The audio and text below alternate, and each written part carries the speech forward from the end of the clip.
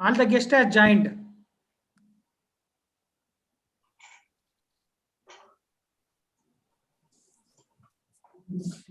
Yes, sir. Thank you.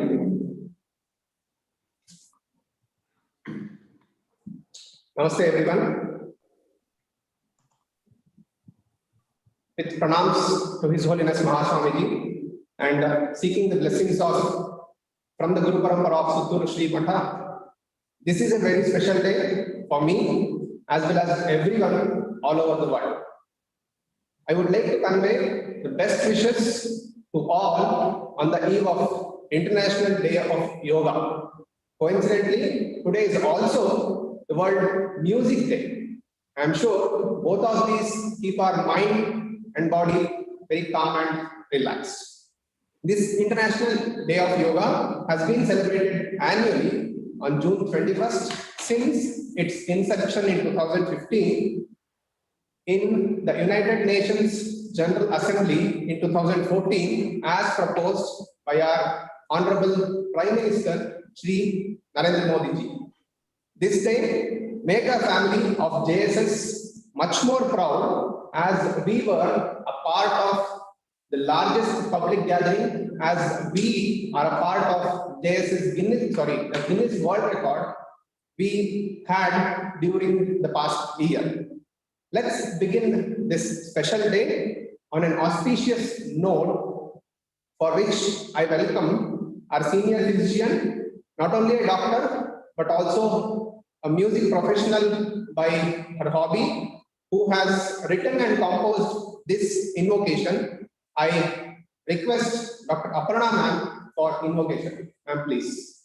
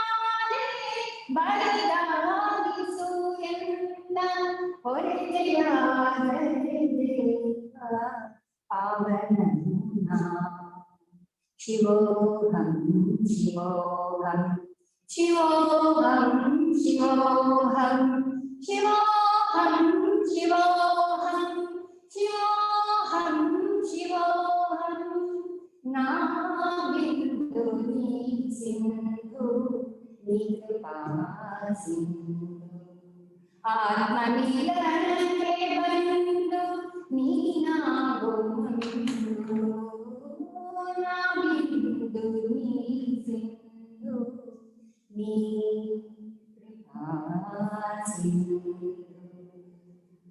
you. Please be seated.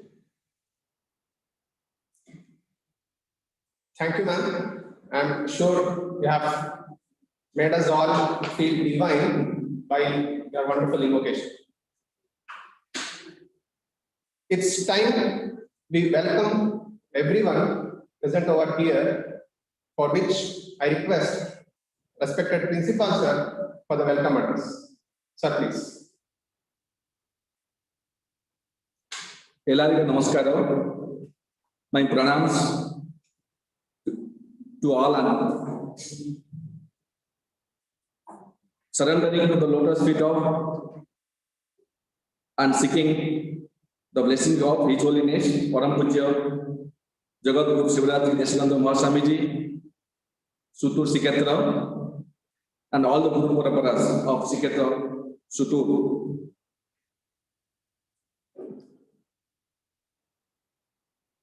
Also, I surrender to the lotus feet of Param Pujya Ravi Shankar Gurudev, Art of Living, and Param Pujya Dharmadhikari Sibendra Hegedeji of the Dharmasthal. We all joined offline and online to mark 7th International Yoga Day celebration, for which this is the inaugural session with the auspicious presence of Guruji, most respected Dr. H.R. Nagendraji, and other dignitaries. From management, we have with us our Executive Secretary, Dr. Mesumarji, Honorable Director, R. Maheshji, Speaker across the globe, and delegates across the globe. I have the privilege and honor to extend Swagatam, Suswagatam, heartfelt welcome and submission of gratitude to all the dignitaries, those who have sharing their valuable knowledge and also blessing this occasion of 7th International Yoga Day celebration. Of course, for the humble submission to the dignitaries, today morning at 6:30, we have another inauguration of this Minister of High Yoga Practice. It was inaugurated by our own Director of Central Council Research of Yoga and Naturopathy, Dr. Raghavendraji from New Delhi. And the program was conducted for 1 hour. And also, the winner of this program, the 1 month program we have conducted for yoga training for past years, was also announced in his August presence. Back to this today's morning program. At the outset, we are very much grateful and thankful to the chief guest of this inaugural ceremony of this internal webinar to mark the 7th International Yoga Day, hosted by our Jssamc Medical College and Hospital, Mysore. The most respected Guruji, Dr. H.R. Nagendraji, the Honorable Chancellor of the prestigious and coveted University of World, S.B.A.S. Yoga University, Bangalore, Karnataka, India. Sir, with all his mission and vision, who has made this possible, with our Honorable Prime Minister Sri Narendra Modi ji, the dream came true as the reality, as we are witnessing the International Yoga Day across the globe, and the Indian heritage given by our munis and rishis, that is yoga, is being touched upon by every citizen of the globe. and for the purpose of good health and well-being at the level of physical, mental, and spiritual. Sir, behalf of all our staffs, students, management, and delegates across the globe, we submit our heartfelt gratitude and welcome you with a lot of regards. You are welcome to this program, sir, and we are seeking your blessings for this program. Dr. Guruji, Jssamc, welcome you, sir. Further to move, we extend our warm and respectful welcome to our Honorable Executive Secretary of Jssamc Mahavidyapita, Dr. C.G. Betsulmarji, to this auspicious program of inaugural ceremony and to preside this inaugural ceremony.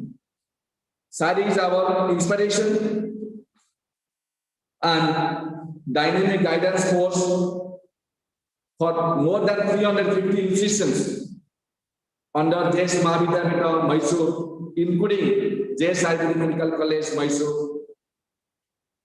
for all our development and achievement.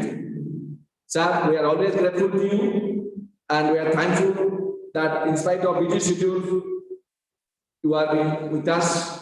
We welcome you with a lot of regards and thanks. Welcome you, sir, Sri Betsulmarji. We extend our warm welcome to our Honorable Director, Medical Education Division, Jssamc Mahavidyapita, Mysore, Sri R. Maheshji, as guest of honor to this program. Sir, we are thankful to all your noble guidance and the encouragement you have extended always for all our success. So also for this program, your august presence is going to motivate us. We welcome on behalf of all the staffs and students. Welcome you, sir. Say R. Maheshji. We extend our heartfelt welcome to Dr. Rajesh Utpudi, the Dean of this institution, for gracing this occasion. Thank you, Dr. Rajesh. We welcome our launch speakers across the globe. Dr. Sumanji, welcome you, sir. Madam Dr. Anjali ji, we welcome you, madam. And Dr. Abhay ji, we are welcoming you, sir, wholeheartedly for this program. Dr. Chandrasekhar ji, with a lot of respects, we welcome you, sir, for this inaugural ceremony. And I hope with your knowledge and skill, this program is going to be successful. The international webinar, which is we are going to make now. We extend our heartfelt thanks and welcome to Dr. P. Sudhakar Reddy and his team, the Professor actually Department of Business Studies, Sostobhuta and Yoga. Welcome you, Dr. Reddy, sir. Welcome all the delegates of international and national. Sir, more than 700 delegates already been registered for this program. Welcome all of them and welcome all our senior faculties, teachers, and staffs for this noble program of inauguration of 7th International Yoga Day. I welcome all of you. Once again, I welcome each and everybody for this inaugural ceremony of 7th International Webinar hosted by Jssamc Medical College, Mysore. I seek blessing of H.R. Nagarji, Guruji, please bless us this institution further to go. With your blessings, I end I completed my welcome notes. Thank you.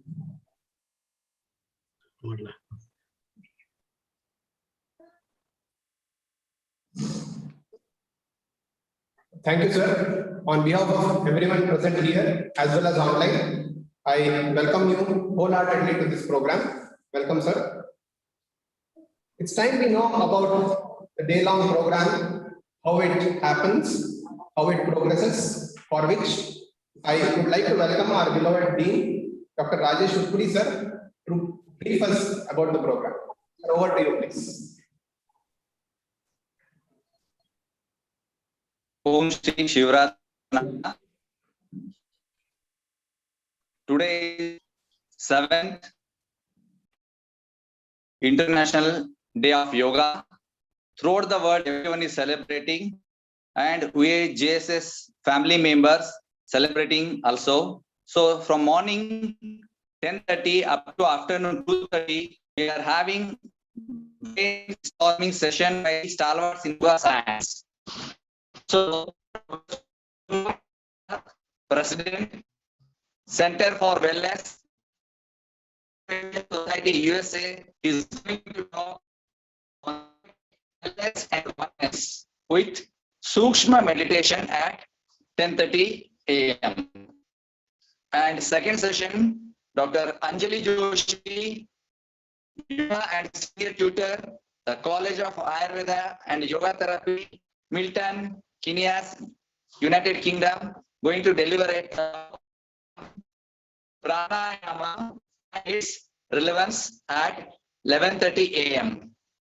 Third speaker, Dr.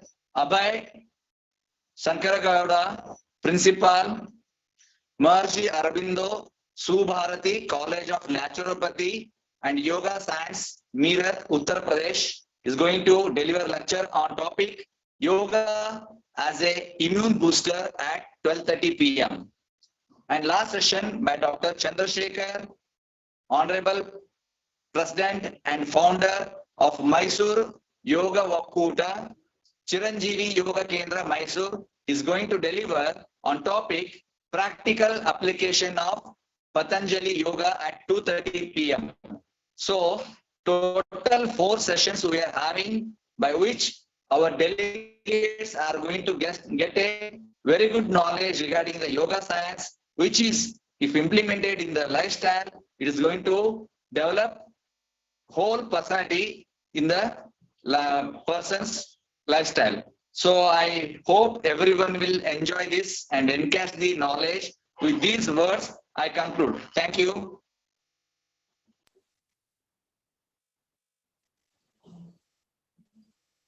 Thank you, sir, for briefing about the whole day.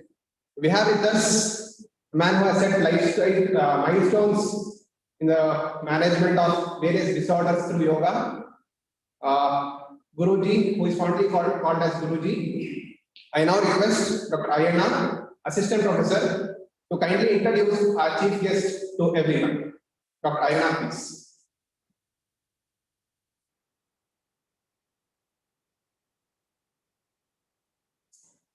Good morning. Pranayama to His Holiness Jagadguru Shri Valedictory Committee. It is a great honor for me to introduce today's chief guest, eminent personality, Dr. Jssamc. As the saying goes, the fragrance of flowers spreads only in the direction of wind, but the goodness of a person spreads in all directions. Dr. Jssamc is one such person who is popular across the world for his contributions to the field of yoga. Dr. Jssamc, born on January 1, 1943, completed PhD in Mechanical Engineering in 1968 from Indian Institute of Science, Bangalore. After serving for a short stint as a faculty of Indian Institute of Science, joined University of British Columbia as postdoctoral research fellow. Moved to NASA Marshall Space Flight Center as postdoctoral research associate and to Imperial College of Science and Technology as a consultant in 1972 and as a visiting staff for the same. Sir joined Vivekananda Kendra during 1975 as a full-time honorary director of training and later as vice president Vivekananda Kendra, Kanyakumari. From 1986 to 2000, Sir was the secretary of Vivekananda Kendra Yoga Research Foundation, Bangalore, and the director of Indian Yoga Institute from 2000 till date. Sir is the president of Vivekananda Yoga Anusandhana Samsthana, served as vice chancellor of Jssamc, that is Swami Vivekananda Yoga Anusandhana Samsthana, the premier yoga university from 2002 to 2013, and currently serving as chancellor from 2013. published 30 research papers in engineering, and authored 150 papers on yoga, and co-authored 35 books on yoga, guided and co-guided nearly 50 PhD students, with innumerable number of national and international awards and citations in recognition of the exemplary contribution to the field of yoga. During 2016, Government of India honored Sir with Padma Shri Award. Recently, Sir recognized by Stanford University under complementary and alternative medicine. Sir has a world ranking of 158 among top 2% of Indian scientists. Many of the awards conferred to Sir, like Padma Shri Award from the Government of India in year 2016, Distinguished Alumni Award of Indian Institute of Science Bangalore, Light of Yoga Award from Hindu Students Council USA, Global Peace Award in UNO Hall from Jssamc Madhavananda World Peace Council in 2015, Bharat Gaurava Award in British Parliament, Yoga Grand Master Award from Portuguese Yoga Federation, Kannada Rajyotsava Award, National Citizens Award, recipient of Bharat Ratna Sri M. Visvesvaraya Science Award, Distinguished Leadership Award for his service to humanity, recipient of Patanjali Award in 1997 for the contribution in the field of yoga by Indian System of Medicines and Health, Ministry of Health and Family Welfare. Yoga Shri Award by Padma Shri Yogacharya B.S. Iyengar, organized by Bengaluru Yoga Association in the year 1995 and many more. Sir is presently the chairman of Intel University Center of Yoga Sciences under the Ministry of Human Resource and Development, Government of India, Secretary General of Indian Yogasana Sports Federation. Sir is also a member of Media Yoga, Chancellor of Jssamc, Chairman Vivekananda Yoga University, Los Angeles, USA, Expert Development of Benchmarks for Yoga, Chairman Yoga Certificate Board, Ministry of Ayush, Chairman of Yoga and Naturopathy Development Committee, Chairman for National Committee of Development of Yoga Courses, Ministry of Skill Development and Entrepreneurship, Member of General Assembly of ICCR, Ministry of External Affairs, Secretary General World Yogasana Sports Federation, New Delhi, and so on. To be inspired is great, but to be an inspiration is an honor, sir. You are source of inspirations for all of us. Hearing from you is always a blessing. Over to you, sir. Please. Thank you.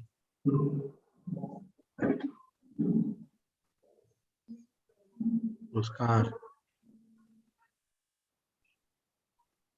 Thank you very much, my dear brothers and sisters. It's such a great delight that the JSS has planned to have a comprehensive program for the 7th International Day of Yoga celebrations. In the morning, you all might have heard the wonderful speech by our Honorable Prime Minister, in which he said the theme this year is Yoga for Wellness. So in the COVID backdrop, it has become more relevant to look at the wellness. And if the modern medical system has been trying to develop vaccines, India again has come to the forefront in doing original research in the COVID vaccine preparation. Probably it has become #1 in the world in finding out.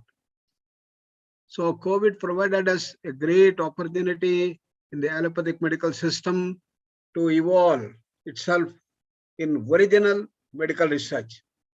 Until now, it was all essentially the research outside the country, and we just take them and give to various hospitals and collect the data and give it to them. But I'm therefore very happy that COVID has provided a new opportunity. Similarly, large number of institutions, research institutions, are trying to develop the medical interventions, pharmacological interventions, or surgical interventions to those people who are affected by COVID. while vaccines provide the prevention, as all of you know, we need also the medical treatment for those people who are affected. While this is going on, it takes normally almost a year or more to develop that. We have our ancient wisdom base in yoga to combat the diseases very effectively. Yoga, Ayurveda are based on the total approach of the entire world. It is not merely that we should not have a disease, but we should also develop our positive health and the well-being. Health is a state of well-being at not only physical level, at the mental, social, and spiritual levels, and not merely absence of infirmity, as the WHO puts it. But in Ayurveda, we have a much deeper definition. Prasanna Atma Indriya Manaha also is there. Not only that it should be free from disease, it should be very happy, full of ananda, prasannata, full of vitality, energy, equanimity. That all has to come.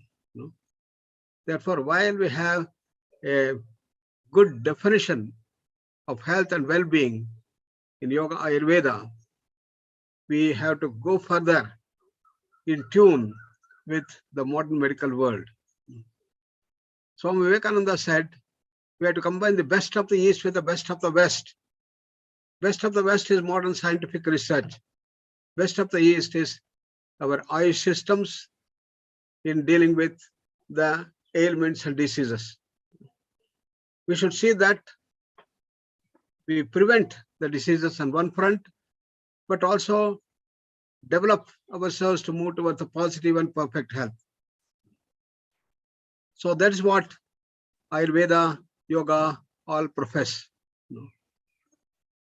So now there has been tremendous interest around the globe about Ayurveda, and a lot of research has started. Therefore, as a premier institute of Ayurveda, with the blessings of Puja Swamiji, J.S.S. Swamiji, that this institute should take up intensive research to find out the treatment modalities for the COVID in the current context. And I have been telling that we have been spending thousands and thousands of crores of rupees to develop the vaccines, to do the research, and to bring vaccine as a mode to prevent the corona. The Prime Minister has announced from tomorrow, we are going to have the vaccine to all people above 18 years. And the states have been provided with vaccine kits, and it should grow. This is a way to prevent diseases.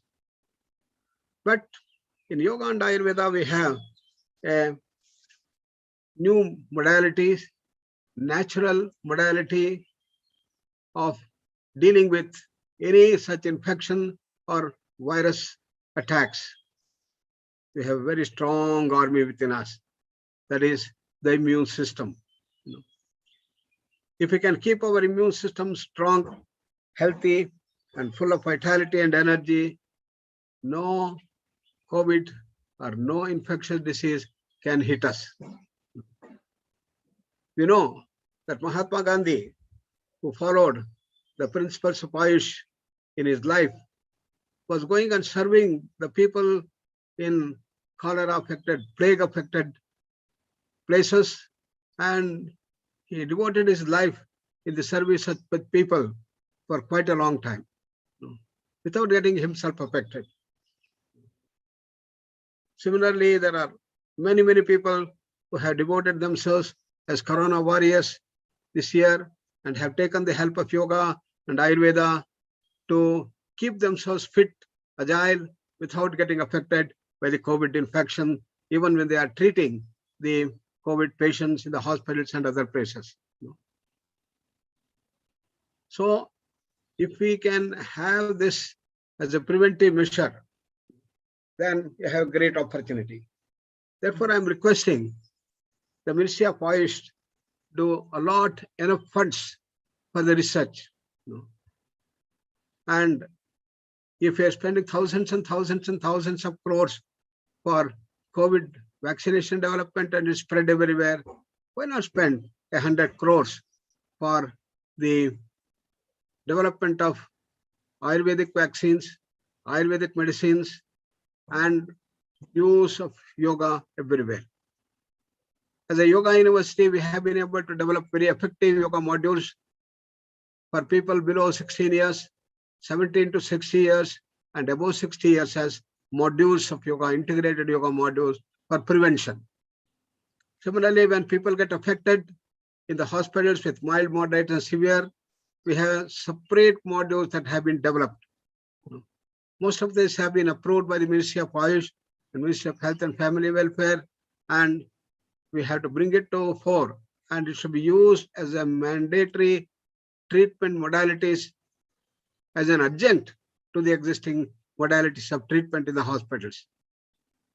So first is that we have to bring this dimension into our ground realities.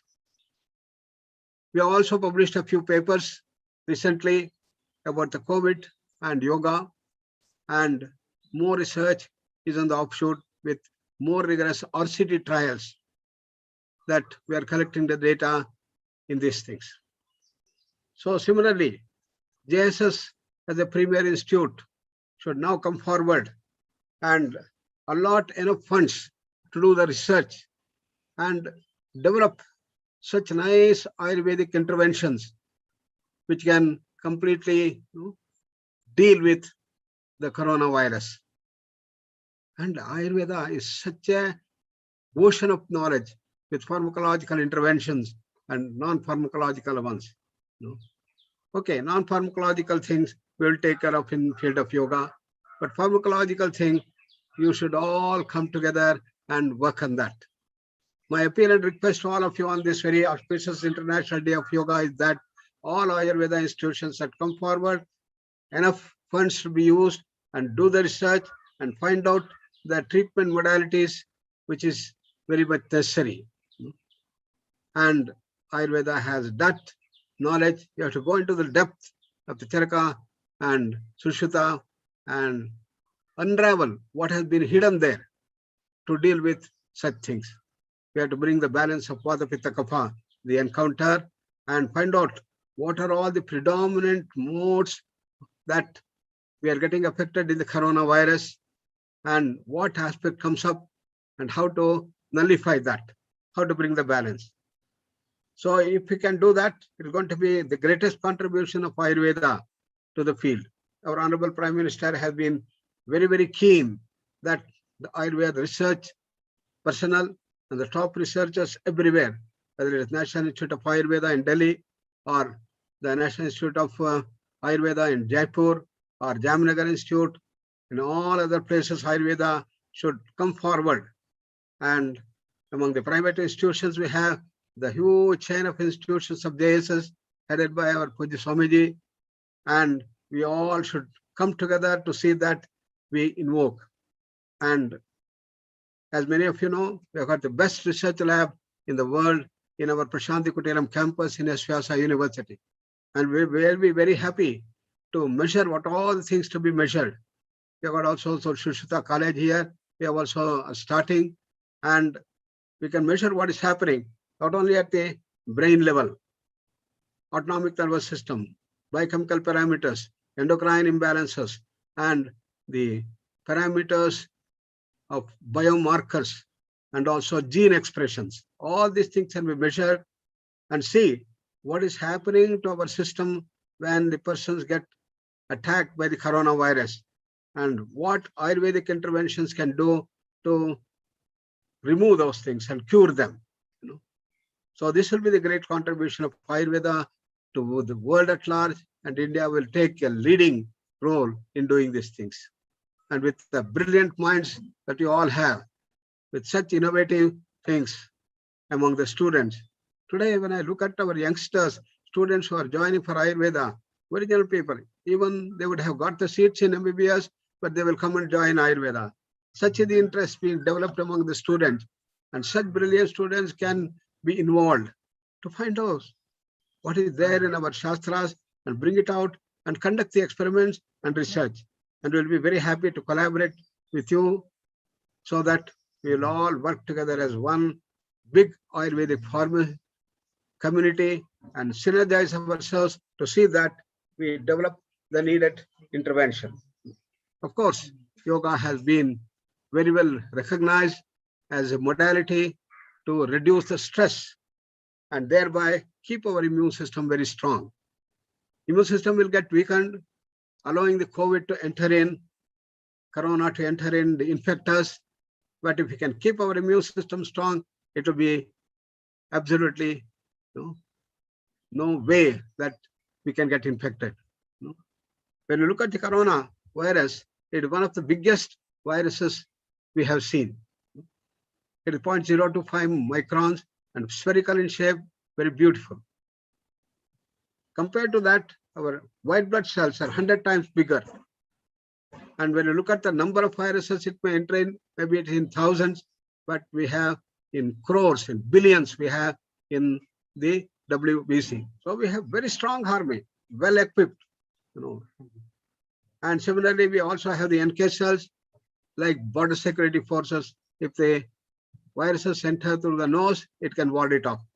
With that army, we have all the possibilities of not getting infected by any infectious or contagious disease or virus diseases. But when the immune system gets weakened by the stress factors, then we have the problem. Therefore, Ayurveda and Yoga specify ahara, vihara, vichara, achara, and we can build that as a lifestyle, then it will work wonders. So we learn to do stress-free lifestyle, and that has to be brought forth in the whole system. And that's the solution that we have in abundance today. And it is a zero cost system in yoga to see that we grow in our immune system to meet the challenge. So a combination of both is necessary, and it's a great opportunity that COVID has provided us to intensify our efforts in developing evidence base and research base of Ayurveda and yoga to the greater extent, and publish papers in the high-end journals so that it will be acceptable to the scientific community at large, and even all the allopathic pharmacological industries will start manufacturing the Ayurveda drugs and use Ayurveda drugs, which is much more effective than the allopathic chemical developed interventions and medicines.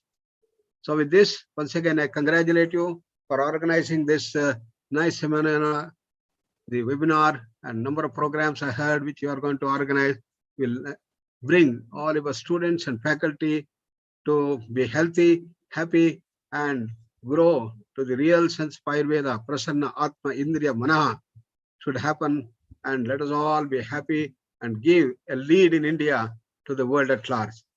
Thank you all very much. Namaskar. Dhanyavad.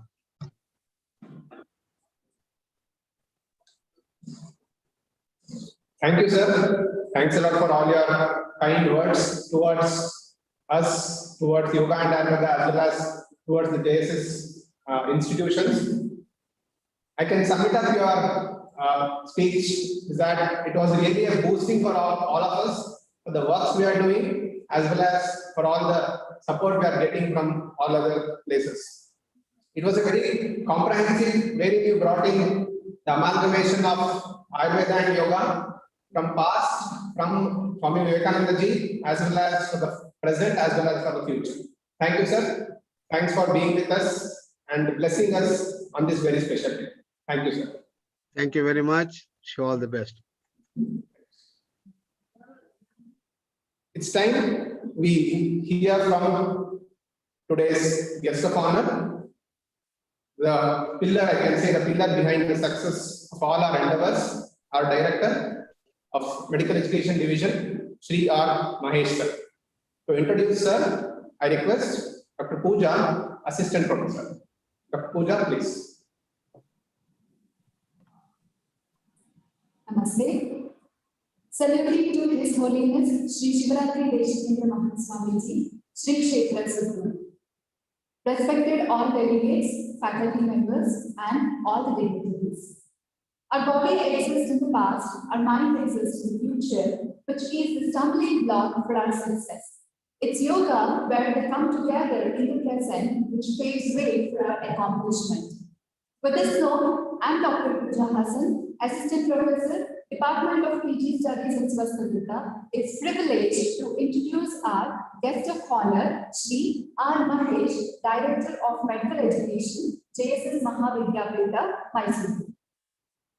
Sir, after pursuing MBA graduation, joined JSS Administration Service in 2004.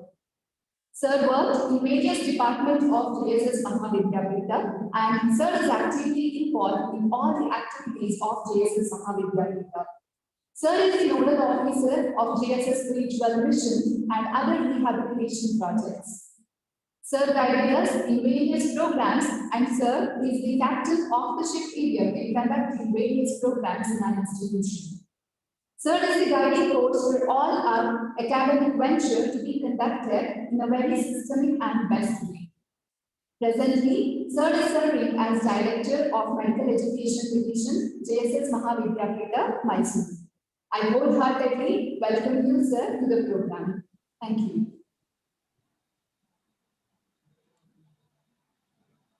Seeking the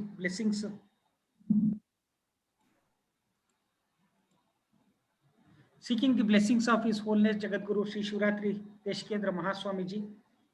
Today's chief guest, Dr. H.R. Nagendra ji, Chancellor of Vivekananda University. Our today's President, Sri Betsurmad sir, our Executive Secretary,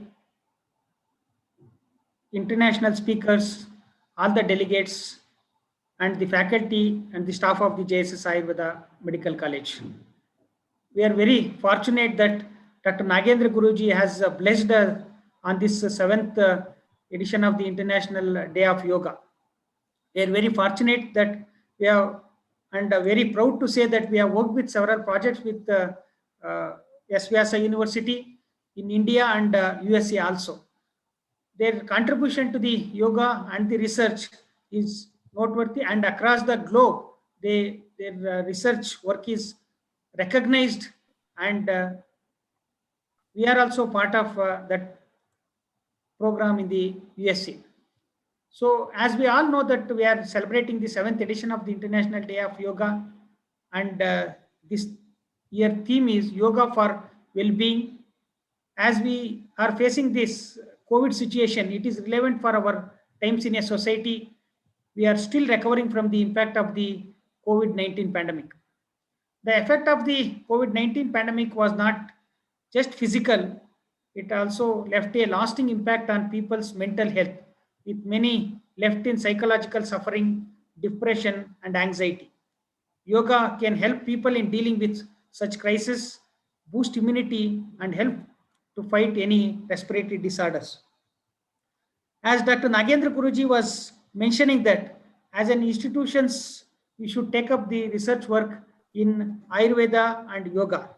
To submit a few of the things to Dr. Nagendra Guruji, we have from the JSS Ayurveda Medical College and the hospital in the first COVID itself, first wave itself, we have developed a immunity booster kit, which has helped several people to keep away the COVID-19. We got a very good feedback from the several patients several people who took the immunity booster kit. They didn't get the COVID situation, and definitely we are all working on the treatment modalities for the COVID patients. Our Ayurveda college has done the combination of the treatments what needs to be given for the COVID patients and the mild, moderate, and other complications. So we are already literature and other things is worked out. In few days, they are going to start treating the few of the patients, and they are going to publish the papers in the reputed journals.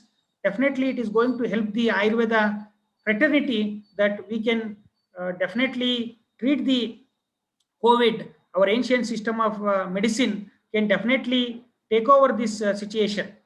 And also, we are developing the several, we are working out with a kit for the post-COVID situation. So as we have seen, several people are regularly visiting the hospital after the recovery of the COVID, and several deaths has happened. So apart from the allopathy medical college and hospital research, we have taken up research in the Ayurveda also.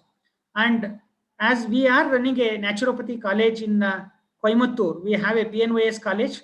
Our faculty and the internees are all working in a COVID care centers. So we have, they are all purely treating the mild and moderate cases in the naturopathy system of medicine. Even though severe cases, they will be shifting to the allopathy hospital, but mild and moderate patients are being treated in the naturopathic way. And we are very happy to say that we have started a rehabilitation program for the people who are affected from the COVID. Majorly the patients who are affected and treated in the ICU. So this kind of an activities are being, and research are also being taken up from the JSS institutions, and we are organizing several webinars and workshops on the eve of the International Yoga Day. JSS Ayurveda Medical College organized the webinar on yoga, inviting the international speakers, which is going to benefit the knowledge seeker at a great extent. I'm very happy and congratulate the team for organizing this kind of a program. And also I thank the other international speakers who have accepted to deliver their lecture for today's program. Thank you, one and all. Thank you, sir. Thank you, sir.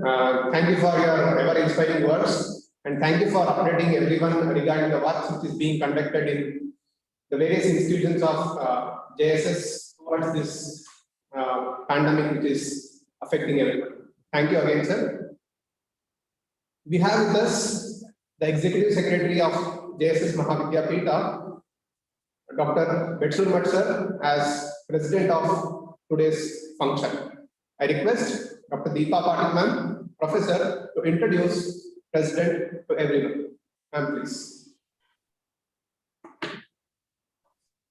Namaste.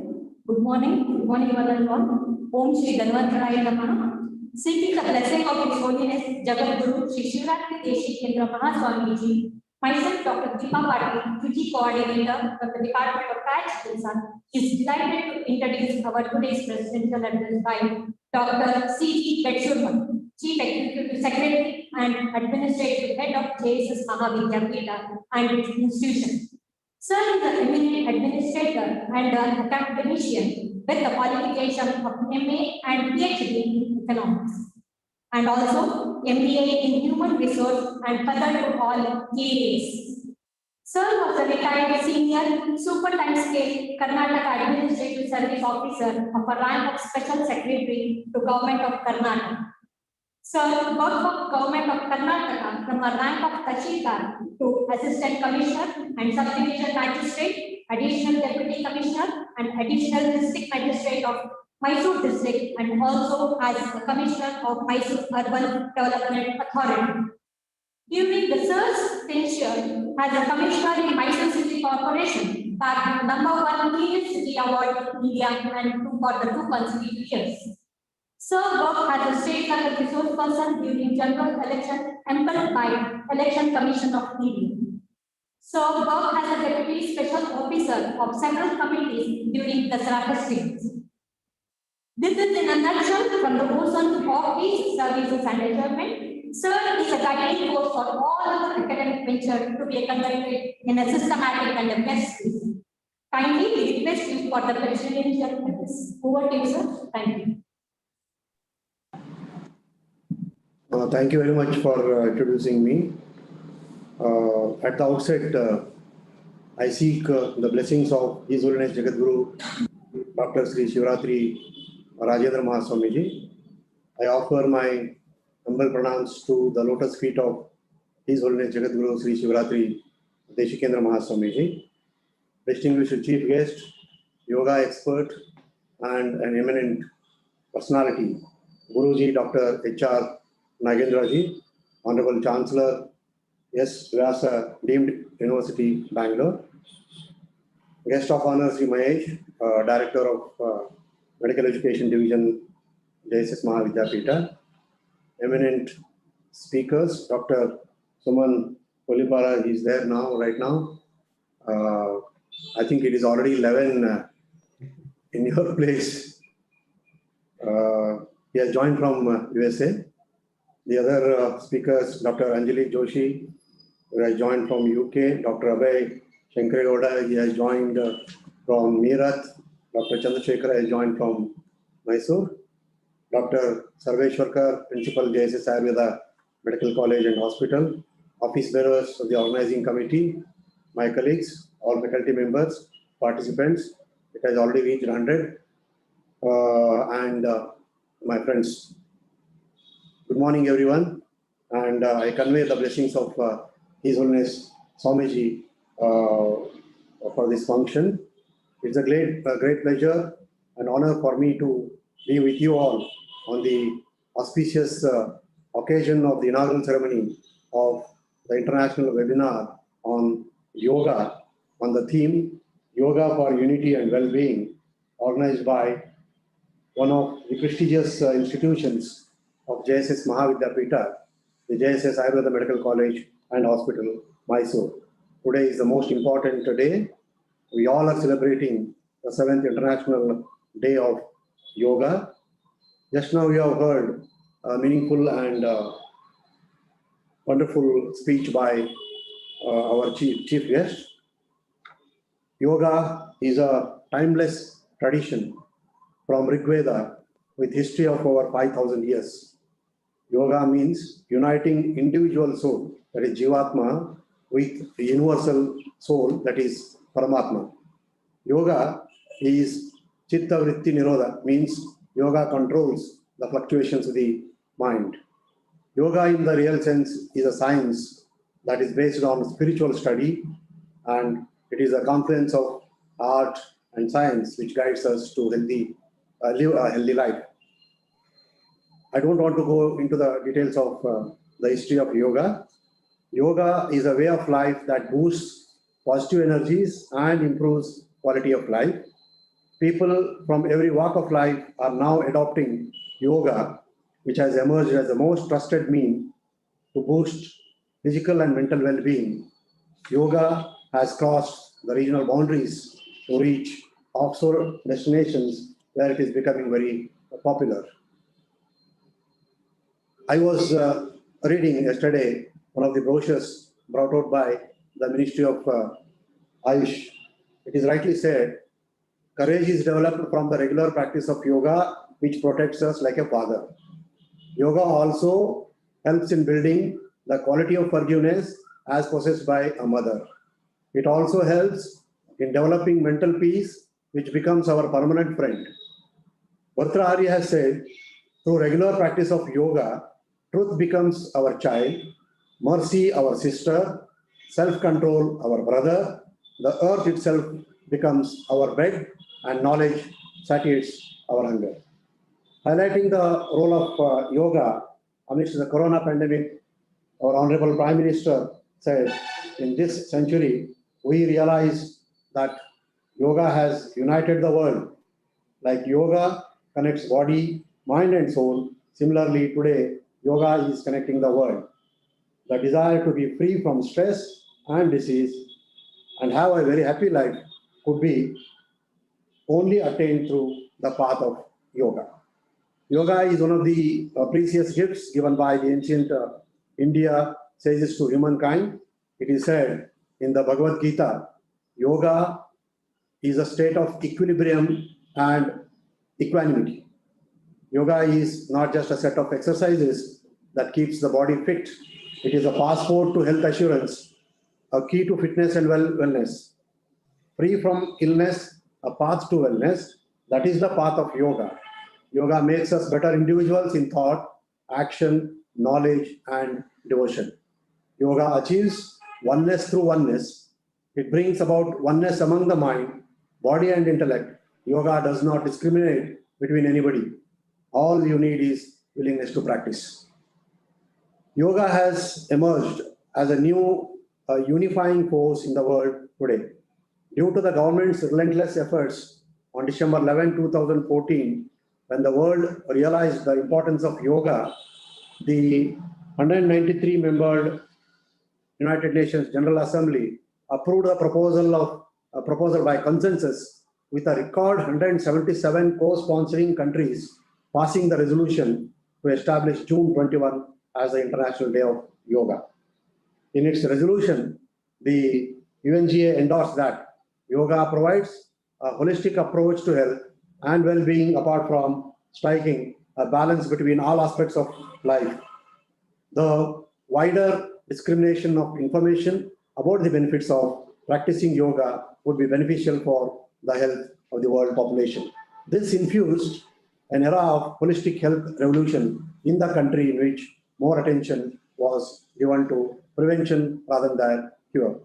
Today, the 7th International Yoga Day is being celebrated everywhere in the world.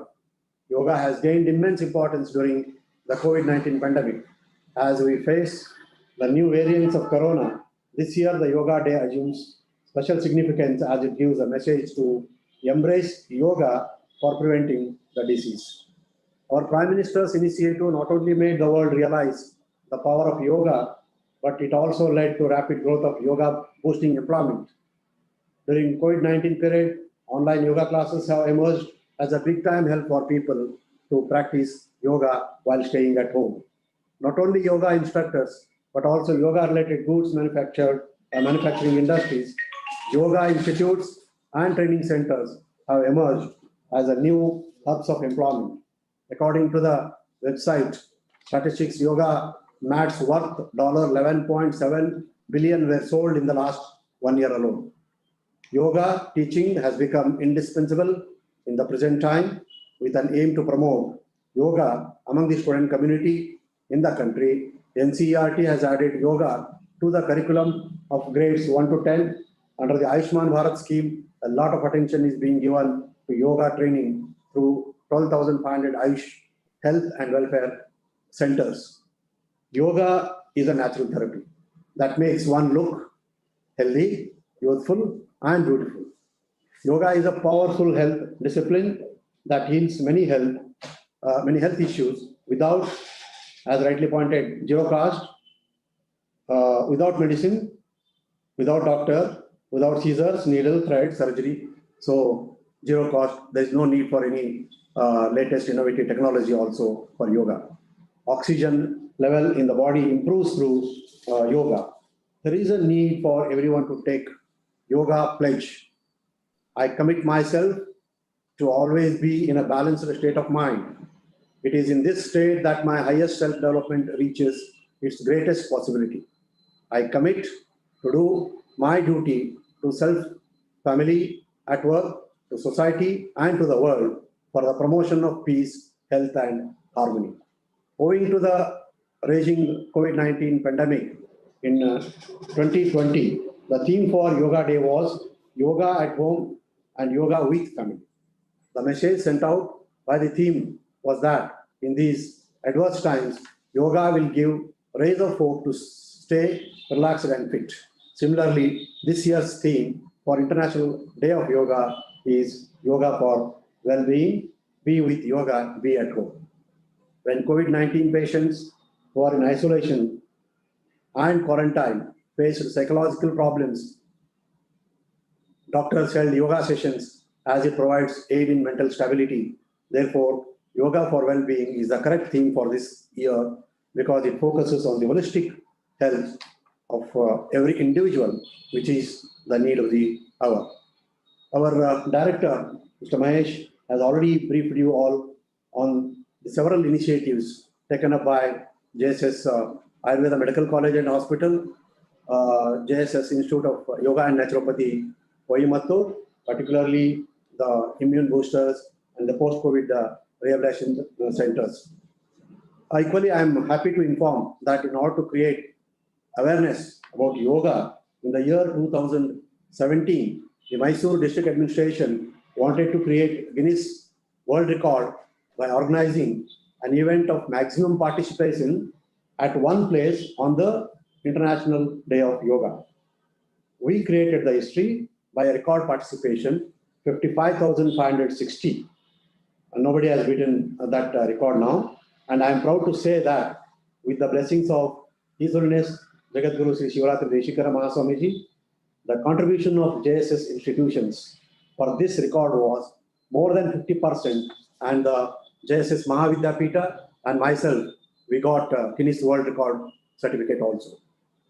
As rightly pointed out by our chief guest, yoga is an advancing science with its spirit of research, with its methods of experimentation and methods of verification and knowledge. As suggested, we'll take up more and more research work on these issues. We'll allow funds also in this regard. Yoga is a pleasant inward journey of purification that illuminates life beyond pain. Yoga is a science of self-awareness, self-development, and self-transformation. Immerse yourself in this amazing journey of self-transformation and experience peace and lasting happiness. My appreciation and congratulations to the principal and the organizing committee for organizing this event in a befitting manner. Thank you very much and wish you all the best and a happy yoga practicing. Thank you. Thank you, sir. Thank you very much. Thank you, sir. Thank you, sir. Thank you for all your words, all your appreciation towards our college as well as the institutions. And I'm sure we'll join hands with others in taking up more researches on this topic of Ayurveda, yoga, and along with COVID-19 pandemic. And I should mention very unique words you used towards yoga, that yoga is our mother, yoga is our friend, and it is like our brother, which we have to, I'm sure we all of us have to take this message home and we have to make sure we practice it in our life. Thank you, sir. Thank for the vote of thanks to thank everyone responsible for the conduction of this program, for which I request the organizing secretary of this program, HOD and Professor, Department of Swasthya and Yoga, Dr. Sudhakar Reddy sir, to render the vote of thanks. Sir, please. Make it short and let the speaker start his session. Namaste. Good morning to all. Om Shri Dhanvantari Namah. Om Padmanabhi Namah. At outset, my humble pranamas to His Holiness Jagadguru Sri Shivratri Deshikara Mahaswamiji. Before rendering vote of thanks, sir, I would like to say a few things we conducted in our college as a part of 7th International Day of Yoga celebration. We conducted video Yoga Mudra video competition for the participants, and also we conducted yoga and meditation add-on course for us BMS students, and we also facilitated all the winners of the video competition and also add-on course for the BMS students, and we also conducted 2 webinars. The best and beautiful thing in the world cannot be such or even touched. They must be felt by heart. Thank you is one such prayer among them. Most respected dignitaries and all the yoga speakers of the institution, I consider it a great privilege to propose vote of thanks to all the dignitaries and participants of International Webinar on Yoga. On this auspicious occasion, we are fortunate to have the famous personality of field of yoga, nationally and internationally, the great yoga guru, Guruji, Dr. Jssamc, Chancellor, Jssamc, Bangalore, as chief guest. And sir addressed the gallery with his encouraging words and set a perfect platform for our participants. Thank you once again, sir. I take this opportunity to express my heartfelt thanks to Dr. C. Petrumat, sir, Executive Secretary, JSS Mahavidyapita, President of Jssamc, a man of eminent administrator, a great visionary in development of all the activities. Thank you, sir, for facing today's occasion. Thank you once again. We remain grateful to C.R. Mahesh, Director, Medical Education Division, JSS Mahavidyapita, Mysore, the dynamic force behind all the activities in our college and hospital. Thank you, sir. I offer my sincere thanks to our beloved principal and Sarveshwar, the driving force behind all these activities, whose untold work made this event a grand success. Thank you, sir. I extend my grateful thanks to the Dean, Dr. Rajesh Devdapudi, for his constant support and motivation in conducting this webinar. Let me express my gratitude to Dr. Guru Basura sir, Senior Professor, for his guidance in the smooth conduction of this webinar. My heartfelt thanks to all faculty members who have participated actively in all webinar-related activities conducted our college since 1 month. My special thanks to all my dear colleagues in the department, Dr. Aparna Surendra, Dr. Sankarama Patil, Dr. Soumya, Dr. Shalini, Dr. Pooja, for their wonderful job in conducting the series programs organized from department since 1 month. Also extend my sincere thanks to UG coordinator Dr. Deepa Patil, PG coordinator Dr. Sjsamc Sharma for their timely help. I express my gratitude to both administrators of college and hospital for their support. My special thanks to Dr. Madhusudan, Dr. Aditya, and Vinay for explaining their technical skills in the webinar. A big thanks to all the national and international delegates who have registered to see the knowledge of yoga. Many thanks to all my dear UG students, PG students, interns for their active participation. My heartfelt thanks to all the non-teaching staff for their cooperation in this webinar. I also acknowledge my deep sense of gratitude to all the national and international speakers, those who are going to share their experiences and knowledge with their busy schedule. And for example, our Sumanji are already online, even though by his now 12 midnight, but he is waiting for our program and is going to share our knowledge. Dr. Anjali Madam just now joined, and she is also going to share her knowledge of yoga for our participants. And lastly, thank you all. Thank you, Anna. Namaste. Thank you all with a lot of respect and gratitude.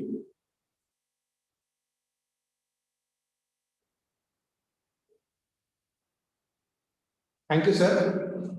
It's time we start today's scientific session.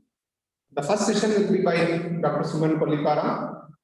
To introduce Dr. Suman to all, I now request Dr. Nimmi, PG scholar from the Department of Swasthya. Dr. Nimmi. Yes, sir. Thank you.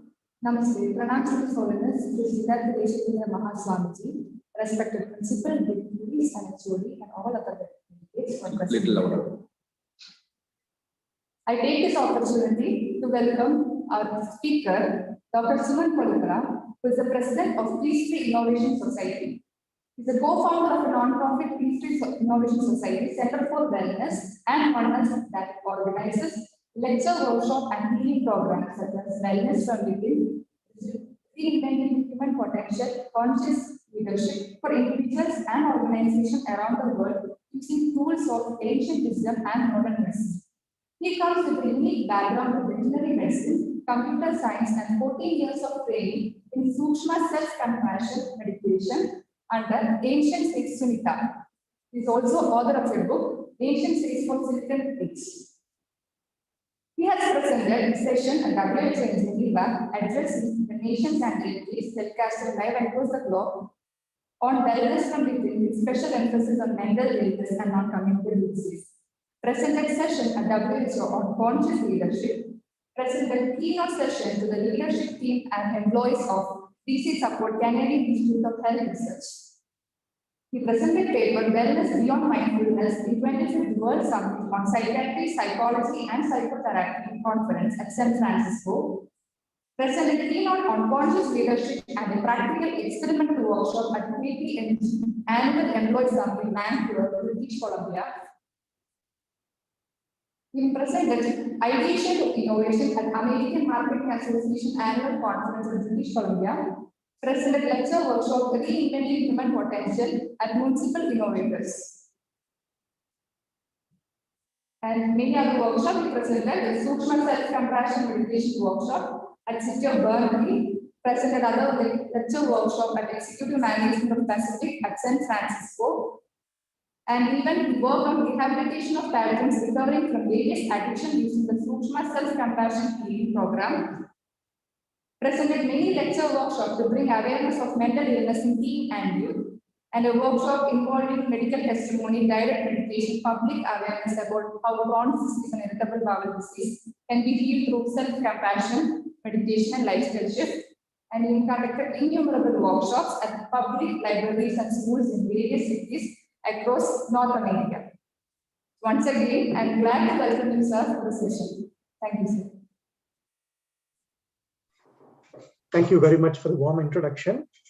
I have a quick question. How much time do I have? Because I know the introductory session went a little bit far. So I just want to know, based on that, I will deliver my session. Can anyone 45 please? minutes, sir. 45 minutes. Okay. So we will do a 20-minute talk and a 25-minute experiential session. Okay.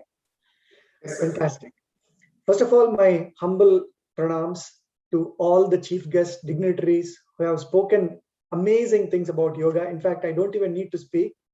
The beautiful things have been said. It will be pretty much a reiteration, but definitely I'll share my personal experience.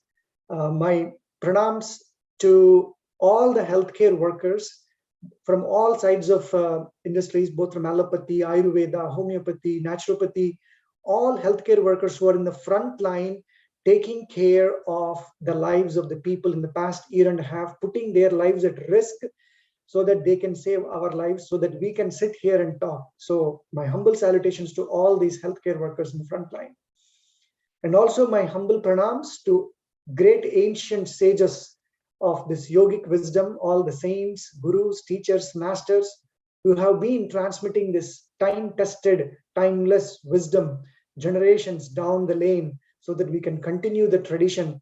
It benefits not only just our culture from India, but across the globe today. Before I start the actual session of my talking, I would like to request everyone to practice a simple thing.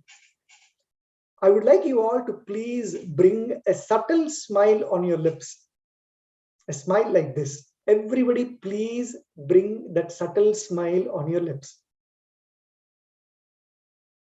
In fact, this simple smile does wonders in your life. It is probably the most easiest and the most effective yoga technique that you can use throughout the day. You don't have to spend hours to do yoga asanas or hours of meditation, which is all great if you have time, but we all live in a very modern, hectic lifestyle. When you bring this smile, no matter where your mind is wandering, it will come into the present moment. And one of the most essential aspects of yoga is to live in the present moment. And not only that, this smile, whatever emotion that you carry on your face, it will spread to every single cell in your organ. There has been phenomenal amount of scientific research done in this area called facial feedback. Research started with Charles Darwin in 1800s. And they found that whatever emotion that you carry on your face actually carries to rest of your body. So your psychology affects your physiology. So please keep those smiles, and I'll keep reminding you if possible throughout the session, so that we can continue with this pure energy throughout, sending that pure vibrations across.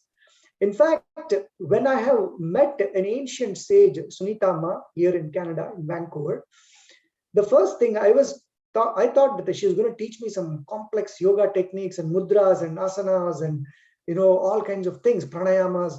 But when I met her, she only asked me one simple thing. She said, Suman, can you bring that simple smile? And I continue to see how this ancient sage Sunita Ma initiates everyone with that simple smile. And I have realized in my experience that this smile, in fact, brings ananda in us very naturally, very easily, and very effectively. And of course, we know the very end goal of yoga is ananda, sat, chit, and ananda, to experience that constant bliss.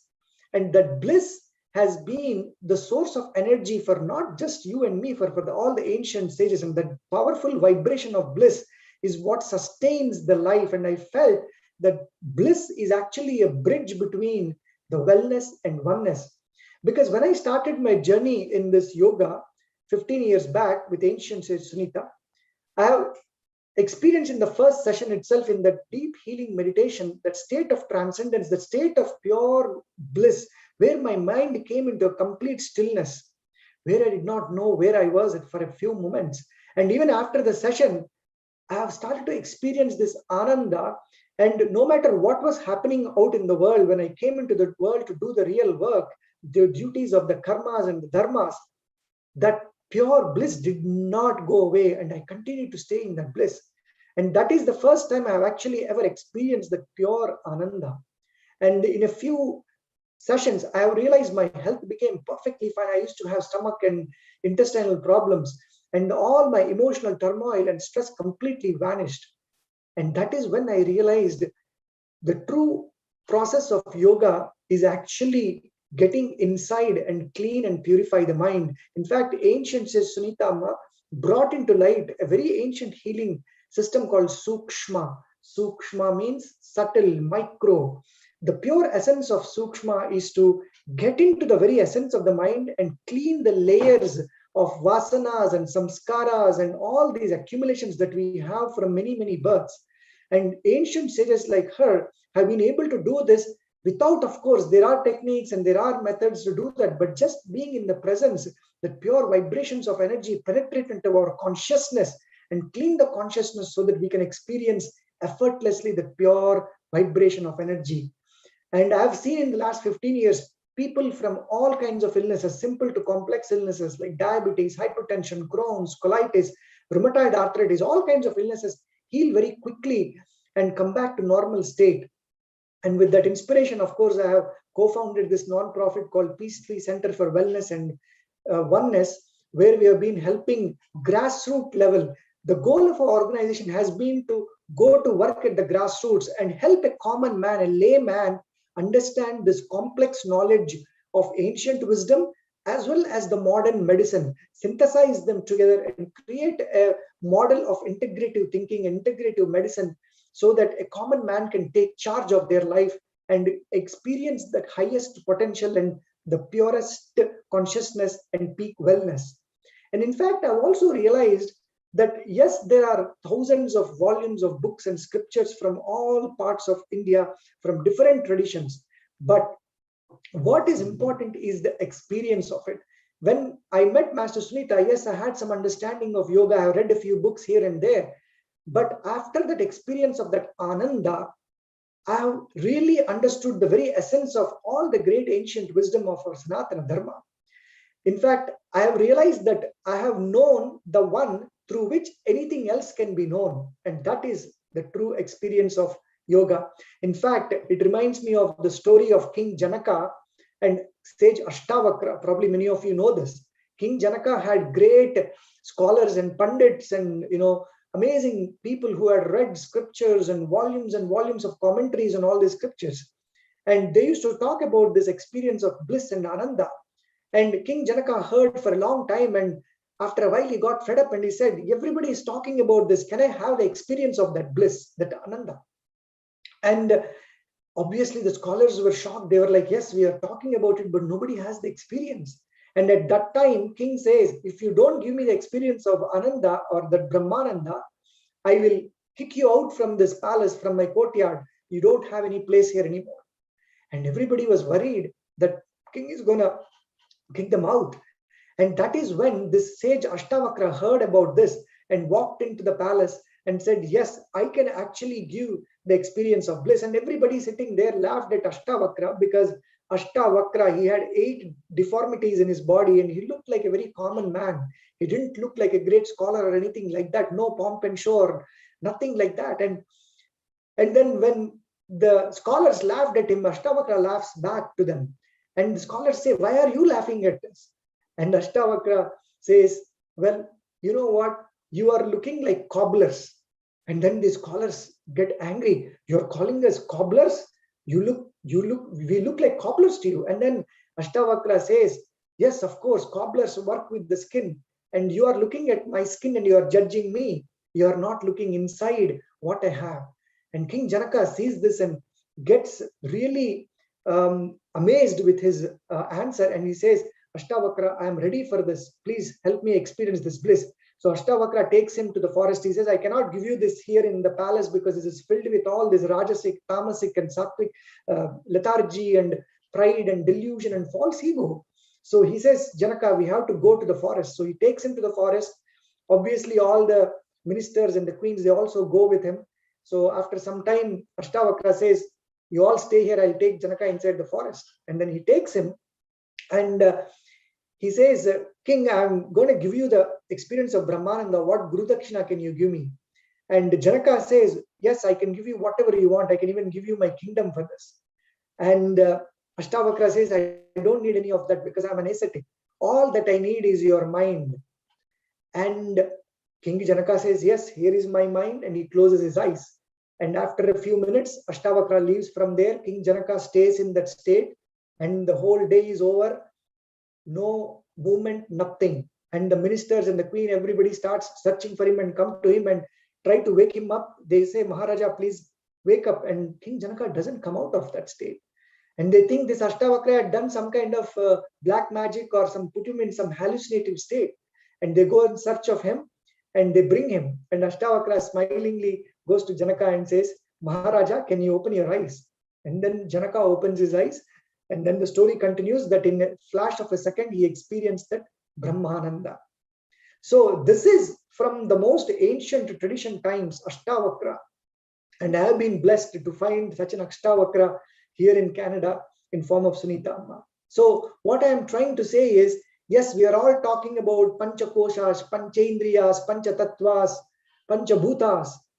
But to experience that subtlest of the subtle Anandamaya Kosha, it is not an easy effort. I know we do lots of techniques of pranayama and all these things, but yet the experience of that Sat Chit Ananda is so difficult. And it is possible with the presence of these ancient sages who can transmit that pure vibration of energy to help us experience that pure Ananda. And because of that Ananda, automatically wellness blossoms because trillions of cells in your body start to sprout. When you sow these seeds and the seeds start to sprout, just like that, trillions of cells in our body starts to sprout. And then we start to experience that oneness with ourselves and oneness with everyone. So today, of course, the whole wellness has become the topic of discussion for everyone in the last 1.5 years because of COVID. I'm glad that at least because of COVID, everybody has become very aware of the wellness. But I think that there has been a jeopardy for this wellness, not just in the last 1.5 years, but for many decades, because of what is called as NCDs or non-communicable diseases. NCDs are illnesses like diabetes, hypertension, rheumatoid arthritis, cancer, anxiety, depression, Crohn's, colitis. All these are outcome of something which is not a virus. They are not happening because of contagious disease like virus or COVID. They are happening because of the vices of the mind. The root is in the mind. Unfortunately, we have been abusing this mind. And because of that mind, we are going through bad lifestyles, bad attitudes, bad behaviors, leading into most of these illnesses. In fact, the ancient wisdom says mind is such a powerful tool. It can either empower you or it can take you down. But unfortunately, we are using it in a negative direction. The virus needs air or water as a medium for it to transmit. But the illness of the mind, the vices of the mind, they doesn't need any medium. The mind is the fastest thing in this world. And it cannot be seen. Of course, virus you can probably see under a microscope, electron microscope, or a very powerful microscope, but you cannot see the mind. And so because of that, what we are doing is we are hiding all these vices of kama, krodha, lobha, moha, mada, matsaryas inside this mind under the hood. And we are abusing it in the name of name, fame, power, money. And because of which we go through the cycles of fear and stress and anxiety, eventually leading to most of the chronic illnesses like NCDs. In fact, if you see the numbers, COVID has taken the lives of 3.8 million people in the last 1.5 years. Do you know how many lives NCDs take every year? According to World Health Organization, 41 million deaths across the globe happen because of NCDs. 7 out of 10 deaths in the world are because of NCDs and chronic illness. This is the silent epidemic that has been killing us for decades, and it is time we work on fixing it. All that we are unfortunately doing is take a pill and we expect that symptoms will go away, but we never go to the root. And that is where the ancient wisdom of yoga has given a time-tested solution.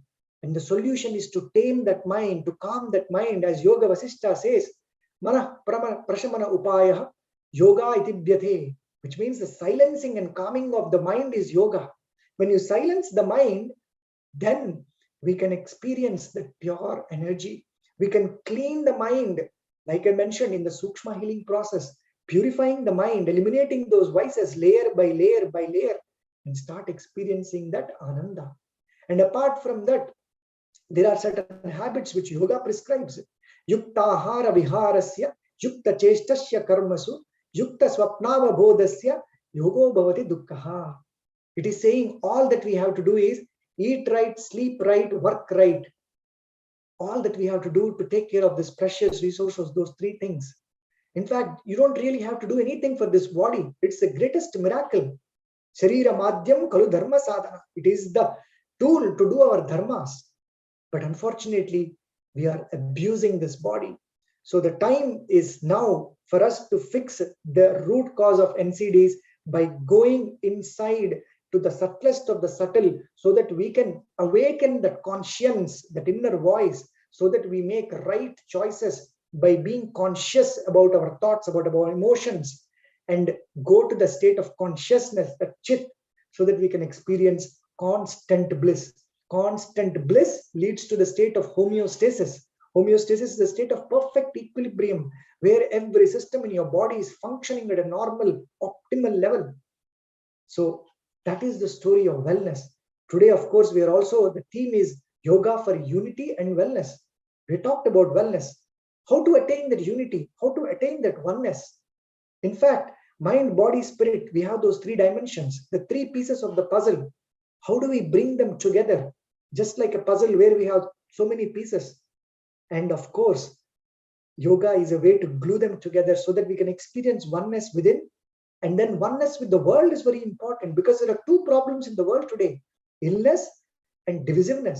Divisiveness in the name of race, religion, culture, gender. So many things are happening because of this divisiveness.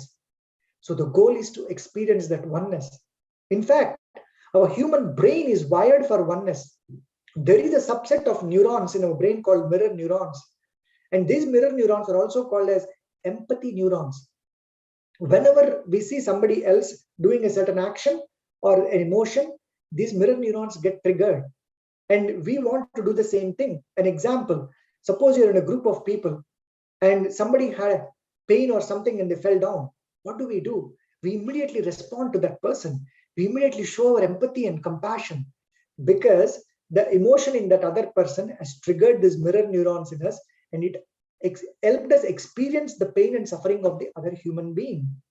And that mirror neuron is in fact responsible for that oneness.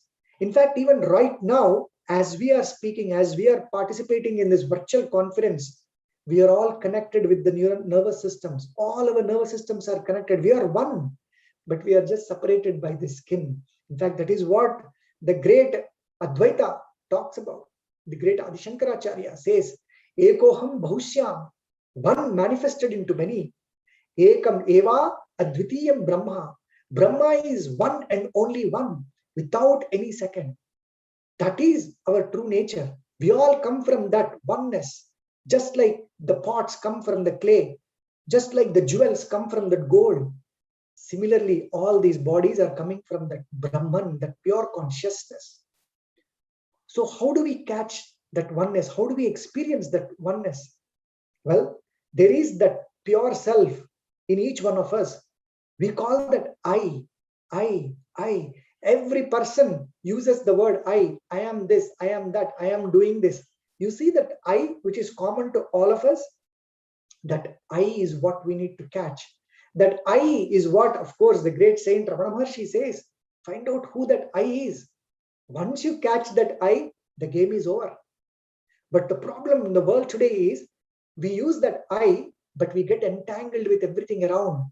We associate that self, that I, that aham, with this physical body, which is akara. And that leads to ahamkara. And because of that ahamkara, we go through this pain and suffering, pain and pleasure. We forget that true I and we get entangled in those emotions, in this changing form and changing name. And that changing form and name leads to suffering in our life. We get associated with those emotions. I am angry, I am happy, I am sad. No, you are not that. I am I. As long as you associate with those external emotions, external changing things, we go through suffering, we go through the divisiveness.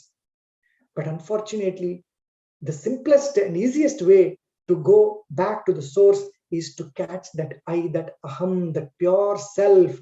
When you catch that pure self, then you will be able to see the pure self in others too. Many people ask me, okay, so ancient wisdom says Atma is there in everyone, but I'm not seeing that. I see all the problems, all the attitudes, all the things that he's doing. Well, the reason is, first of all, you have not found your true I, the true self, that Atma. Once you see and experience that, then of course that is what you will see. Mano moolam idam jagat. However your mind is, so is how you see the world. How you see the world is the same with the mind. So when you experience that Atma, then you will start to see that Atma in everyone. So the critical part in this is to experience that true self, and that true self can only be experienced when the mind is cleansed and purified. So my dear friends, I would like you all to go deeper beyond the techniques, beyond the lectures, beyond the talks, beyond the readings. Yes, these are all good supporting systems, but ultimate is the experience of that ananda, that bliss. When you experience that, then your wellness and oneness both become natural, because that is your true nature. So let us now experience that bliss for a few minutes. So I think I have about 20 minutes to do this. Okay. So let's do a simple practice, just a few minutes. The Sukshma healing is based on simple principles of purity, self-love, and self-compassion. The first step in that is to do some simple subtle exercises. Yes, you can do yogasanas, you can do pranayamas and all that. That is great, but simple, because we have a chaotic, hectic lifestyle. People don't have time. So this is tailor-made for that. Simple things that you can do to take care of your body, take care of your mind, and connect with that ananda.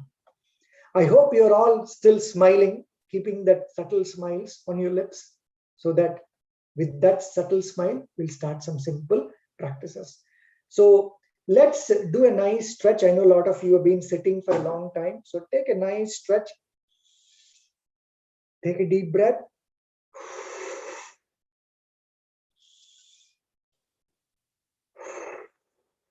Keep that smile. Don't forget that smile.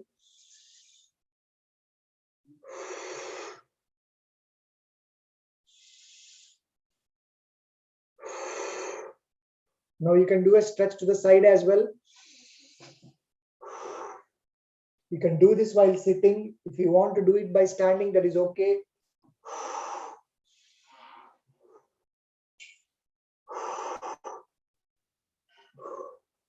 All right. Now just relax your shoulders, just to make sure you're not holding any tension in your back. Front to back, back to front. Put your fingers on your shoulders. Do rounding of your shoulders, please. Keep that smile, please. That smile is your best friend. I know it is very difficult for us because we are not used to this. We wait for others to smile. If they don't smile, we get upset. Why bother? Start smiling for yourself, right? It is free. You don't have to pay for it. Simple smiles. That smile speaks everything. And when the other person is not smiling, when you smile, they start to smile too. So there are so many benefits to this smile. Okay. So now let's do a couple of neck exercises, just rounding off your neck. Because I know you have been sitting for the last almost 2 hours now, right to left and left to right, clockwise, anti-clockwise, simple rounding of your neck. Keep that smile, keep breathing. Breathe and smile. Breathe and smile. Now I would like you to do another simple neck exercise. Imagine you're drawing the infinity sign, number 8 in a lying down position. So using your chin, you're drawing that infinity sign. Clockwise and anti-clockwise. Simple things that you can do wherever you are, at your desk, while you're doing some work at home, even at office, you can do this. Then meditation and yoga becomes part of your life. It's not separate. You are yoga. Okay. Now let's do a simple tapping. This is tapping. Simply tapping is such a powerful exercise. Tapping every corner and then chop, chop, chop, punch, punch, punch, chop, chop, chop, punch, punch, punch. When you're doing this, it is triggering blood circulation. Every cell in your body is getting triggered. So please tap, tap, tap, tap, tap, tap, tap, tap, and then rub, rub, rub. When you do this rubbing like this, you're moving your lymphatic system, which is purifying your blood. Very important. Just simple things. You're bringing attention to your body. Otherwise, this monkey mind keeps wandering here, there, and everywhere. We know that. We know how this mind is. So we are taming the mind in this process. Simple ways of taming the mind, bringing attention to your body. And then we go into meditation. Okay. Now just do one more exercise.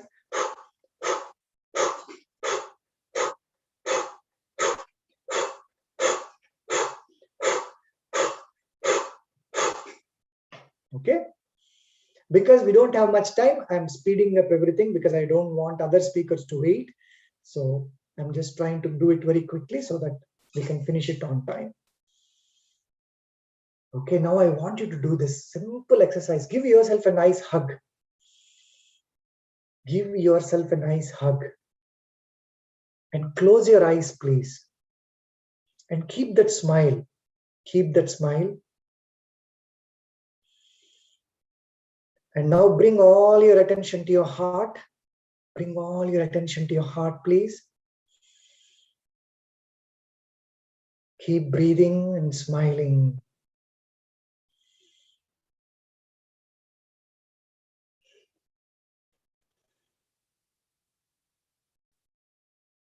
Now spread that smile into your heart. Make a conscious effort to spread that smile into your heart, please. And now repeat this promise after me. You're going to take your name and repeat this promise. I know many people are in the university, in your offices, but please don't feel shy. Just take your name and repeat after me. I'll take my name and I will request you to take your name, and please do this. Suman, I love you. Take your name and say that, please. Suman, I love you. I respect you. I honor you. No matter what, I'll never let you down. I'll take care of you physically, mentally, emotionally, and spiritually. This is my promise to you, Suman. Be honest, dears. Please be honest with yourself. Starting with the self. That is Sukshma. That is yoga. True yoga is to connect with yourself first. Jivatma. Now give that promise in silence. You don't have to say it out loud. Just mananatrayate iti mantraha means whatever you're repeating in your mind, that's your mantra. Make this your mantra.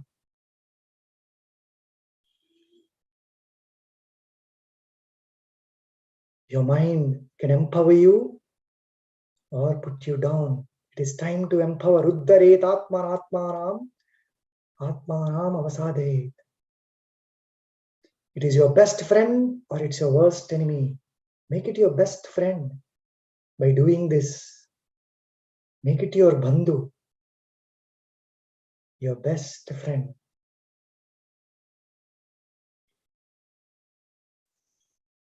Going deeper and deeper.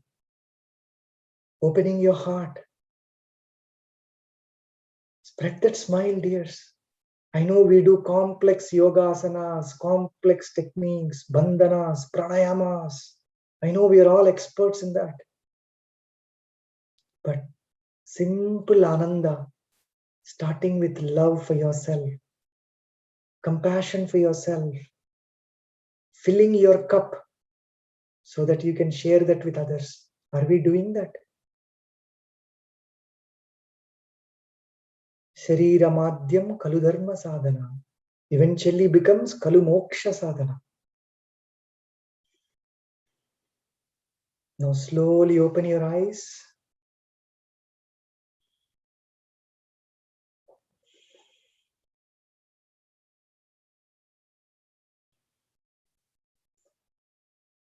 Keep those smiles.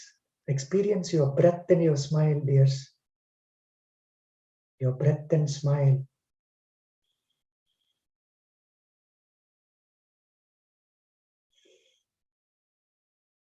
Observe. Be aware. Observe where your mind is going. Or is it with you? Tame it. Slowly, step by step, you are taming it.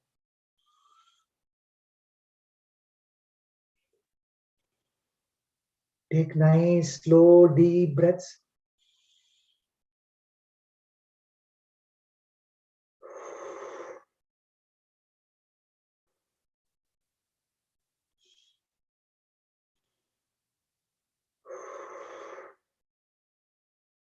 Keep that smile. Don't leave that smile. Fill your tummy like a balloon.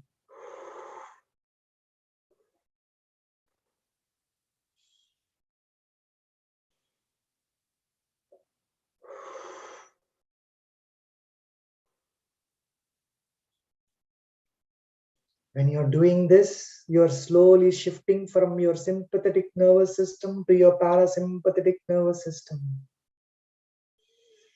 You're balancing your Chandranadi and Suryanadi and coming to the center, to the Sushumna. I don't know all these complex things. All I know is Ananda, Prema and Ananda. That is the essence of yoga, dears. That is the essence of yoga. Fill your heart with love. Fill your heart with bliss. Become an embodiment of the pure love and bliss. That is yoga. Now close your eyes and just be there. Keep spreading that smile into your heart. Just 5 minutes, let's do this. All your attention on your heart. If any thoughts come and bother you, don't fight. I know you have a lot of deadlines, you have a lot of programs after this. Whole day speakers are there after me. You have to finish all these programs. I know mind will jump here, there like monkey. I know. But just tell your mind, hello, right now I'm taking care of myself. I'm taking care of Suman. I'm taking care of whatever your name is. Give me 5 minutes. I'll get back to you later. Be nice with your mind. Don't fight with it. Make it your best friend. Make it your bandhu. Uddharedatmanatmana. Your mind is your best friend. Now going deeper and deeper into your heart, you're opening your heart. All the great ancient sages, their pure vibrations are entering you.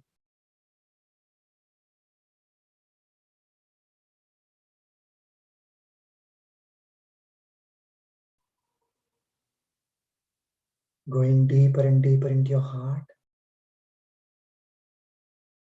Letting go of any thoughts, any distractions. This is your precious time. Let go of your names, your titles, your designations. We didn't come with that. We won't go from this world with that. Everything we have to leave here, dears. Before it is too late, catch the one that is not changing. Catch the one that is permanent. Nayanam chindanti shastrani. Nayanam dahati pavakaha. Nachayanam kledayantyapo nasoshayati malta. The one that cannot be burnt by the fire. The one that cannot be wetted by the water, nor blown away by the wind. That is your being. That I,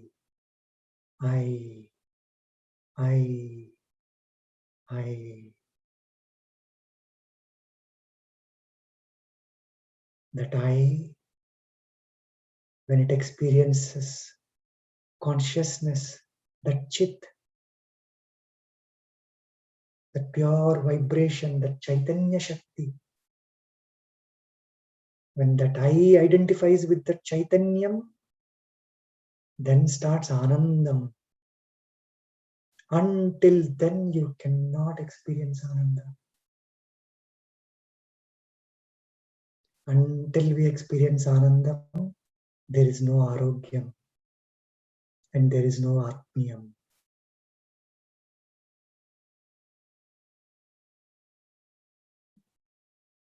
All the great ancient sages are constantly sending that pure vibrations. Open your heart and receive them. Say thank you to all the organs inside your body. Show gratitude to them. Spread that smile to your heart, to your lungs, to your spleen, to your intestines, to your kidneys, to your ovaries, to your uterus, to your lungs. Let every cell in your body receive that Ananda.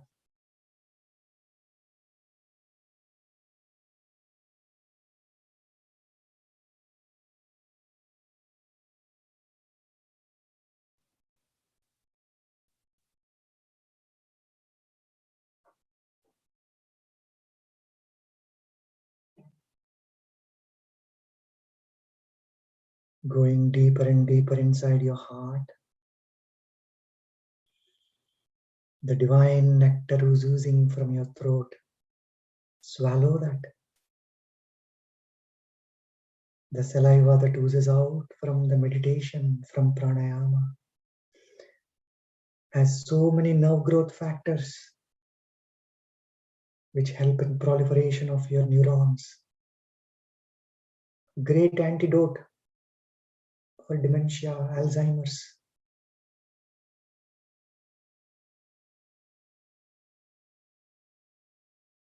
Every cell in your body is receiving that pure vibrations. They are experiencing that pure bliss.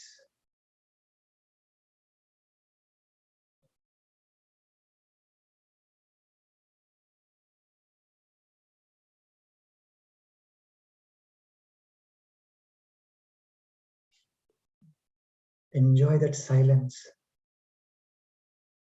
Enjoy that nothingness. Because that is your true nature. You are nothing. I am nothing. Nothingness, but full of energy, full of potential. Anoraniyan mahato mahiyan.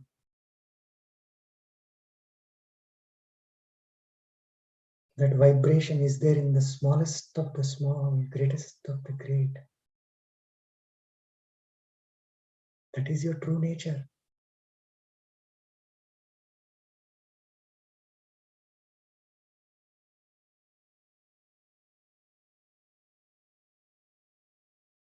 Going deeper and deeper into your heart, spreading that smile. Be there for 2 more minutes in that silence. Only 2 minutes.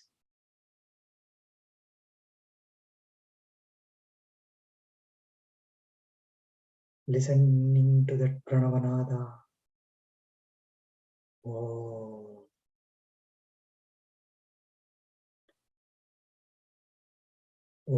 is the sound of the universe.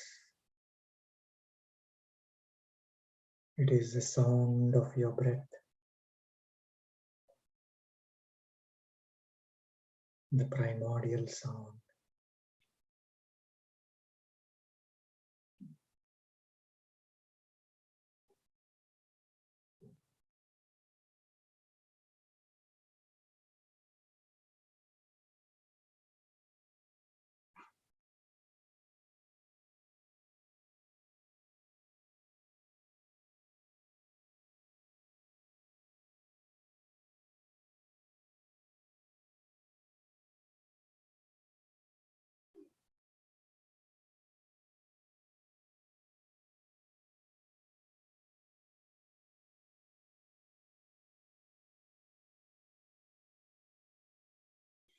Enjoying that inner bliss. Now you're slowly starting to become aware of your breath. Tip of your fingers, tip of your toes, your neck, your shoulders. You're slowly coming out from that inner journey.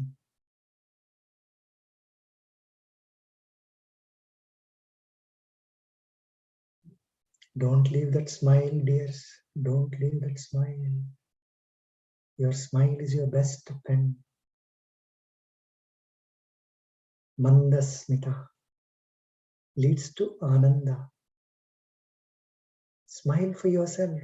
Just sit like that and smile.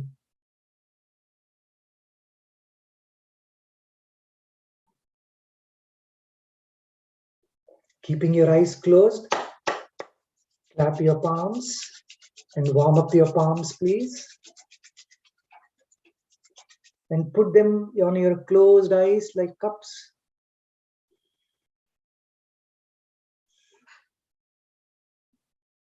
And see that nothingness, emptiness. One more time. Warm up your palms. And put them on your closed eyes. Spread that smile into that emptiness, nothingness, into your true self.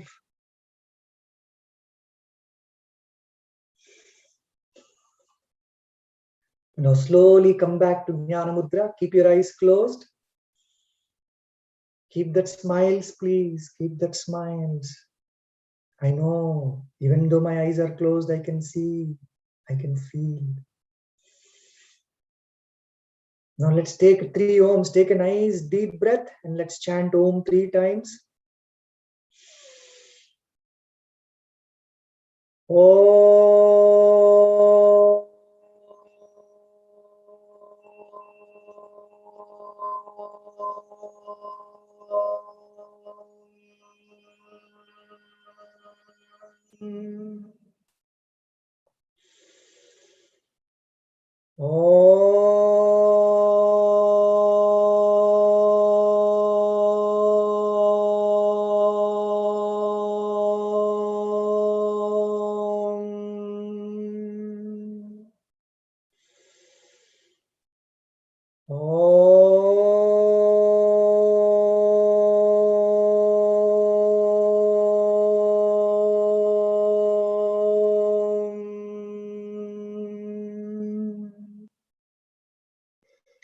Shanti, Shanti, Shanti.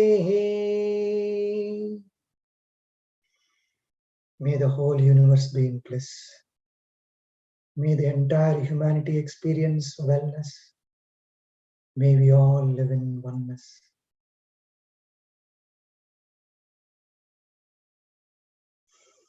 You can open your eyes whenever you're ready. Namaste, everyone.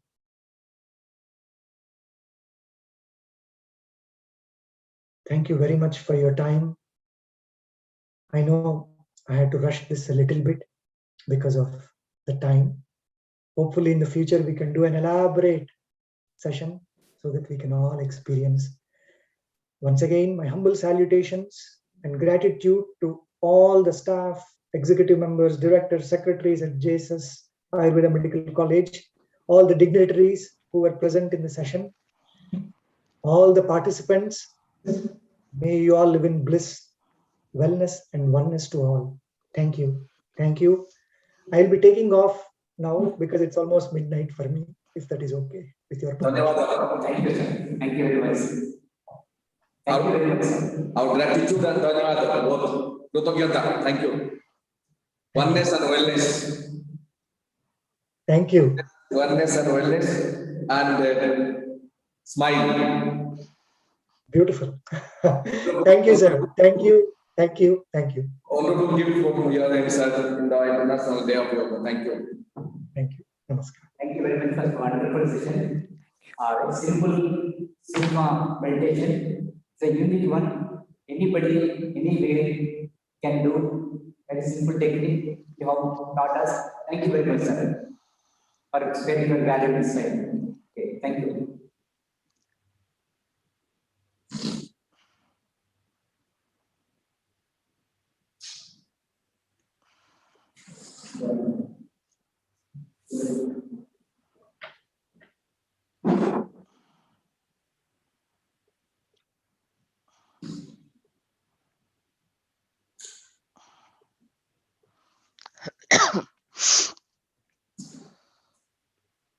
Good afternoon, all.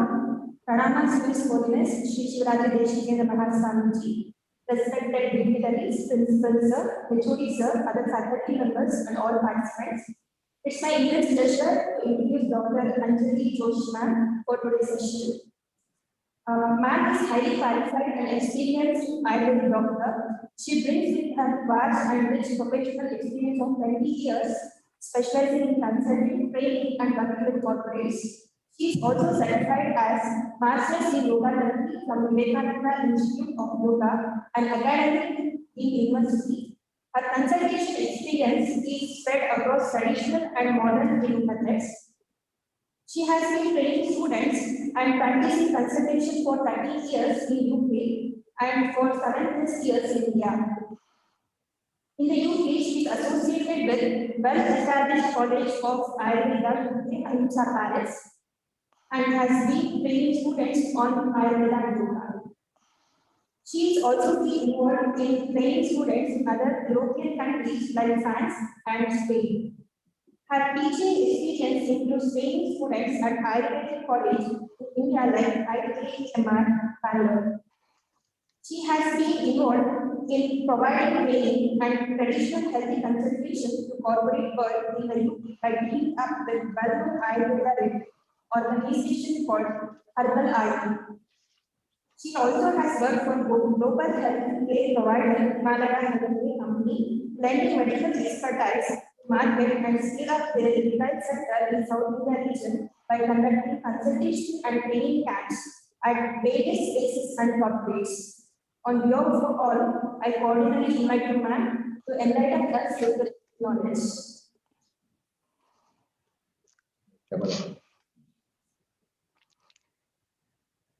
Welcome you, madam. Welcome you. Good morning, sir. Thank you. Good morning, everybody. We just begin this session with a small prayer. Already we have experienced the wonderful bliss with the Sukshma healing by Sumanji. So I would like to begin this session with a small prayer. Om Sahana Vavatu Sahanau Bhunaktu Sah Viryam Karavavahai Tejasvinavadhitamastu ma vidvishavahai.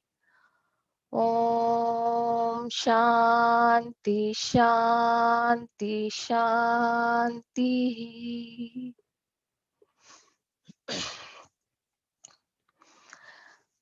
My humble pranams to all the gurus whom I have been in contact and whom I have been learning indirectly. Bowing down to everyone, I would like to begin this session.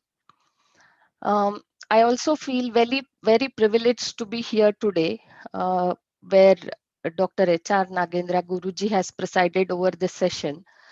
as I feel very privileged to say that I am a Yasvyasa student also. Shall I share the screen, sir? You can please. So we went through a beautiful session of Sukshma healing where we saw how very simple technique actually helps us to enjoy the quantum bliss, the blissful Ananda Sumanji explained.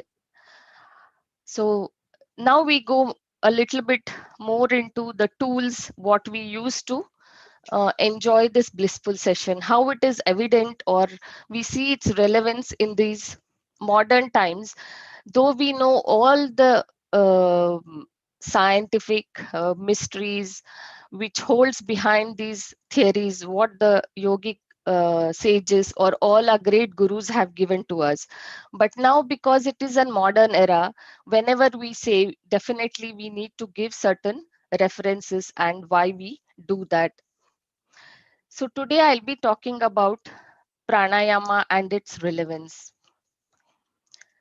So when we say pranayama, it has two words, prana and yama, or prana and ayama.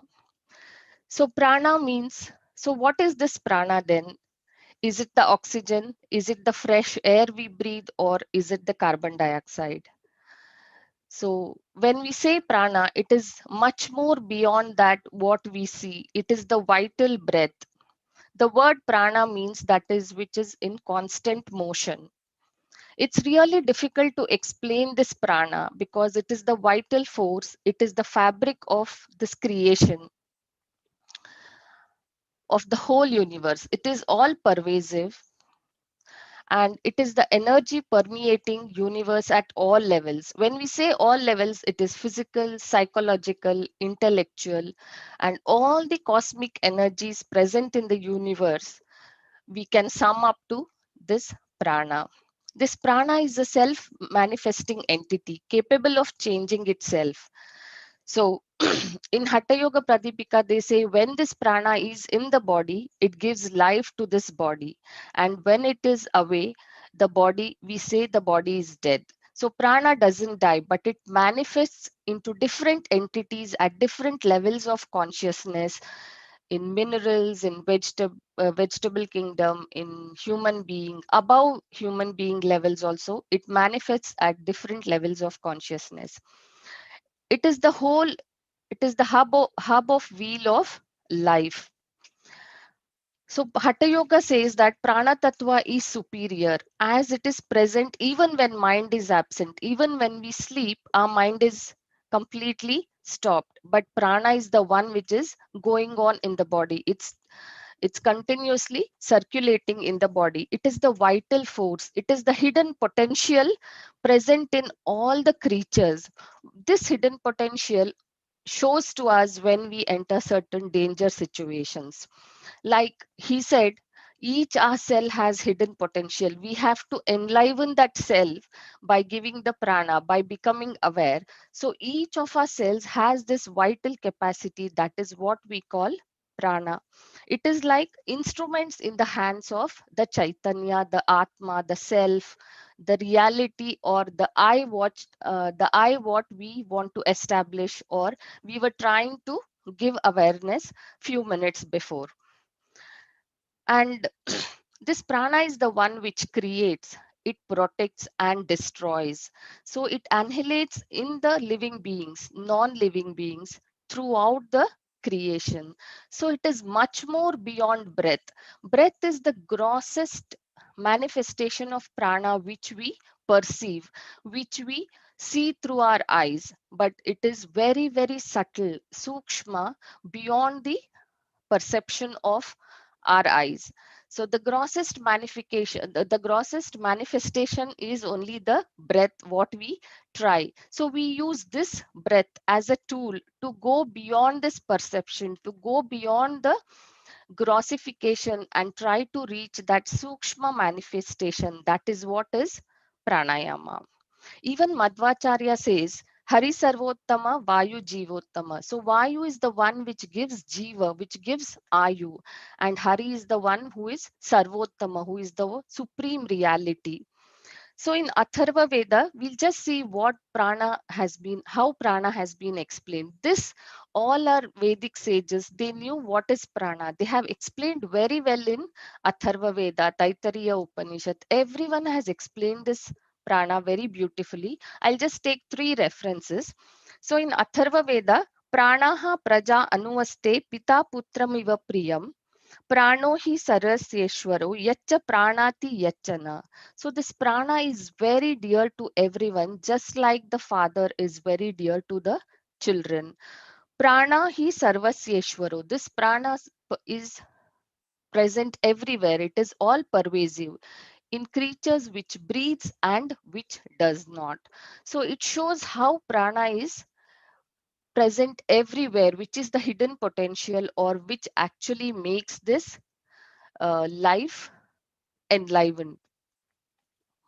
So this prana is not only by the human beings, not only by the animals, even gods also breathe this prana. So in Taittiriya Upanishad, they say, Pranam deva anuprananti manushyaha pashavaschaye, prano hi bhutanam ayuhu, tasmat sarva ayushyam uchyate.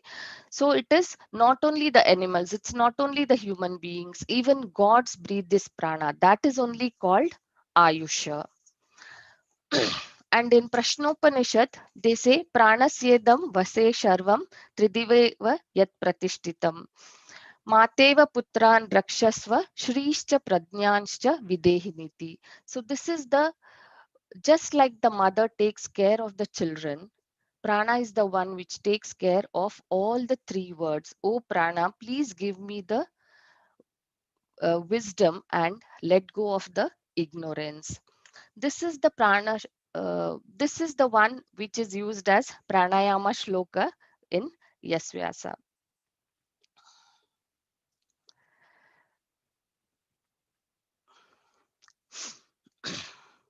So knowing this prana, we all know that we all exist in different sheets, and this is very, very important if we really have to understand how we are succumbing to lot of non-communicable diseases. Just like he said, yes, 40 million people suffer from non-communicable diseases and only 3.8 million have lost their lives in this pandemic times. So if we see, the amount is much more for the non-communicable disease.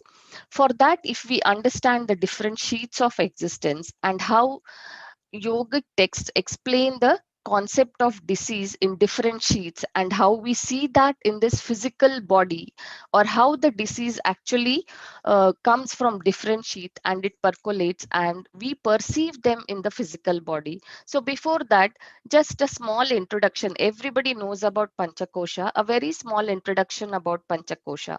This Panchakosha revelation was done in Upanishads. So Upanishads had a very unique way of teaching the concepts to the students. So here in this, the sage Varuna leads his son sage Bhrigu to reveal the sheets of existence. So he asks him to go and find out which is the basic reality, what is the basic fabric of creation. That is when the Bhrigu reveals that it is the physical personality, it is the physical sheath, the materialistic body, what we see or what everybody now experiences. So this physical person, he comes and says that we all are made up of this Annamaya Kosha. So this Annamaya Kosha is nothing but what everybody has seen, what the modern scientists have revealed. So it is the physical personality. We know that this physical personality, being in the field of Ayurveda and most of them being coming from Ayurveda, we know that we are made up of Pancha Mahabhutas. So we are nourished by this gross food. Sarvam Dravyam Panchabhautikam Asminarte. So we take the food which is Panchamahabhuta, the same complex food is assimilated into our body. This is what modern science has understood, that we went deeper and deeper. Small cells, these cells are made up of tissues and organs and how the body functions with the help of nervous system and endocrinological physiology. So this is what is Annamaya Kosha. This is where we see all the problems today. So then the sage says, okay, you have reached one step, so please go further into subtler aspect. That is when the Bhrigu goes again, he does tapas and he comes back and he says, we are made up of pranamaya kosha, life force sheath. That is when what we discussed now, prana. So we are made up of the subtle body which pervades this annamaya kosha, which is made up of vital breath, which circulates in all the channels, what we call nadis. As long as this prana is circulating in this nadi, the body lives. According to the yoga text, there are 72,000 nadis in our body. Normal eye cannot see this subtle body. It's only few yogic sadhakas or very deep insight developed helps us to enable to see this pranic subtle body, what we call auric vision, what we see in all the sages, extra, a glowing thing which we see above the head, that is called auric vision. So this prana circulates through the subtle nadis, keeping each and every cell of Annamaya Kosha alive.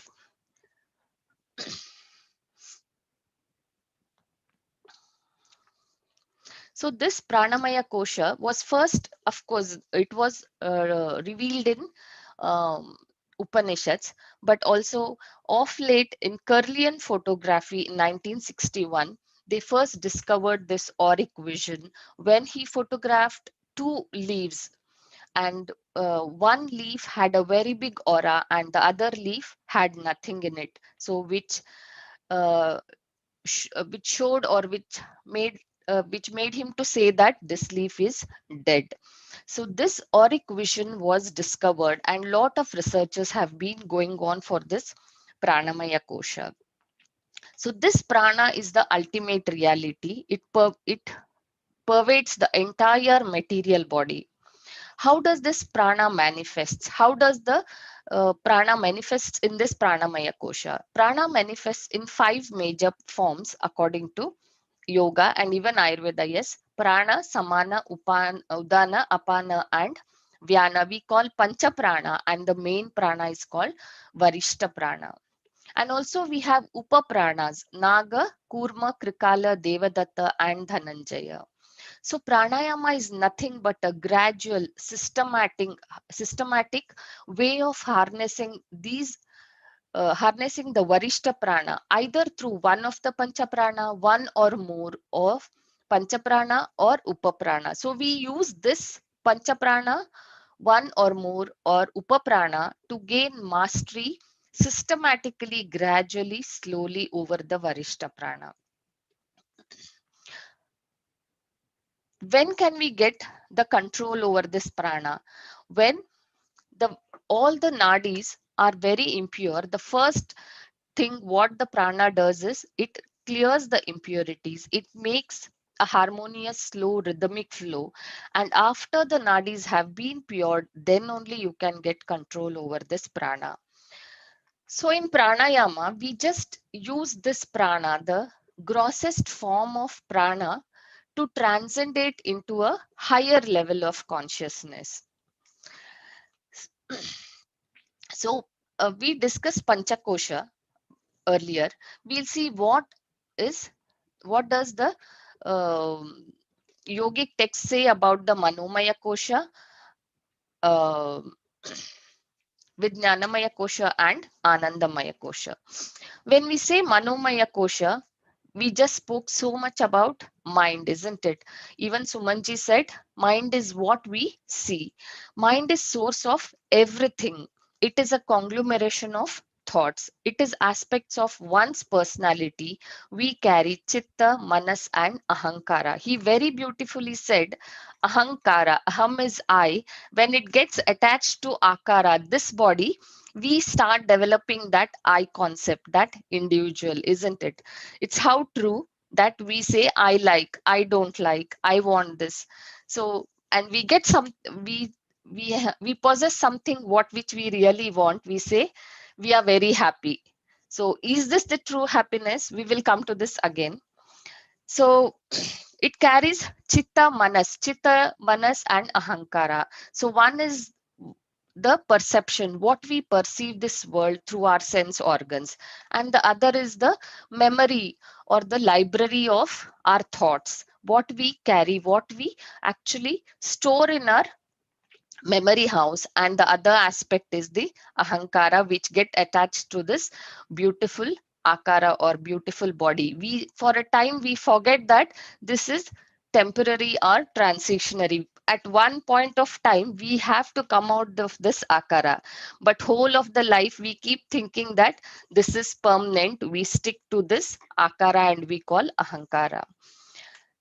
So in this Manomaya Kosha, long-standing thoughts gain momentum. So we keep thinking, and these likes and dislikes starts, and these gain momentum and they become emotions.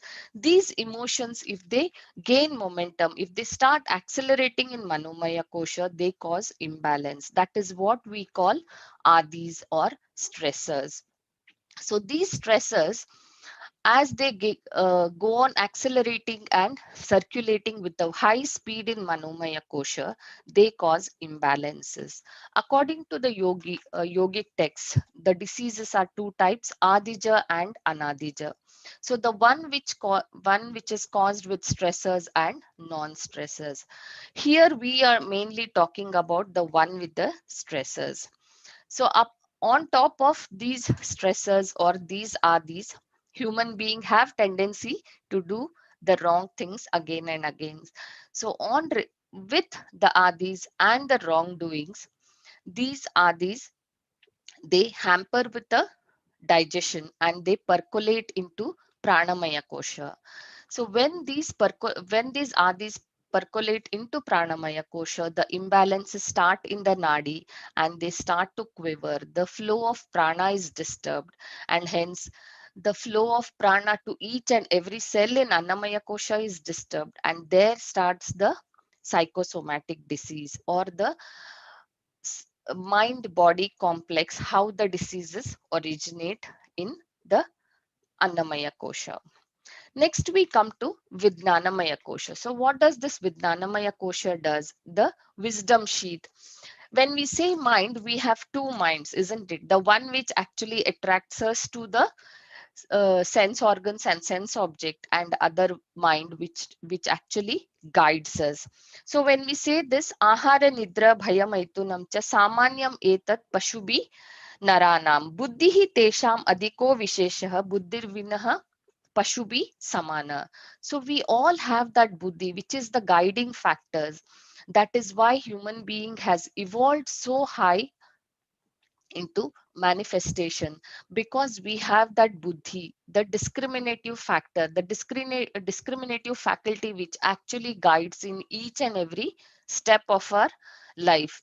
Many a times we face this dilemmatic situation, should I do or should I not do? That is when we seek the guidance of this buddhi. That is what is Vijnanamaya Kosha. But at certain times, even Vijnanamaya Kosha is covered because of the strong Manomaya interference. Next is the Anandamaya Kosha or the blissful body. So this Ananda we experienced, and this prana manifests as chitta, as a sukshma. It goes on as it becomes sukshma from chitta, buddhi, ahankara and self. It manifests into very subtle aspects. So Anandamaya Kosha is that where you are actually completely blissful. So how do we experience this Anandamaya Kosha? We just now had a very tiny experience. So this Anandamaya Kosha, as and when we evolve through the manifestations to higher plane, we become free. The more grosser, the more bondage, the more evolving to a higher plane, we become free of the desires, free of the emotions, or free of the gravitational force, and we manifest ourselves into higher. So in the Upanishads, they say the quantum of bliss, or the bliss, how they have quantified this bliss is, we experience 1 unit of bliss in this human body. As we evolve higher, we experience 100 times more, double the 100 times. So like this, it goes on increasing as we evolve higher in the different manifestations. So that is what prana manifests from the grossest form of physical body into a higher manifestations. We evolve from man to superman, and then superhuman beings to God. So like this, the evolution goes on. So this prana, it's not in just one life. We have to keep on striving to go higher. That is what we call moksha, where we experience the Paramananda, Sat Chitananda, what he said, and then a much more higher Paramananda, where we become one with the true reality, the supreme power. So this is the Anandamaya Kosha. So I mean, very simple way I have explained the Panchamaha Koshas and how the concept of disease has been explained in yogic texts. And also we saw what is actually there in the Pranamaya Kosha, because today we are talking more about pranayama. So we saw what we give more importance to Pranamaya Kosha, and we see what are the nadis, how it helps us to transcend into the higher plane. Now we know that prana and manas are connected. So mind and prana structurally and basically are not different from each other. Prana manifests itself as chitta, the new manifest or the sukshma manifestation of this prana only is mind. Mind is more subtle, so it has more freedom. That is why kartum akartum anyatha va kartum shakyam. So to do or to not to do, or to do as we want, is what has the mind. The freedom of mind is either we want to do or we don't do, or we can do it in a different way. Mind has got lot of freedom. It is unsteady, or it is constantly fluctuating.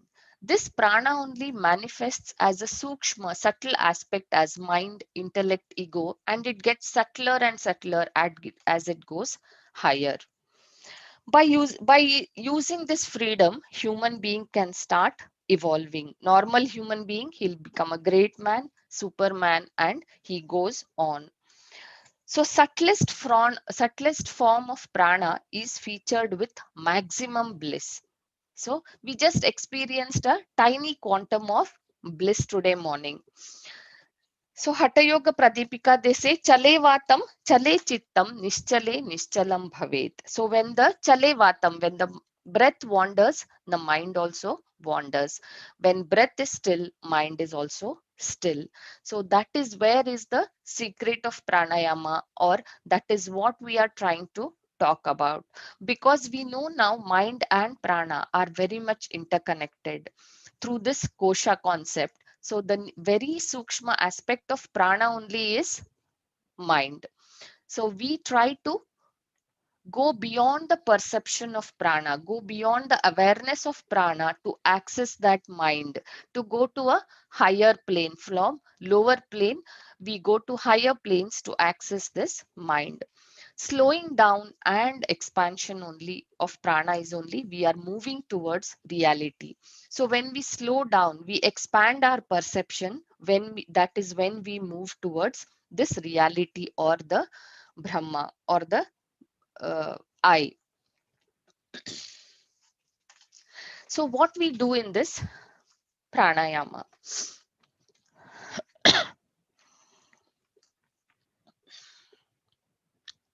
When we say pranayama, it has two words, prana and ayama. Generally, whenever we say pranayama, we say it is the control of breath or restraint of breath. Sorry, is that only the constraint or restraint? Prana and ayama. So it is not only prana and ayama, it is also prana and yama. So we know prana is that which is in constant motion or the vital or primal energy. And yama means means to bring forth, to be aware, and ma means to nurture.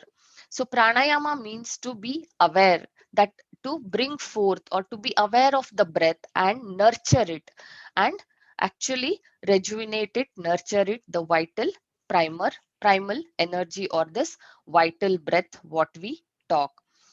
And in other words, we say prana ayama. So is that actually we have to restrain it? It is very difficult to hold the breath initially, isn't it? So it is gradual and systematic training to slow down the breath. In practical words, we say become aware of the breath and slow down the breath. So here we expansion of breath. We actually expand the inhalation, expand the exhalation.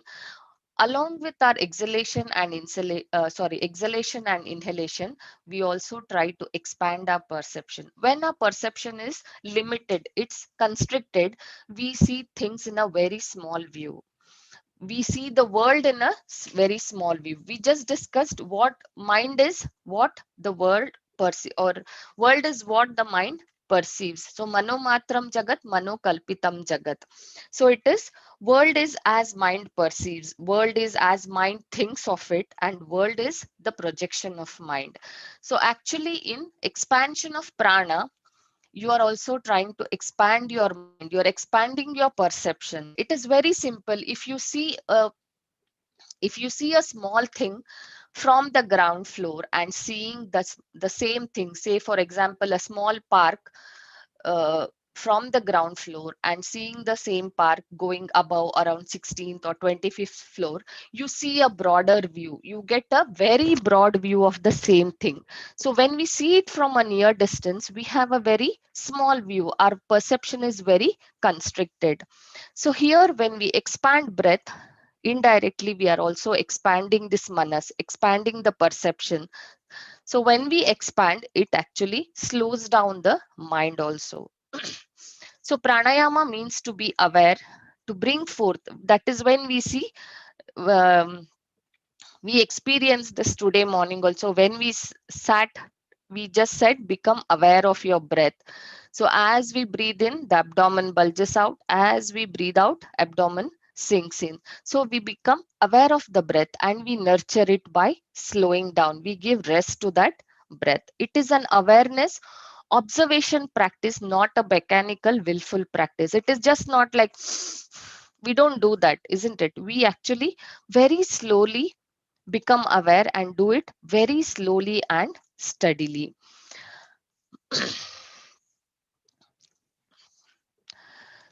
So the movement of the we saw that chale vatam chale chittam nischale nischalam bhavet. So the movement of breath is the mirror to the movement of mind. How we breathe, that shows how we think or how our mind is. So now this is just not prana and mind, or just pranayama at the level of the breath, the inhalation and exhalation. It is something much more, isn't it? We try to focus on lengthening of exhalation and inhalation. So when we exhale, we relax. So we activate the parasympathetic nervous system. We inhale to energize, and also we inhale to activate the sympathetic nervous system.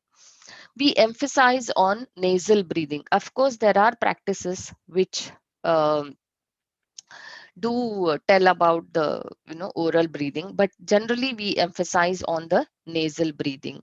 When we focus on the nasal breathing, we try to focus on the muscular activity of the chest, the rib, the intercostal muscles, the diaphragm, the abdominal organs.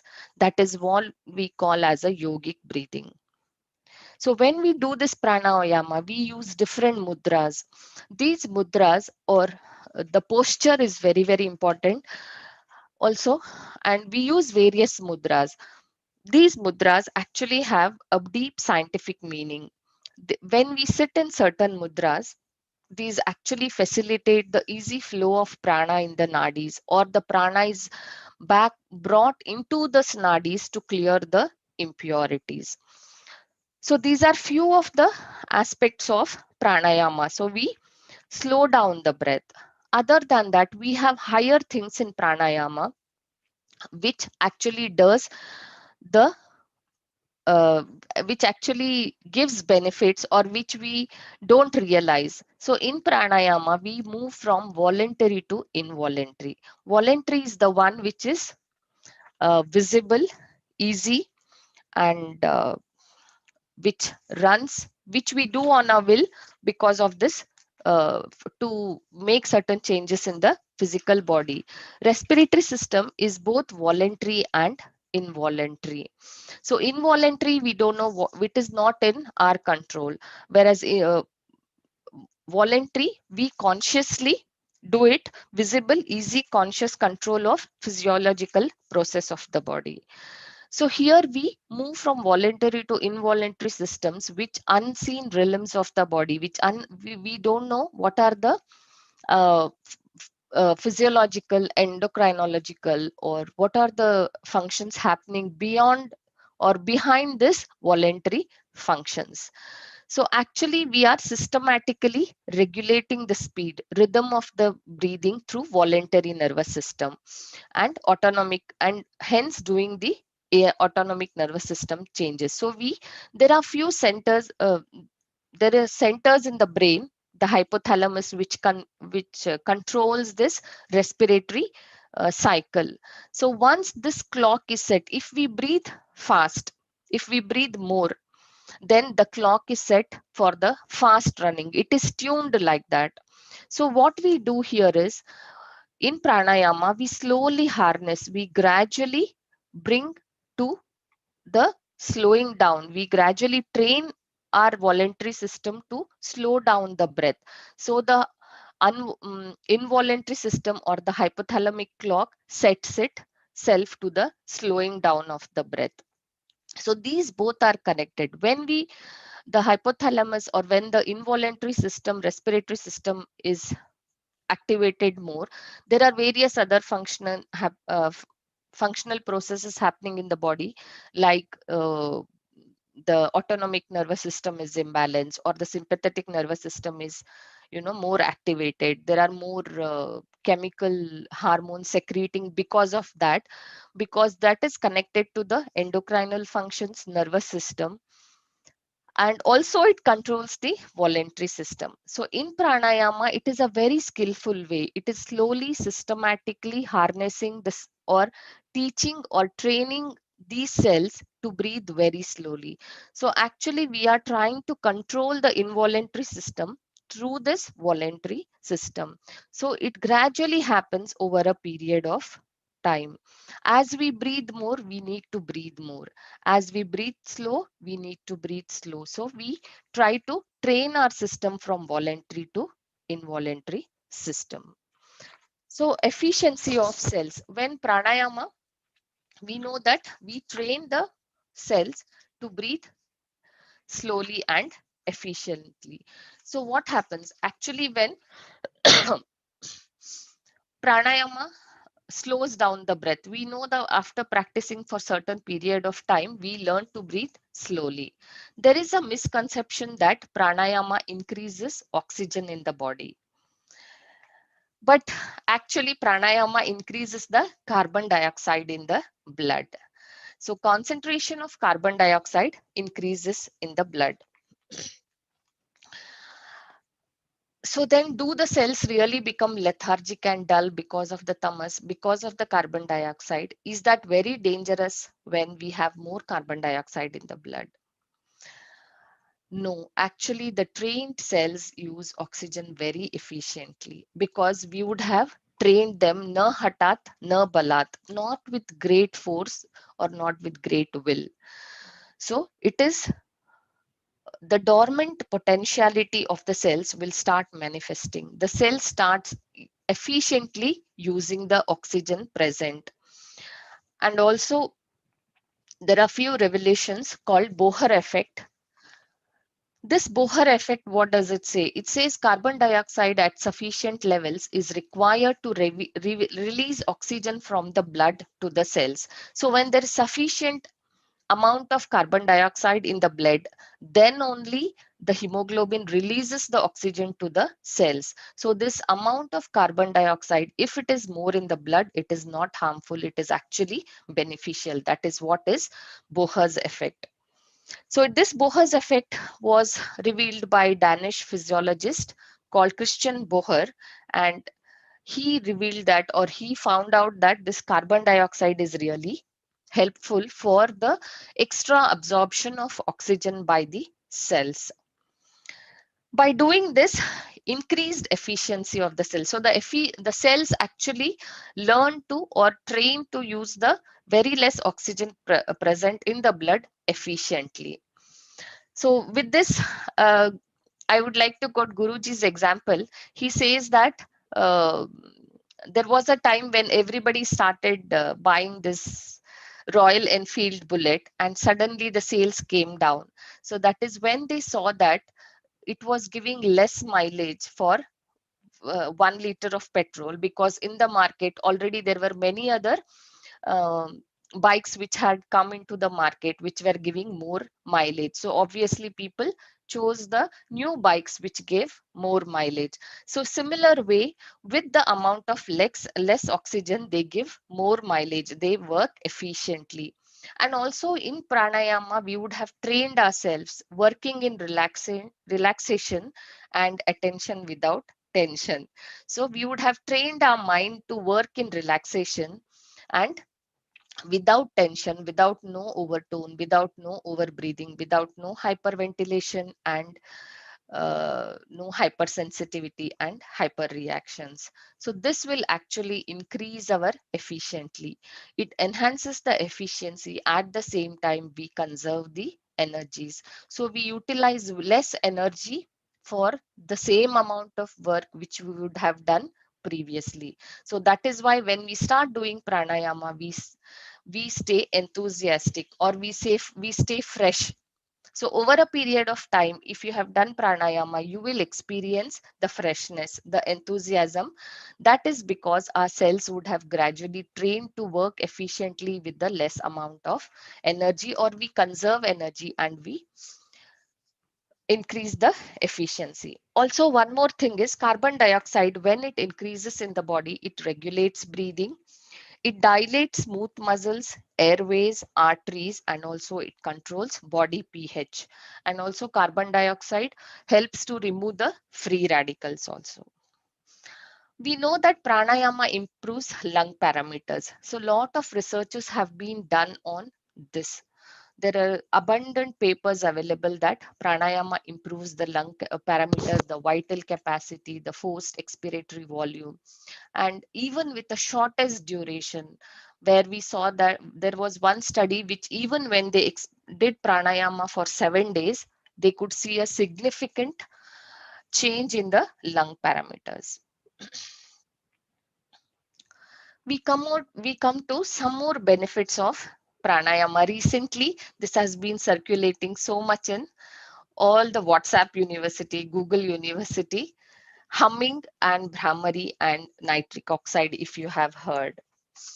So nitric oxide is one gas which is produced endogenously from blood vessels and mucosa of nose and paranasal sinuses. It is naturally produced in youth, and with aging, it goes down, mainly because hampering the blood circulation to ear, brain, heart, and other organs. So what does this nitric oxide do? Nitric oxide is anti-inflammatory. It contributes to defense against bacterial, viral, fungal, parasitic infections. So it has been proven that nitric oxide is anti-inflammatory, against infection,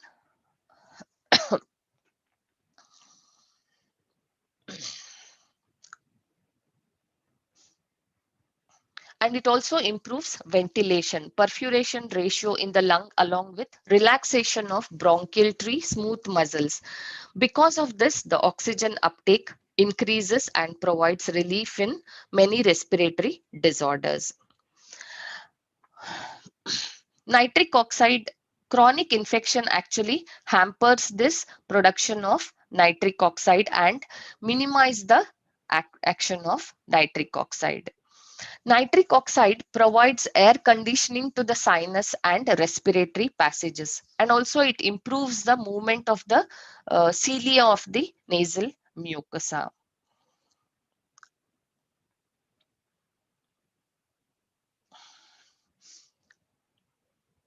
So when we talk about this nitric oxide, how is this nitric oxide produced? Not recently, of late, it is found that humming or Brahmari increases the production of nitric oxide. So humming is a sonic cleanser, or Brahmari sonic cleanser, and it cures the infection of the respiratory tract. Also, Brahmari in exercise, or the Brahmari pranayama, or the humming, increases the vital capacity. It is estimated that it increases the endogenous secretion of nitric oxide level by 15-fold. Imagine how much 15-fold as compared to the simple quiet exhalation. So where is this produced? These sinuses are air-filled cavities. It also acts as a resonator. High volume, low pitch 130 Hertz humming produces 60 to 120 times. So imagine if you do this 4 times a day, it can actually clear the symptoms of chronic rhinosinusitis in 4 days. So Brahmari is not only helpful in this, but also it increases the carbon dioxide, because in all these breathing practices, we try to lengthen the exhalation. We try to extend the exhalation, and that is how nitric oxide, along with the production of nitric oxide, Brahmari also increases the carbon dioxide. Now, coming to, we have seen how pranayama is really beneficial for day-to-day practices, and how we have seen lot of benefits of pranayama now. So pranayama in present time. So do you think pranayama can be practiced now? What do you say? Actually, pranayama should be a part and parcel of our daily life. Just because we say pranayama does this, pranayama, increases nitric oxide, it increases vital capacity, it gives deep rest, it cures anxiety, it helps to relieve tension. So can we practice pranayama in ICU during this? Now, we know that when we say present time, we know we are going through a tough time of this pandemic of coronavirus. So there, all this was circulating, like I said, WhatsApp University, Google University, that pranayama is beneficial. Even the Ayurvedic kadas were circulating everywhere. So when should we do this pranayama? Do you think pranayama can be done in ICU? Can we go and tell a patient in ICU, you please practice pranayama? No. It definitely, there are various studies which have been undertaken during these times, yet to be published. Like lot of hypotheses have been going on, that pranayama acts as immunity. Pranayama helps to improve the immunity. Pranayama helps to increase the lung parameters, etc., etc. But yes, we have to wait to unravel the mystery of this pranayama, yet it has to be published. But yes, various studies have been undergoing on pranayama in this present times, which will take some time to really establish the scientific evidence behind that. With all this, yes, there has been one study which actually they did for around 250 participants for healthcare professionals. They did pranayama twice a day, morning and evening, for 30 minutes, where they could see none of them were affected. All the healthcare professionals, all the frontline workers, of course, only they say one person was affected, but we have to see various other factors associated with this. Having said all this, yes, we should do this as a part and parcel of our daily life, at least to expand our breath, expand our perception, and experience that quantum bliss what we experienced today morning. So we have to evolve through this manifestations to experience more and more of bliss. Along with that, definitely we have lot of health benefits. So with all this, I will leave if you want to have some discussion. I would like to thank all the organizers, especially Reddy sir, for giving me an opportunity for today's talk. And also I would like to thank my director, College of Ayurveda here in UK, who has always been supportive of adding new things to the college. And that's how we bought yoga therapy here a few years back. And thanks to all the organizers, and thank you one and all. Thank you.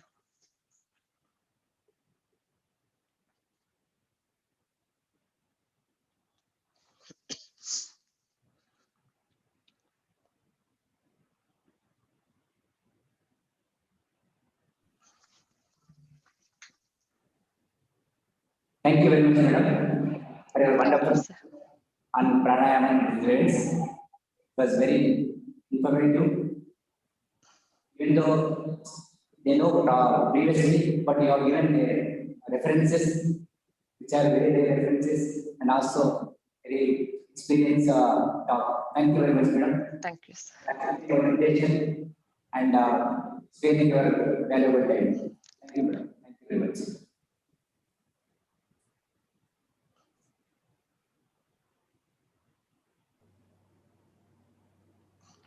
Next session, we have with us Dr. Abhay sir from Shankargada sir, Principal, Subharti, Naturopathy and Yoga College.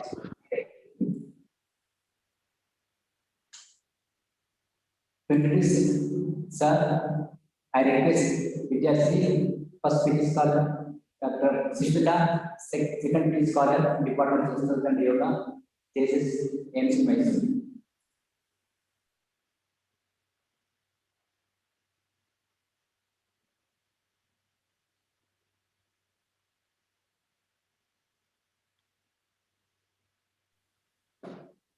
Namaste. Pronouncing His Holiness Sri Shivratri Deshikendra Mahaswamiji, respected dignitaries, Mr. Sir, HOD Sir, other faculty members, and all participants. I will take this opportunity to introduce Dr. Abhay M. Shangregoda for today's session.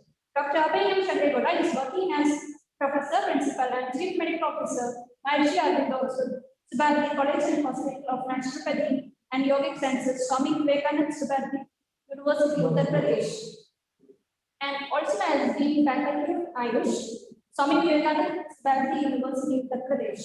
He has completed the MIS from SCM College of Naturopathy and Yogic Sciences, Ujjain, and MD in Yoga from SCM College of Naturopathy and Yogic Sciences, Ujjain. He has UG and PG teaching experience for 21 years. He worked as Senior Medical Officer and Consultant at SCM Natural Hospital, Shantivana, Dharmasthala.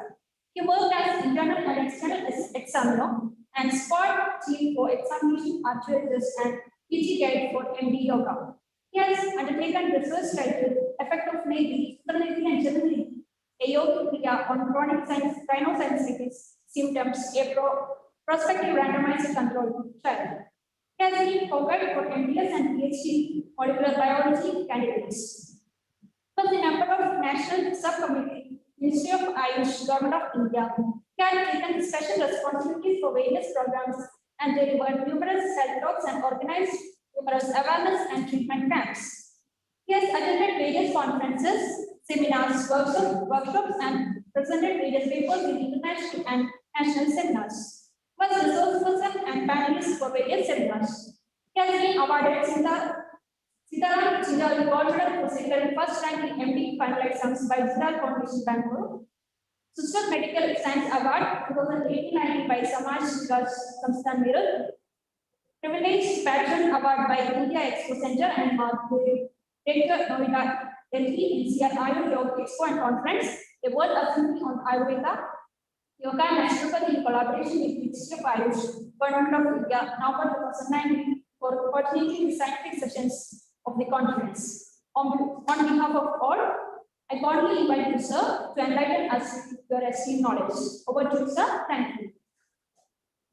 Thank you very much for the invitation in this webinar. Dr. Reddy sir, Principal sir, all the management of JSS. Today my topic, let me share my screen.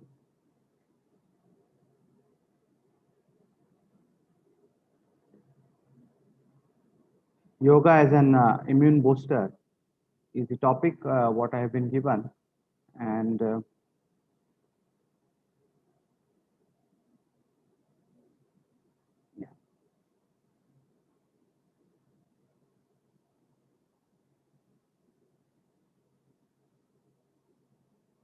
so there's a lot of talk about immunity in the recent days because of the COVID pandemic, and yoga is definitely an immune booster. Let me tell you beforehand, before entering into the session itself, and how it does that, and what are the various scientific aspects of it.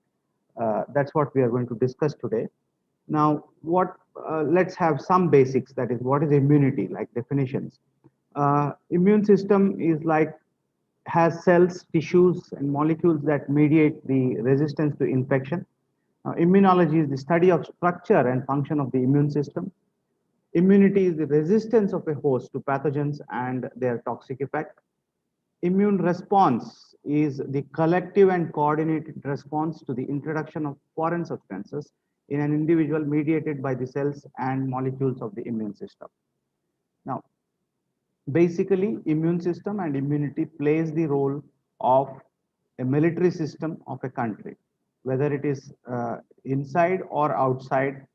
If there are any infections, anything coming from outside has to be cleared off. It has to be removed from the body, because that will create a lot of inflammation in the body, which is because it is foreign.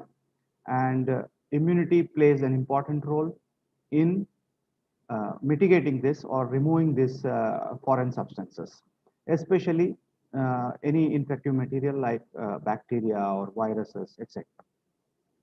Now, the role of immunity is defense against microbes and the defense against the growth of tumor cells. That is, kills growth of tumor cells. See, as I said, internal as well as external, whatever forces are attacking us or which are not necessary in the body, that has to be removed. And the defense against microbes, those are coming from outside, and the defense against the growth of tumor cells, which are growing inside itself. They are unlimited growth or uncontrolled growth, and such cells have to be killed or controlled, and that is what immunity does. And the third important thing what immunity does is homeostasis. Homeostasis is creating a balance, destruction of abnormal or dead cells in the body, which are regularly dying. For example, dead red or white blood cells, antigen antibody complex, etc., which are to be removed, because if they are dead, they are putrefying, they are causing inflammation, and we have to throw them out of the body. That's what immunity helps in. So three basic things: microbes, unnecessary growth of tumor cells, and also homeostasis. Now, the immune system has three important parts in it. That is the organs, the cells, and the molecules. Now, what organs are involved in immune system are the tonsils and adenoids, the thymus, the lymph nodes, the spleen, Peyer's patches, appendix, lymphatic vessels, and bone marrow. Now, what are the immune cells which are involved? They are mainly T lymphocytes, that is T lymphocytes, B lymphocytes, plasma cells, natural killer lymphocytes, monocytes and macrophages, granulocytes like neutrophils, eosinophils, and basophils. Now, immune system molecules involved are antibodies, complement system, cytokines, interleukins, and interferons. Now, the types of immunity basically in the body is again innate, or which is non-adaptive, which is inbuilt. the first line of immune response, and it relies on mechanisms that exist before the infection. Now, acquired or adaptive, again, are the second line of response. That is, if innate fails, let's say the mucous system in the nose is an innate non-adaptive type of immunity. Now, if that fails, then what? Then the second line of response, that is acquired immunity, starts. That is, it relies on the mechanisms that adapt after infection. So it is handled by T and B lymphocytes, and one cell determines one antigenic determinant. Like, for example, the coronavirus, the COVID-19 coronavirus.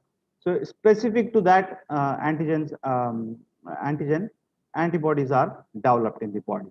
Now that is the job of acquired or adaptive immunity. Now, acquired or adaptive immunity again can be artificial or natural. The body itself can produce antibodies, as well as if some vaccination is done, then artificially one can produce antibodies. Now, the failure of immune response. What happens if the immune response fails? Immune response helps individuals to defend against microbes and some cancers. And also, if it fails, then either there are hypersensitivity reactions or immunodeficiency. Now, hypersensitivity means the immune system is highly active and it is responding too much, whereas immunodeficiency means that the immunity is lowered, and that is why more and more infections or secondary infections can occur in such a person, or even the cells which are growing unnecessarily in the body will not be removed from the body. Now, immunity connections. Now, it's very important that we understand that immunity is not like a system where it simply activates and it is not influenced by anything else. But we have to understand the connection, the behavior of the individual, the brain, the nervous system, the immune system, and the endocrine system. All these are interrelated. Now, endocrine system, if there is hormonal imbalance, it affects the nervous system and the immune system. If there is hyperactivity in the brain, then it affects the nervous system as well as the immune system as well as the endocrine system. So they are all interrelated. That is one basic thing which we'll have to understand, that it is not something like a factory where there is a set rules and then some production of antibodies there, and it is just produced and the bacteria is killed. It depends on various factors, the mind, the body, all these aspects it is involved. Now, other connections like exercise. If the person is regularly exercising, then the immunity is good. Diet, if healthy diet is taken, the social relations what the individual is having, very, very helpful, because once there is good social relation, then there will be good emotional health of the individual. The mood of the individual is important. The school or job where the student or the employee is going, how he is working there, what is the stress level, that is very important for immune function. The family relations and the habits of the individual are also again very important. Now, the scientific world has proven that HPA axis is very, very important. That is hypothalamo-pituitary adrenal axis. Now, when brain senses, that is hypothalamus senses that there is a danger, maybe a tiger, maybe a spider, the hypothalamus secretes CRF, that is the hormone which stimulates the pituitary gland, and then because of this, the adrenal glands are stimulated by the production of ACTH, that is adrenocorticotropic hormone, and glucocorticoids are secreted. Now, what this does, basically, we have to understand what happens when stressful situations are there. Any sort of, it may be physical stress, it may be mental stress. The body prepares to fight or flight. If it is fight, the same mechanisms are required, that the body, the blood circulation should increase, the oxygen consumption of the muscles increases, and various other changes in the body which are occurring are to fight it. And if he wants to run also, flight, then also the body requires the same changes, like increased respiration, because oxygen demand is more. So respiration is increased. Heart rate, because the blood has to reach every cell without any halt, then the heart rate increases. Increase in energy metabolism, because the cells mobile energy is mobilized, because the cells require more of glucose to function. The decrease of GI function at this time of stress, the maybe the hunger is almost gone. When you see a tiger, you don't think of eating a pizza, right? So you just think of running away, or what you call fighting that tiger. So the GI function is decreased. Now, immune function can increase or decrease because of the effects of stress immediately or on a later stage. The immune functions, either it goes to hypersensitivity or it goes to immunity reduction. Now, even the reproductive functions are decreased. So let's concentrate on the immune function. Now, that's very important to understand that immune functions can either decrease or increase. It's not always decreasing. Now, the stress, because of the HPA axis, these are all the mechanisms, what happens and how disease is produced. And the last line of this, see, there are a lot of changes because of these cortisol production, glucagon, insulin, and other things, and the anti-inflammatory and inflammatory, what you call, reactions of the various secretions of the body. Now, atherogenic dyslipidemia is there, increased blood glucose is there. Now, behavioral effects are there. Immunosuppression or inflammation is seen. Increased blood pressure is seen, and increased clotting is seen. Now, the stress affects the body. Now, let me tell you why I am telling this part is the mind and the body are connected. The body reacts to the mental inputs. If he sees a tiger, then he can have disease. If he's, see, we have tigers every day. Our bosses are tigers. Our, what you call, husband and wife may be a tiger every day. Family may be a tiger. So stress is an integral part of our life. Maybe reaching the office in time is a stressful thing for us. Now that is also a tiger. The traffic may be a tiger. So these all lead to, on a long term, that is, when there are short episodes of this stress, they secrete these hormones, these changes are occurring, and on the long term, the body goes into a disease phase because of the increased inflammation. Now, that's why there is a concept called as psychoneuroimmunology. Now, what we mean by psychoneuroimmunology is simple. Psycho is the mind, and which affects the nerves, and in turn, the nervous system acts on the endocrine system, and through this endocrine system, the immune system is affected. Now, this is a demonstration of how hormones, neurotransmitters, cytokines, all these are affecting each other. That is the nervous system, the endocrine system, and the immune system. Anxiety, depression, insomnia, these kind of nervous, they result into that. Inflammatory infections, etc., are all because of the imbalance in these, what you call, the balance which has to be maintained. So that's the concept of psychoneuroimmunology. Please do go through. Now, coming to the concepts of yoga. Now, samatvam yoga uchyate is what the Gita has quoted or defined yoga as. Now, it means simply yoga is an ancient mind-body technique which is defined as samatvam, the balance, equipoise, or homeostasis. That's the meaning at both the mind and body levels to be achieved. Now, samatvam yoga uchyate simply means that yoga brings in balance, equipoise, or homeostasis. And Patanjali Maharshi has explained yoga as yoga chitta vritti nirodha. Now, what yoga chitta vritti nirodha simply means is this homeostasis or the samatvam which is to be brought about is achieved through mastery over the modifications of the mind. That is, the nirodha is simply blocking. Vrittis are, chitta vrittis are the modifications of the mind. Now, modifications of the mind are 5 modifications. Again, let's not go into a lot of details there.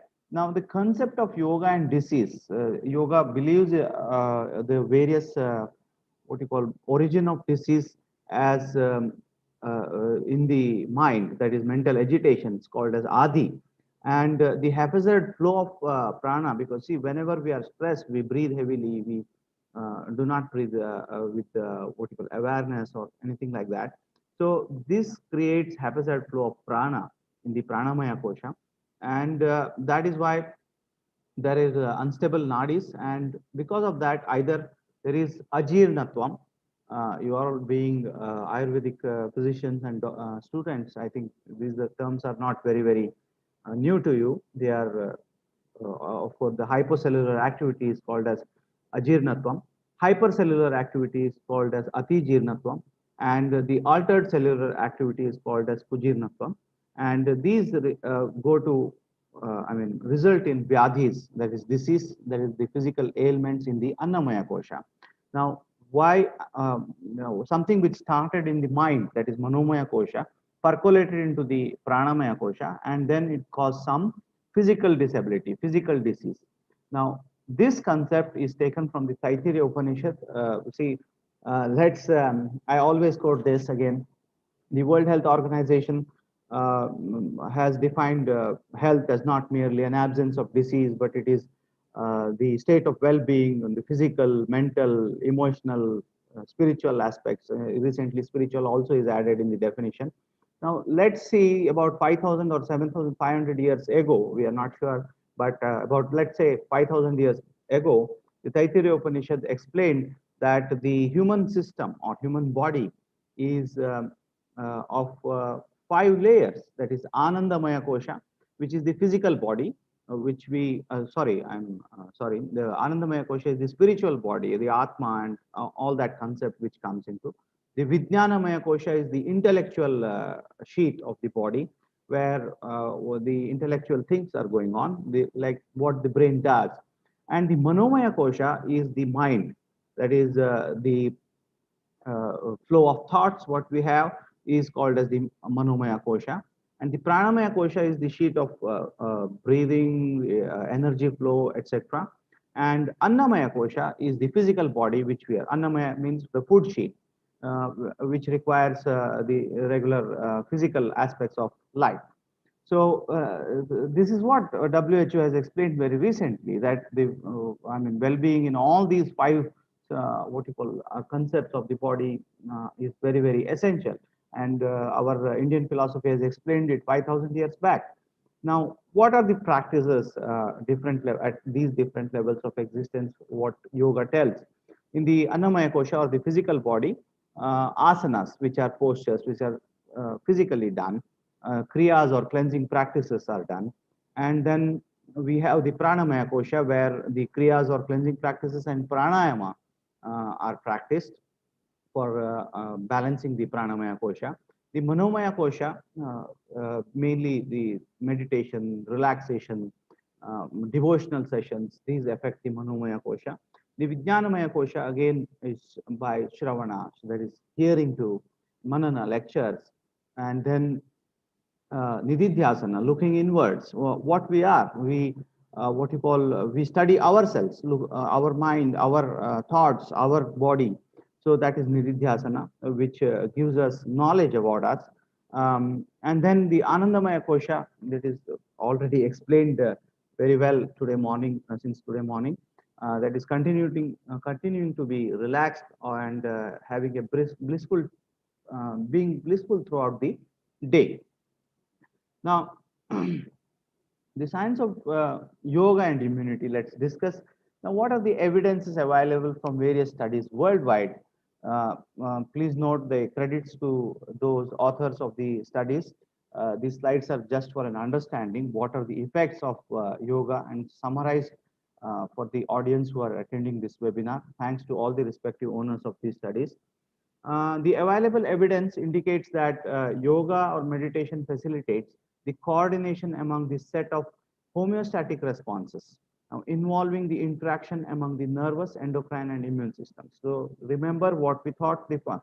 What we just discussed, that is immunity means not only fighting the external forces. It is also through the internal and maintaining the balance through homeostasis. Now, integrative system of yoga techniques that could promote physical as well as mental being are asana, pranayama, meditation, along with the conceptual correction. Now, evidence for beneficial effects of yoga as an add-on strategy in communicable diseases where immunity is important factor, like influenza, tuberculosis. Now, influenza, tuberculosis, HIV are what you call severe infections, which are studied worldwide. And definitely there is evidence that yoga has beneficial effect. It has improved the recovery rate in all these major infections. Yoga and breath awareness as an add-on anti-tuberculosis treatment in sputum positive cases showed significantly better reduction in symptom score and an increase in weight and lung capacity with an improved level of infection control. And also, please note, radiographic changes also were seen compared to the non-yoga group. That means in severe infection like tuberculosis also, today we are talking about corona, but more deadlier than corona is tuberculosis. More deadlier than corona is lifestyle diseases, as discussed in the morning. And these can be taken care by improving the overall health of the person as well as the immunity of the individual. Now, integrated yoga, that is, what is integrated yoga? Again, it's not only meditation, it's not only relaxation, it is not only asanas, it is a combination of all these asana, pranayama, the what you call meditation, relaxation. All these, when we combine and intervene, use in the disease condition, it shows significant improvement in the psychological states as well as the viral loads in the patients suffering from HIV infection. Yoga has also been reported to be an effective intervention for stress management and improvement in psychological health among HIV or AIDS patients. Immunity, see why I have taken much examples of HIV and such severe diseases, because immunity is there. The most affected one is the immunity, the human immunodeficiency virus. The name itself shows that. So there are definitely good improvements in these cases. Immunity of the host is an essential requisite to facilitate the eradication of infections. Now, impaired immunity characterized by lymphopenia and elevated CRP levels, as seen in the recent COVID-19 response, the severity and outcome of the viral infection could be either an outcome of an effective cellular or innate immune response, lymphopenia and elevated CRP. Now, available evidence indicates that stress modulates immune competence through immunosuppression in upper respiratory tract infection and wound healing time. Now, indicating that stress causes a significant immune response dysfunction. Now, both acute and chronic stressors can mediate their effects on sympathetic nervous system and the hypothalamic pituitary adrenal axis, HPA axis, as I was telling you earlier, thereby impairing the antiviral immune responses and innate immunity and deregulation of different immune parameters, primarily the inflammatory pathways in the body. Now, in the context of pandemics, again, if you, the recent topic is pandemic, and hence with individuals experiencing high levels of psychological stress, the modulation of HPA axis through practice of yoga could elevate stress and could aid in the strengthening of antiviral immune response. Now, innate immunity is needed for precise regulation to eliminate the virus, otherwise it will result in immunopathology. There were studies done in non-stressed young healthy students. Significant increase in interferon gamma levels were seen, a central regulator of cell-mediated immunity having antiviral immune regulatory functions in the yoga group as compared to the students who did not do yoga. Now, this is about healthy individuals, non-stressed young healthy students. It was done. On the comparison was done with yoga and without yoga. Now, in students with examination stress, showed significant reduction in the levels of IFN gamma levels after yoga as compared to the non-yoga control group. Now, that is a wonderful thing, that it shows directly that immunity and inflammation can be reduced through yogic practices. Now, these findings indicate samatvam. That's what we defined. The definition of yoga itself is samatvam yoga uchyate. Now, that is bringing back homeostasis is nothing but samatvam, and indicates samatvam or shift towards homeostasis by the holistic approach of integrated yoga on the human system, immune system, and all other psychological functions. Now, yoga has been associated with increased immune surveillance in terms of modulation of the frequency of blood lymphocytes also. Now, transcendental meditation, one of the most studied meditation in the world is transcendental meditation. And in such practitioners, the count of CD3, CD4, CD8, and lymphocytes, B lymphocytes, and natural killer cells was higher as compared to the control group, which did not do yoga. Now, this simply means that the immune cells are increasing. The immune cells are improved by the practice of transcendental meditation. A significant correlation between frontal alpha wave activation and increase in natural killer cells activity were seen in during yoga. Natural killer cells are innate lymphocytes that serve as the first line of defense against invading virus, limiting their spread and subsequent tissue damage. Now, significantly higher plasma melatonin levels in meditators practicing transcendental meditation. Melatonin is again known to regulate cellular as well as humoral immunity and stimulates the production of natural killer cells. A study on 96 women with breast cancer who participated in MBSR, that is mindfulness-based stress reduction program for 8 weeks, showed the restoration of their natural killer cell activity, which is reduced usually in cancer patients. The IFN gamma levels as compared to continued deregulation in the non-MBSR group. Now, post-yoga increase in immunoglobulin A, an antibody isotope central to mediating mucosal immunity in pregnant women, support the protective potential of yoga against invading pathogens.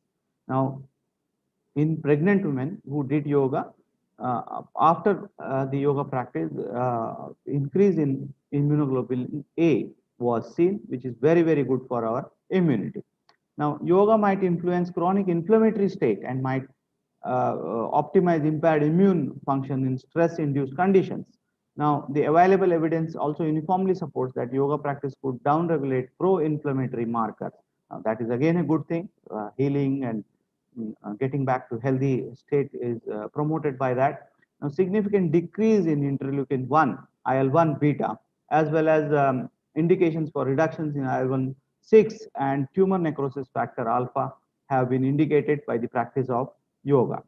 Now, cytokine storm, there was big news about cytokine storm with this COVID-19, represented by increased cytokine levels, that is IL-6, IL-10, and TNF alpha, lymphopenia in CD4 and CD8 T cells, and decreased IFN interferon gamma expression in CD4 T cells is associated with severe COVID-19. Now, these findings suggest that yoga is a complementary intervention for populations at risk or already suffering from COVID-19 also, because these cells are definitely increased during the yogic practices.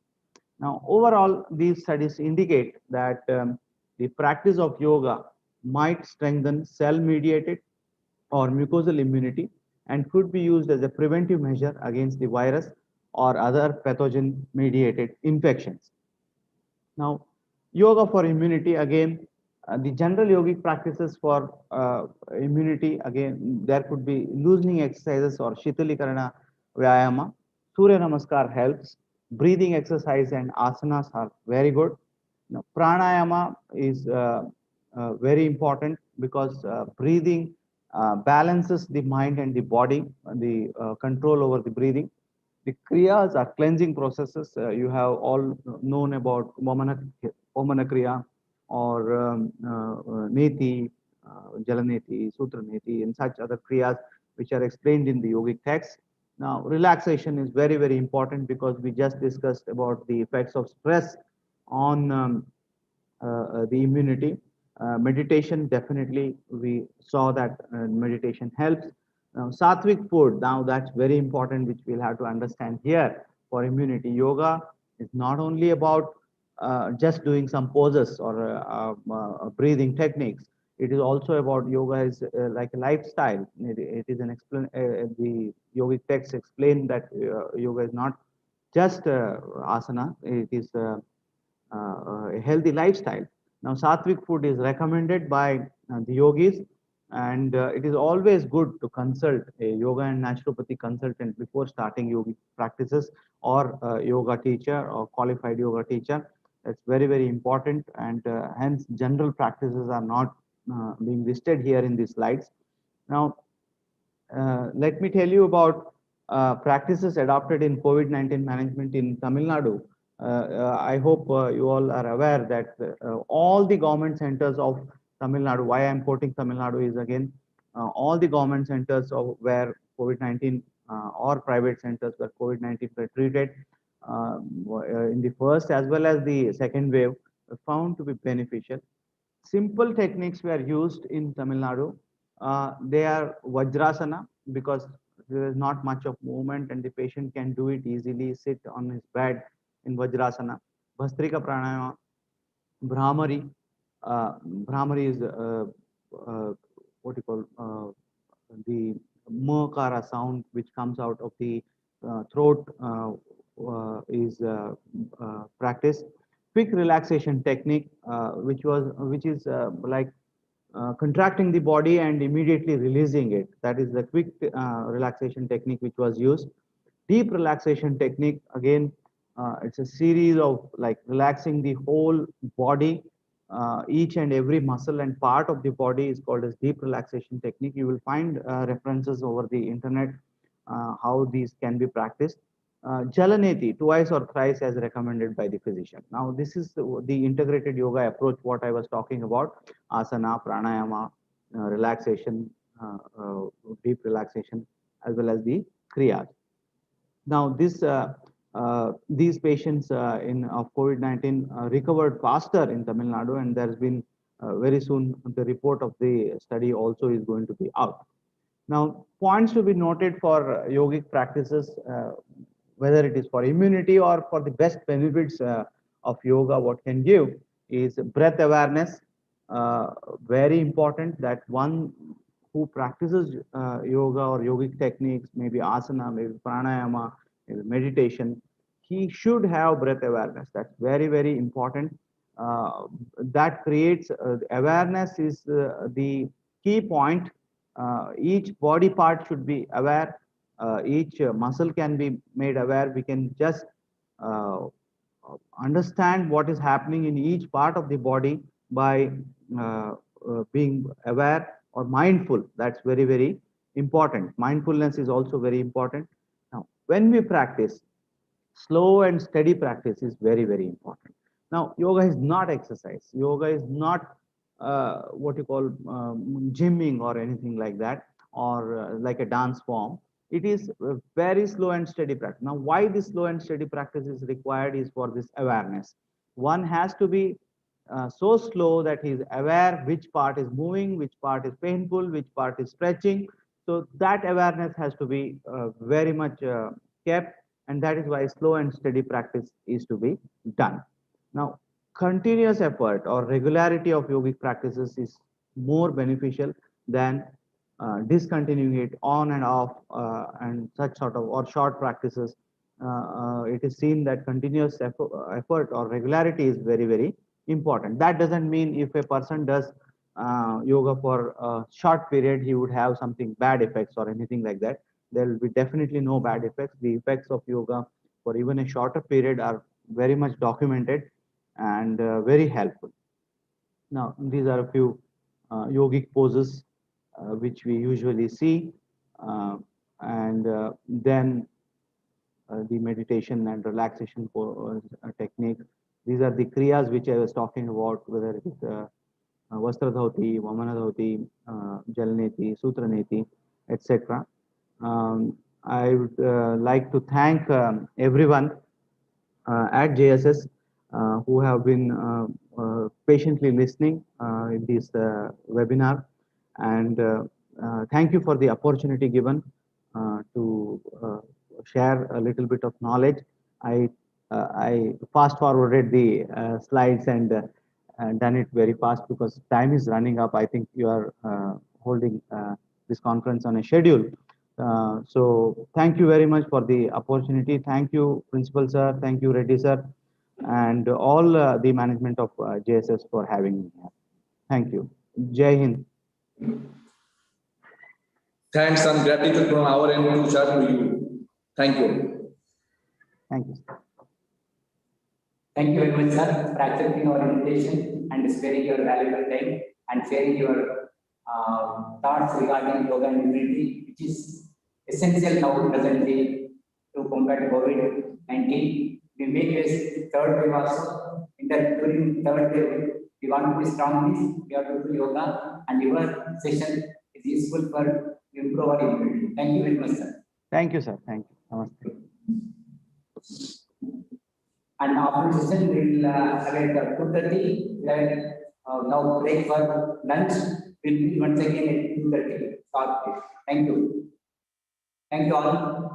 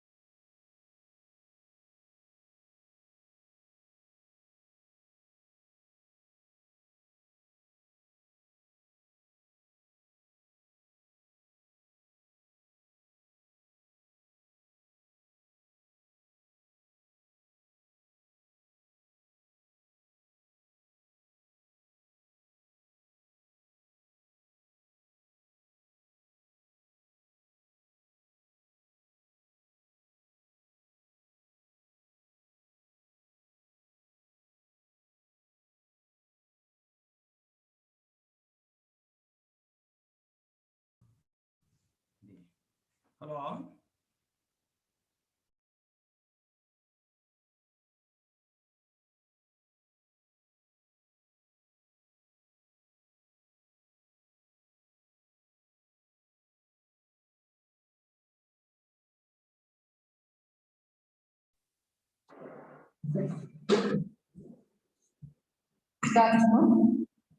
Pranam to His Holiness Sri Valedictory Mahaswamiji.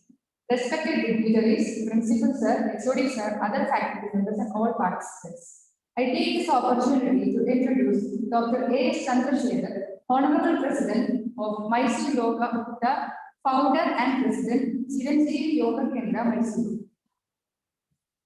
He has held position as President of Gopal Swami Education Trust, President of Yoga Dashra Subcommittee for 2 years, Founder President, the Research Center for Indian Medicine, Secretary of Seva Bharati Jssamc Yoga Kendra, Secretary of Ayurveda Vaidya Sangha, Editor of Vaidya Category Monthly Newspaper, Coordinator of Sanjeevani Trust in association with Forest Department, and he was honored with awards as the Best Doctors of Mysore City at Dasara Exhibition Ground, Mysore, honored by Chief Minister Sri B.S. Yediyurappa on occasion of the centenary celebration of Government Ayurvedic College and Hospital, honored with Yoga Ratna Award from Vishwa Yoga, honored with Nalvadi Krishna Odeya Seva Prashasti, and honored with Kannada Rajyotsava Award by the Government of Karnataka. And he has been a holder of and lectures delivered the Yoga Sangrama, Handbook on Yoga, 100 Vyadi, 100 Chikitsa, Part 1 to Part 7, Nature Cure, delivered lecture on practice of yoga and overcoming diabetes in association with Unadix Company, Australian University. Services rendered by him are like for the last 12 years, free medicine for asthma patients on Margashira full moon day, December. For the last 30 years, health camps are organized every 15 days in nearby villages. Organized free meals for 1 lakh people during Panchalinga Darshana, Kalkadu, rendered service at Ashwini Hospital, Madikeri for 4 years. On behalf of all, I cordially invite you to enlighten us with your esteemed knowledge. Welcome, sir.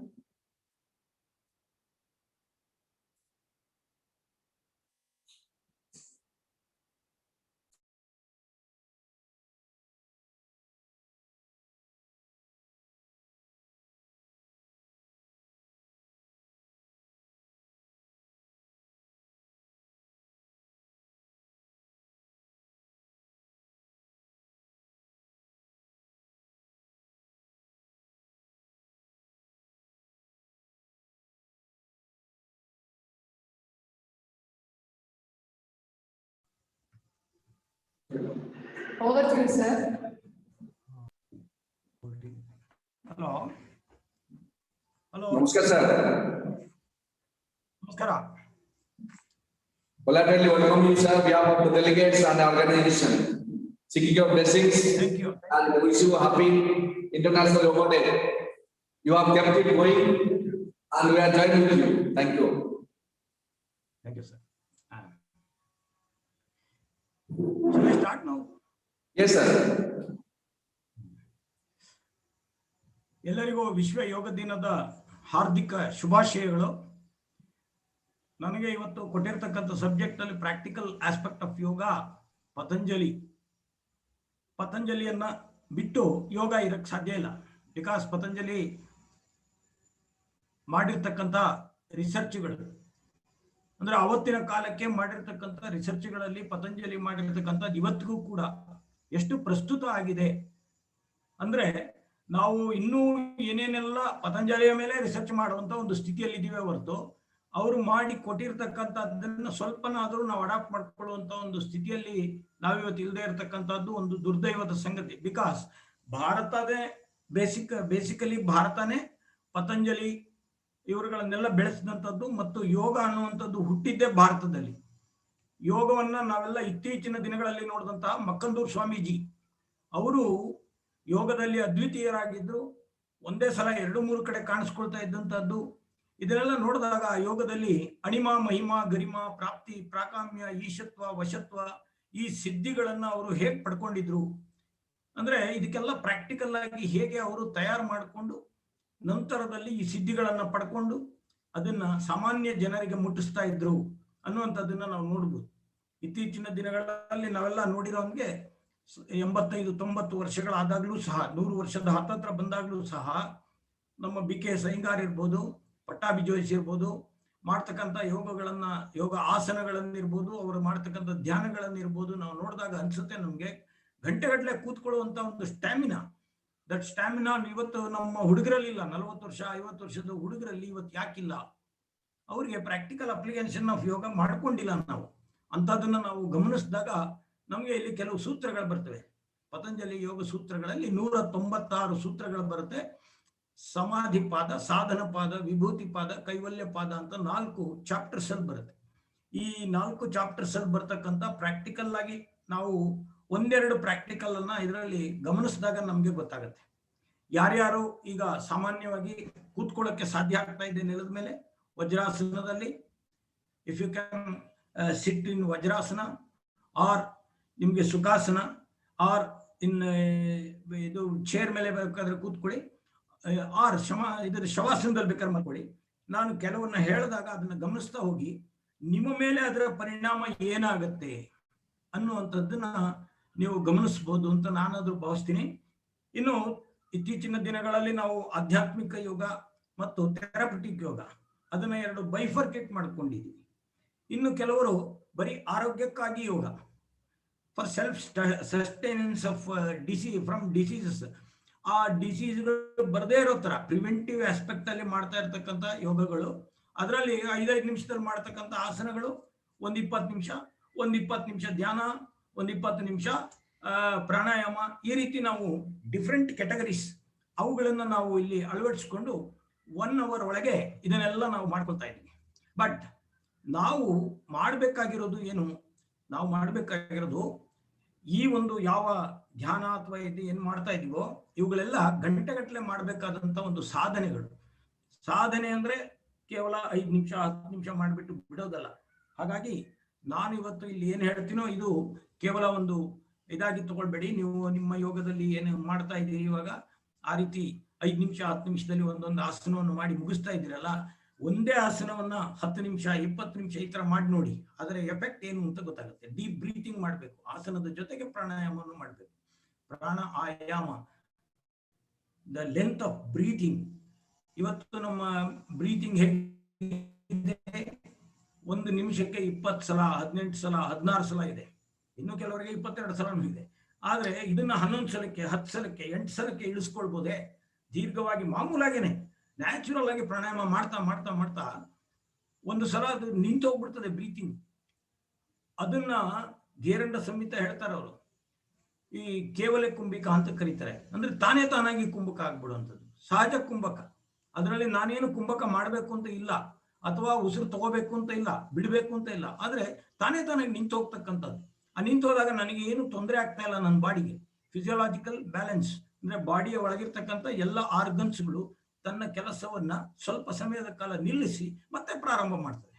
ಇಂಥ ಒಂದು ಸ್ಥಿತಿಗೆ ಹೋಗ್ಬೇಕಾದ್ರೆ ದೀರ್ಘವಾದಂತಹ ಪ್ರಾಣಾಯಾಮದ ಅಭ್ಯಾಸದ ಅವಶ್ಯಕತೆ ಇದೆ. ಇಂಥದನ್ನ ನಾವು ಹೇಗೆ ಮಾಡ್ಕೋಬೇಕು ಮತ್ತು ಅಷ್ಟ ಸಿದ್ಧಿಗಳನ್ನ ಮಾಡ್ಕೋಬೇಕಾದ್ರೆ ಸಣ್ಣ ಸಾಮಾನ್ಯ ಸಿದ್ಧಿಗಳನ್ನ ನಾವು ಹೇಗೆ ಮಾಡ್ಕೋಬಹುದು ಅನ್ನುವಂಥದ್ದನ್ನ ನಾವೆಲ್ಲ ಇಲ್ಲಿ ಗಮನಿಸ್ಬೇಕು. ಆ ಬ್ರೈನ್ ಅಲ್ಲಿ ನಾವು ಈ ರೀತಿ ಮಾಡಿದಾಗ ಏನೇನಾಗುತ್ತೆ ಅಂತ ಹೇಳಿ ನಿಮ್ಯಾನ್ಸ್ ಅಲ್ಲಿ ಒಂದು ರಿಸರ್ಚ್ ನಡೆದಿದೆ. ಅದು ಇವತ್ತಲ್ಲ, 30 ವರ್ಷಗಳ ಹಿಂದೆ ಒಂದು ರಿಸರ್ಚ್ ನಡೆದಿದೆ. ಆ ರಿಸರ್ಚ್ ನಲ್ಲಿ ಹ್ಯಾಪಿ ಹಾರ್ಮೋನ್ಸ್ ಅಂದ್ರೆ ಡೊಪಮೈನ್ಸ್ ಅಂತ ನಾವೇನ್ ಕರಿತೀವಿ, ಈ ಹ್ಯಾಪಿ ಹಾರ್ಮೋನ್ಸ್ ಹೆಚ್ಚು ಸೆಕ್ರೆಟ್ ಆಗಿರೋದನ್ನ ಗಮನಿಸಿದ್ದಾರೆ.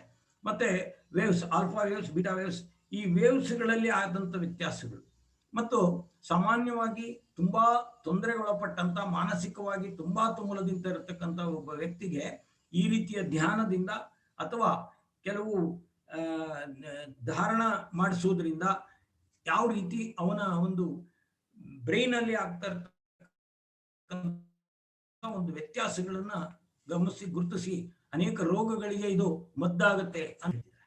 ಅದಲ್ಲದೆ ಈಗ 12-13 ವರ್ಷಗಳ ಹಿಂದೆ ಒಂದು ದೊಡ್ಡ ಕಾನ್ಫರೆನ್ಸ್ ಆಯ್ತು ಇಡೀ ವರ್ಲ್ಡ್. ಆಗ ಅಲ್ಲಿ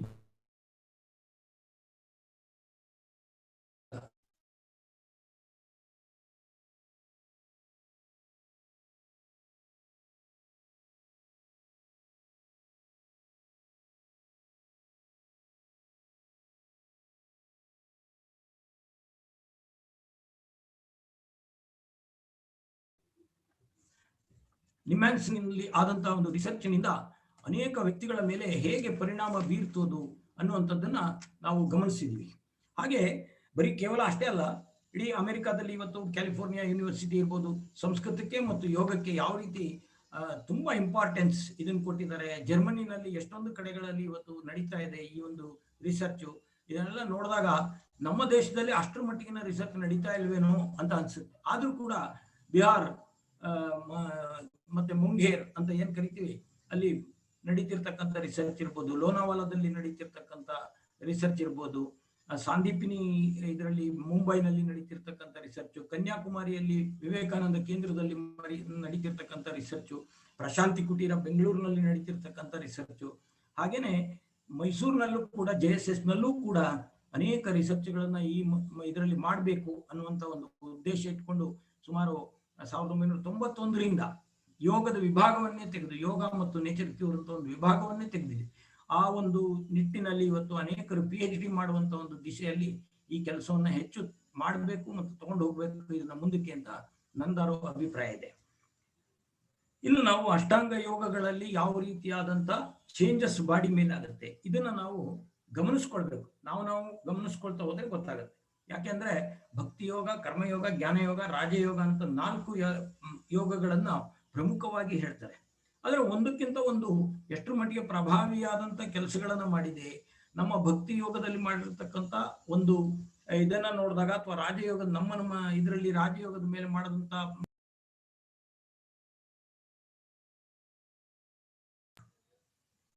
ನಮ್ಗೆ ಗೊತ್ತಾಗತ್ತೆ. ಈ ಅನೇಕ ಅಂಶಗಳನ್ನ ಗಮನಕ್ಕೆ ತಗೊಳ್ಬೇಕು. ನಮ್ಮ ದೇಶ ತುಂಬಾ ಶಾಂತಿಯುತವಾದಂಥ ದೇಶವಾಗಿತ್ತು ಅಂತ ನಾವು ಹೇಳ್ತೀವಿ. ಆದರೆ ಯಾಕಾಗಿತ್ತು?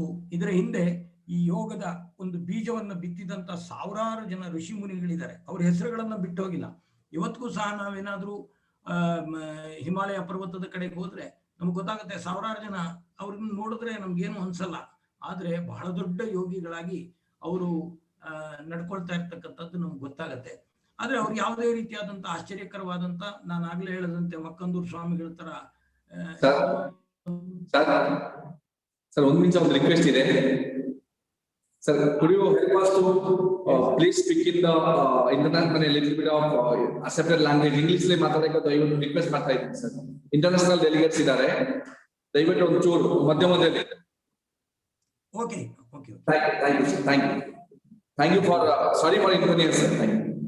Nothing sir. Okay sir, okay sir. Knowledge is to be shared.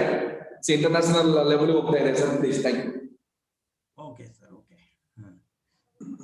There are so many Rishi Munis from India. They have researched all these things, and they are in Himalayan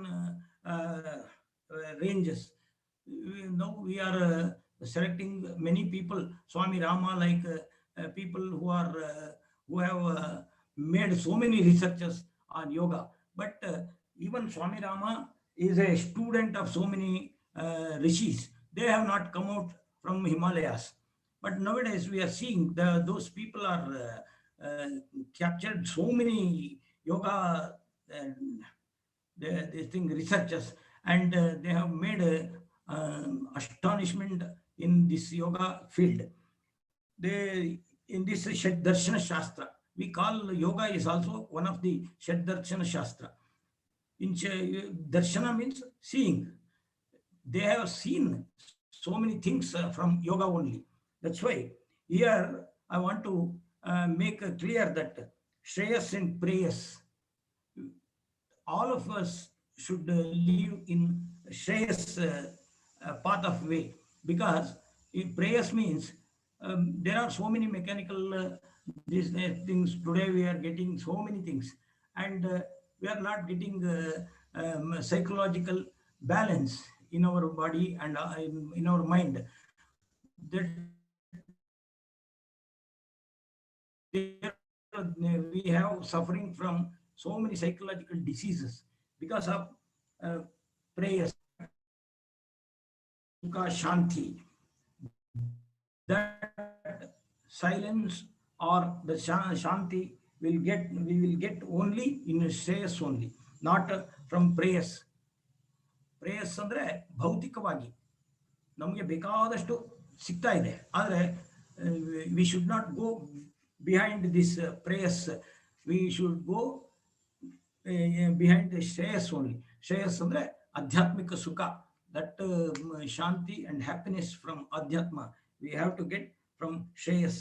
Shreyas ಅಂದ್ರೆ ಏನು, ನಮಗೆ ಊಟ ಸಿಕ್ಲಿಲ್ಲ, ತಿಂಡಿ ಸಿಕ್ಲಿಲ್ಲ, for that matter we will get everything when we are become this when we become yogic, we will be in yogic path, we will get everything. In sadhana pada atha yoga anushasana, the first line itself says, ನಾವು ಭೂತ ವರ್ತಮಾನ ಭವಿಷ್ಯ, ಭವಿಷ್ಯ ಮುಂದೆ ಬರ್ತಕ್ಕಂಥದ್ದು past tense, present tense and future tense. We should not live in future tense or past tense. We should live in present tense. That is what yoga says. That is called atha yoga anushasanam. From now itself I start yoga. That means vartamana. That's why we should always be with present tense. But nowadays we are not in present tense. Always we will be in future tense or past tense. That should be corrected first. Then only we can, what I have to do, in what I have to do now, not tomorrow or day after tomorrow. That we have to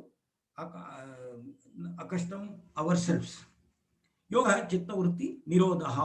Chitta vritti nirodha. There are so many vrittis, impressions from our brain is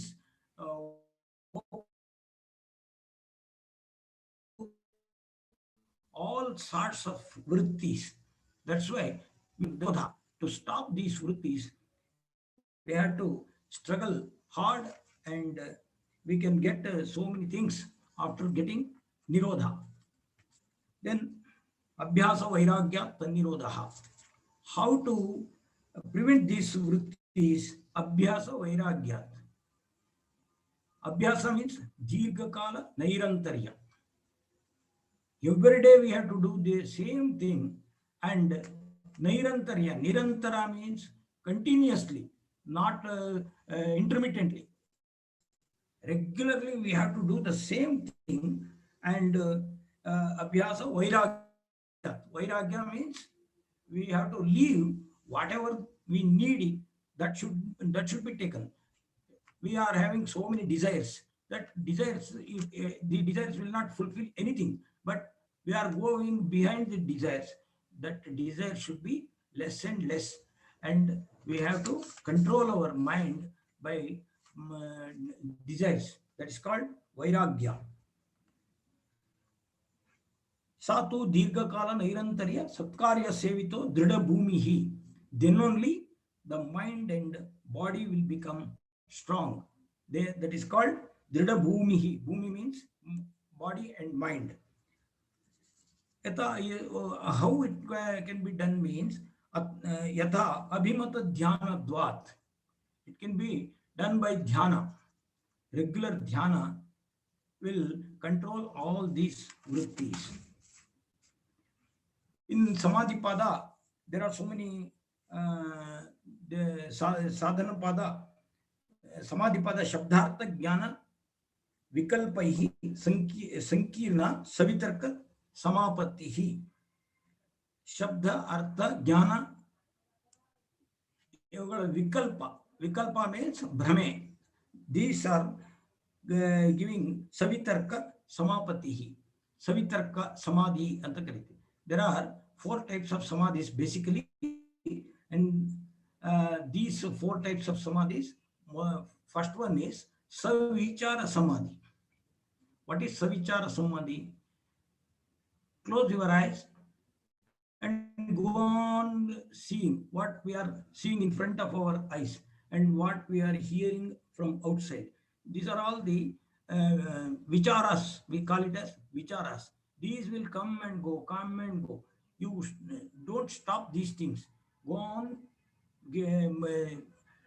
thinking that I am breathing and this air is going towards the stomach and our lungs and it increases the abdomen, and you on seeing the same thing, then vichara will go on. No thoughts will come, no sounds will come. Whatever the sounds comes, it's come and goes.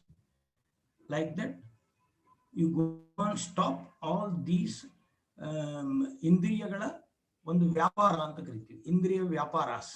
ಈ ಇಂದ್ರಿಯಗಳ ವ್ಯಾಪಾರಗಳು sensory organs, ಅವುಗಳ ಒಂದು ವ್ಯಾಪಾರಗಳು ನಿಂತೋಗ್ತವೆ. It will stop. That is called nirvichara samadhi. Then once again you close your eyes and go on thinking what is inside. From inside there will be so many questions. Who am I? Why should I come? Why should I came to this these are all the questions, and the answers will be inside the body only, not from outside. That is called savitarka samadhi. Tarka means logic. Savitarka samadhi, and logic will go.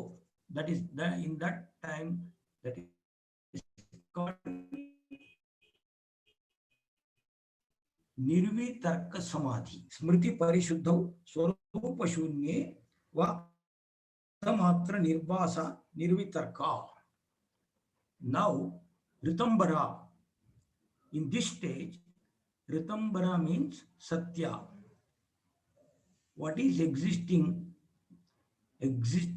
Pancha Mahabhutas only, that is Prithvi, Teja, Vayu, Akasha, and Pancha Tanmatrayas.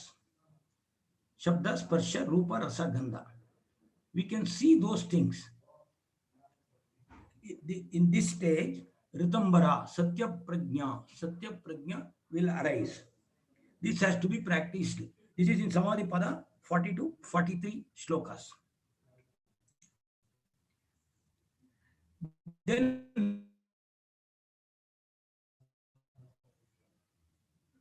Sukhanushayi 7 and 8, shloka 7 and 8, sadhana pada. He says Sukhanushayi. When you go behind sukha, it means happiness. Always I want to become happy. Then what happens? Lobha, Asha and Trishna, desires will increase. That is called raga. Dukkha anushayi dvesha. If you become dukkha, if you have dukkha, you will get dvesha, jealous. If you see some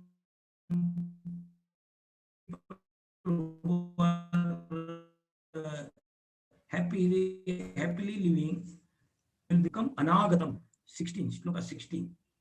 This is sadhana pada. There is no end to this dukkha. Even in future, if you get a dukkha, that dukkha cannot be, you cannot run away. You have to be with dukkha only. This yoga can be done. Ete jati desha kala samayan anavachinnaha sarvabhauma mahavratam. Anybody can do, any caste, creed, any age person, children, like that. In 31, shloka 31, sadhana pada, he says like that. Vitarka bhadane viparita bhavanam. Another shloka, this is 33, sadhana pada 33 shloka. In this, what we have to do is close your eyes, and in the sitting posture only, in the chair or in the ground, close your eyes, and whatever I tell, you go on listening. That's all. There are so many cruel, like snake, elephant, other animals are coming to you. You go on thinking that they are attacking me. For 5 to 10 minutes, you go on thinking like that only. Then open your eyes. Then again you close your eyes. I don't tell anything, 10 minutes. Again open your eyes. And what happened? You are thinking that once again the animals are coming to me and attacking me. Now again you close your eyes, and in the third step I am explaining a very astonishing this thing. There is a palace, Mysore Palace, Dasra is going on. Decoratively,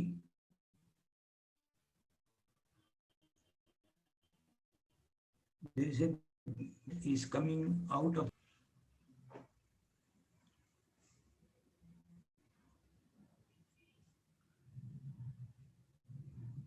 and again you are thinking these things, how it is coming. Very slowly the elephant is coming. On the top of the elephant there is a chariot. On the chariot there is a Chamundi Vigraha. That Vigraha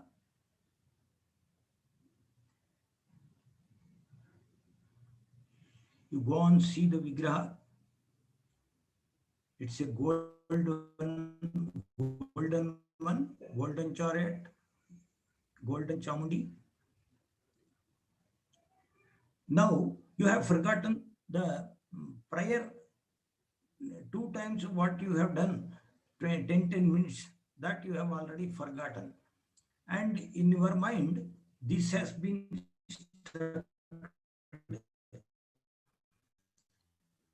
likewise, this is called Kundaga. Kshullakavadaddu hotuತ್ತದೆ. Kshullaka will go and Unnatavadaddu, it will stuck to the mind. In yoga, what we know is very less, and what we have to know is too much. That's why Alexis Carrel, a Nobel winner, he said, "Man the unknown." He has written a book, "Man the Unknown." In that, a man cannot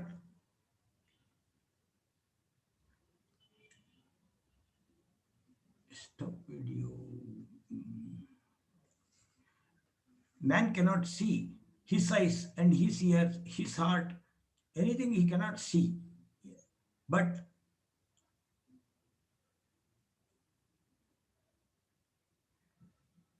man can see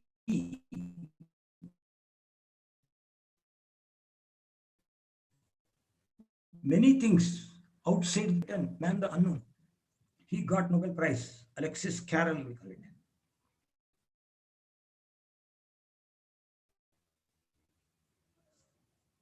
Swarupa Shunyam Iva Samadhihi. About Samadhi, he says, Arthamatra Nirbhasaha. You will not get anything about the, if you take a ball, you know how the ball is, but here the ball is not there. But even then, you are you have become the ball. That's why you are not separate from the ball. You are become the ball shape. If you have a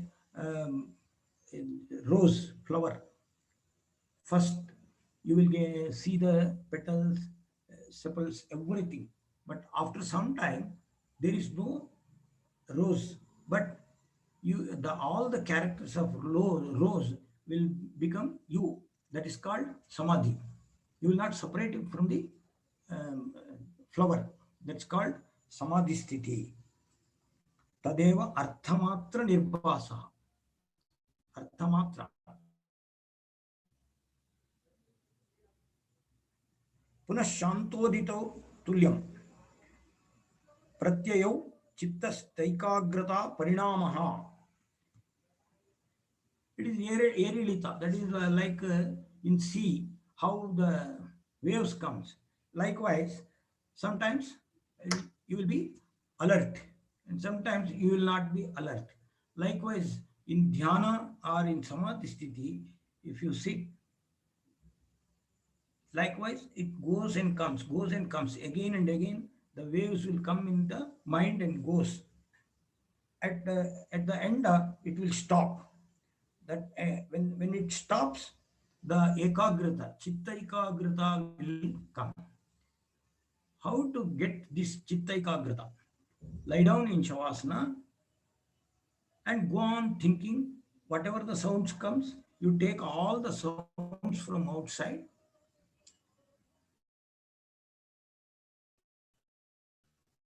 Close your eyes. See the things which are whatever it comes to the mind, you see, go on seeing. Closing your eyes, you are seeing.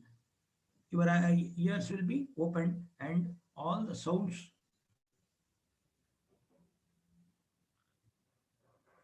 Just a minute.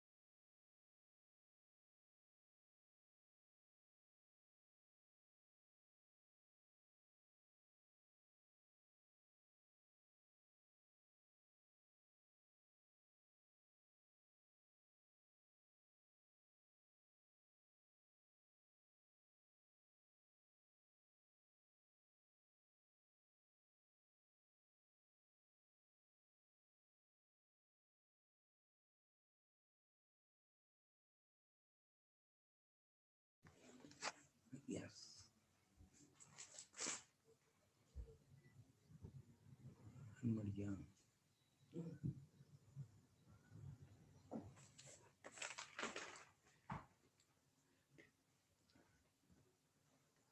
Hari Om. Hari Om.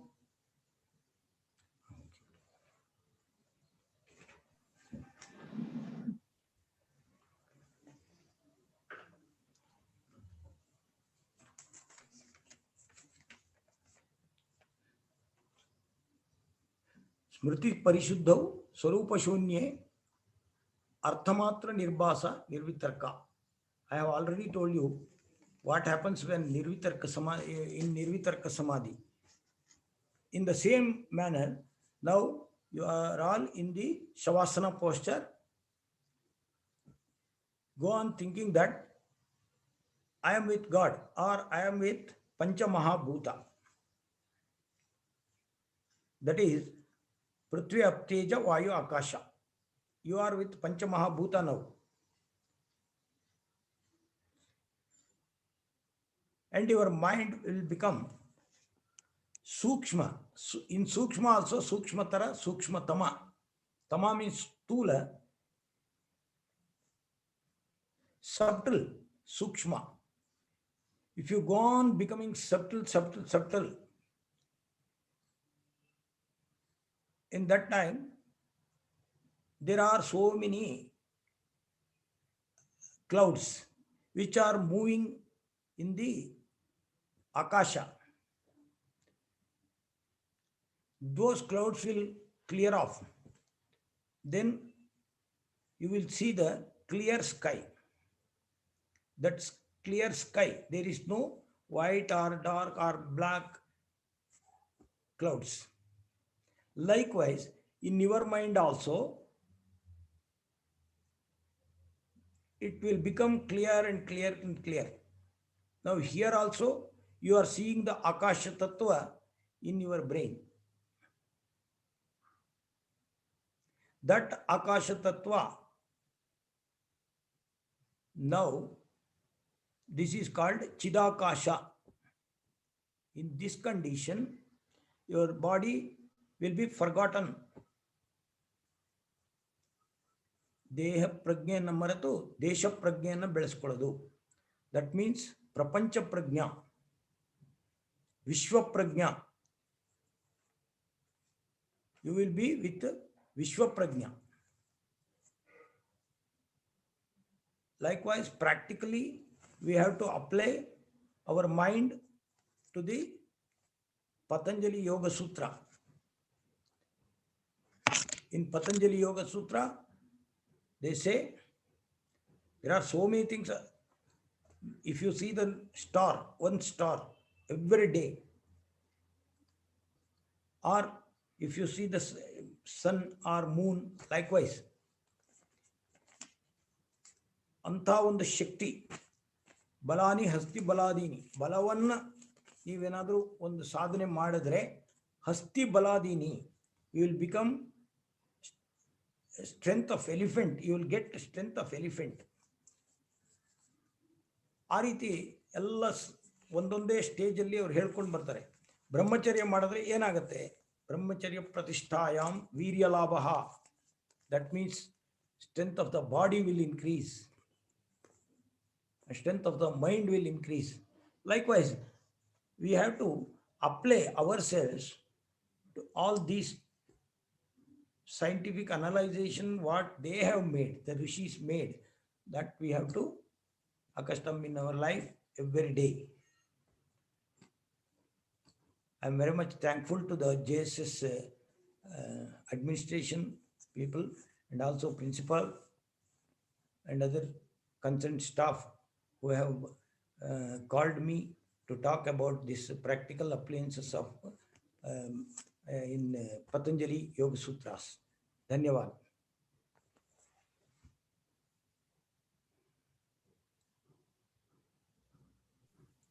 Thank you very much, sir. Thank you, sir. Regarding Patanjali Yoga Sutra, in a simple manner, you have explained, including Samadhi, what is Samadhi, how to do Samadhi. Also, thank you very much, sir, for coming and giving your valuable, very time to us. Thank you very much, sir.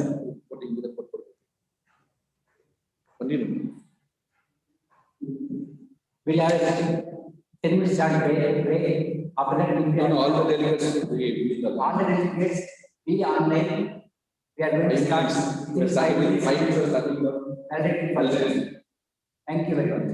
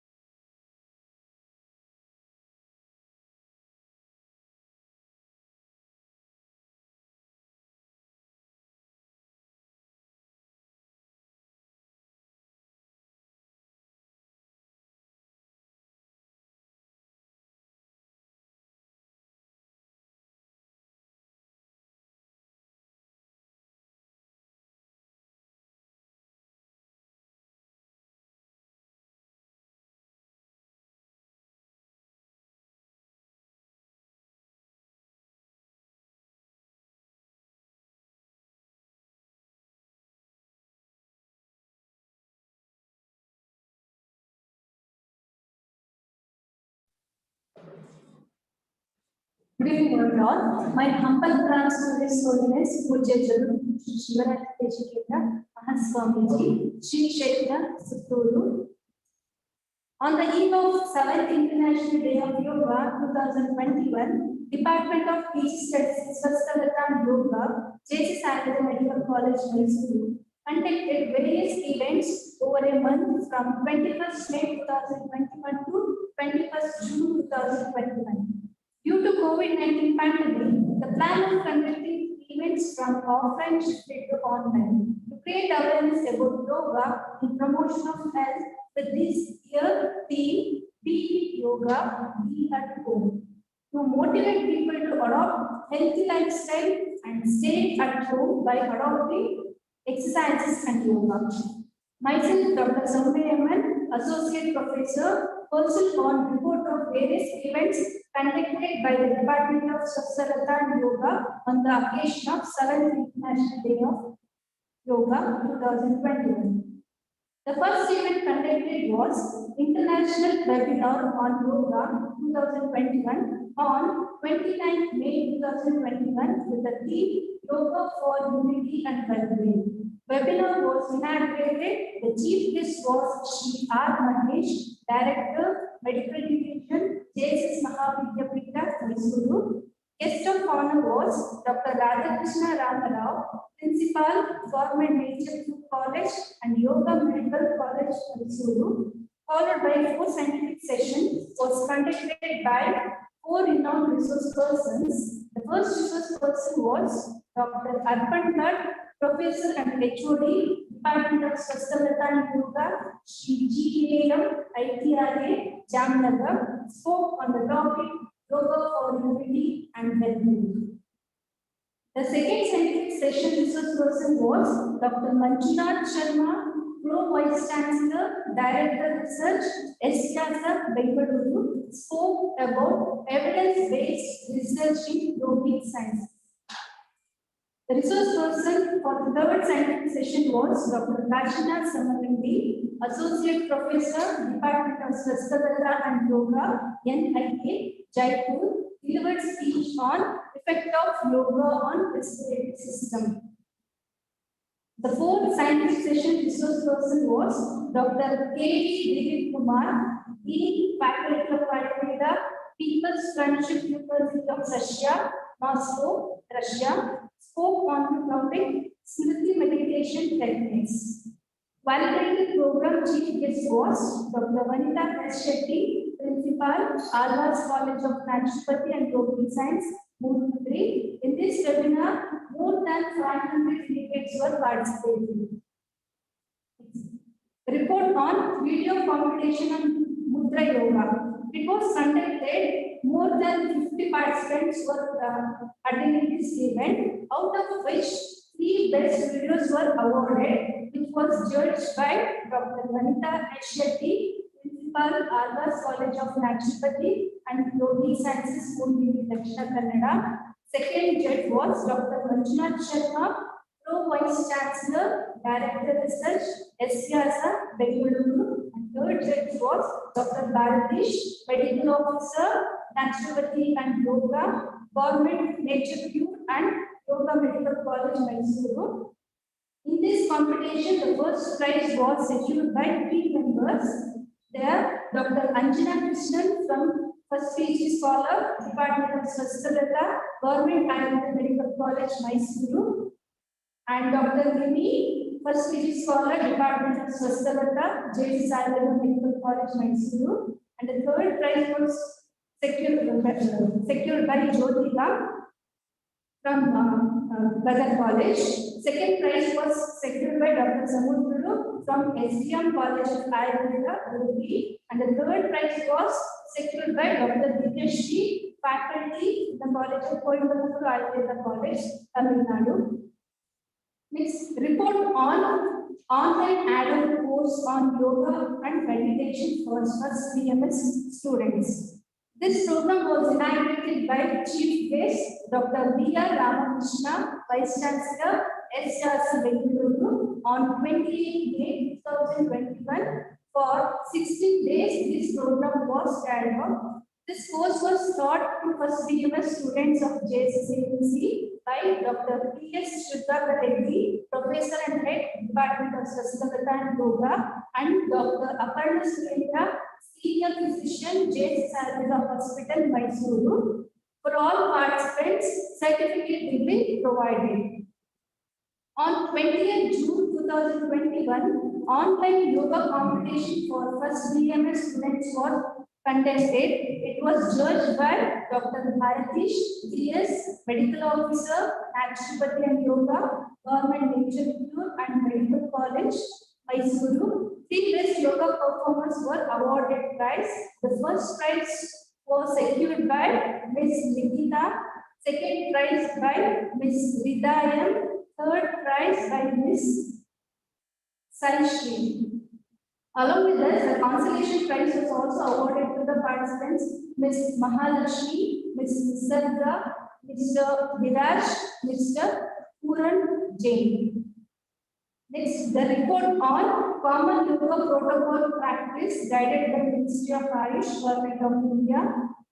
On 21st June 2021, that is today, common yoga protocol practice, which was developed by Ministry of Ayush, Government of India, conducted by Department of Swasthagata and Yoga in association with the NSS unit of Jssamc. It was inaugurated by Chief Guest Dr. Raghavendra Rao, Director, CCRYN, Delhi, followed by common yoga protocol practice in the premises of Jssamc Medical College. More than 500 people were participated. In that, 50 participants were offline and 450 participants participated through online. Report on International Webinar on Yoga 2021 on 21st June 2021 with the theme Yoga for Unity and Well-being. Webinar was inaugurated by Honorable Chief Guest Dr. H.R. Nagendra Guruji, Honorable Chancellor Sjsamc, Dean University Bengaluru. Guest of honor was Shri R. Mahesh, Director, Medical Division, JSS Mahavidyapita, Mysuru. The program was presided by Dr. C.G. Betsumat, Executive Secretary, JSS Mahavidyapita, Mysuru. This was followed by 4 scientific sessions by an eminent guest speakers. The first scientific session, the guest speaker was Dr. Suman Kolipara, President, Center for Wellness, Peace Trade Innovative Society, USA, spoke on wellness and wellness with Sukshma meditation.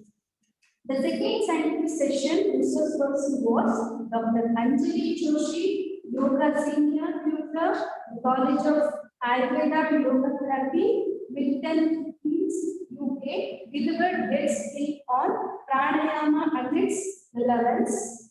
The third scientific session, resource person was Dr. Abhay M. Shankara Gaura, Principal, Maharshi Aurobindo, Subarji, College of Naturopathy and Yogi Science, UP, was spoke about yoga as a immune booster. The fourth scientific session business person was Dr. Chandrasekhar A., Honorable President of Mysuru Yoga Okuta, Founder and President of Chiranjeevi Yoga Kendra Mysuru, spoke on practical application of Patanjali Yoga. For this webinar, around 700 delegates were registered. Valedictory program chief guest is Dr. Shrikant, Director General in charge, Central Council for Research in Ayurvedic Sciences, Ministry of Ayush, New Delhi. In total, 1 month yoga related activities rendered feast of knowledge regarding yoga to more than 1,200 delegates across the world.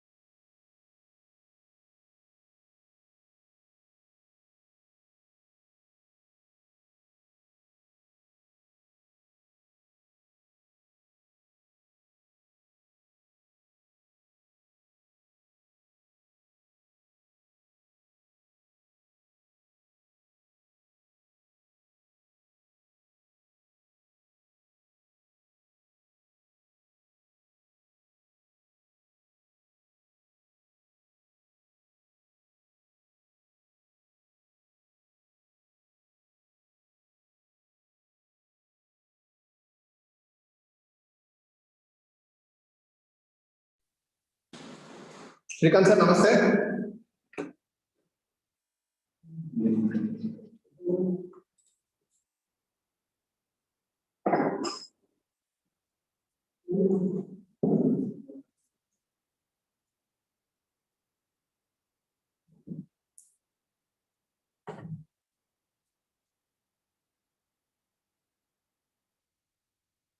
Sir, please please unmute yourself, sir. Yes, put the finger. Right.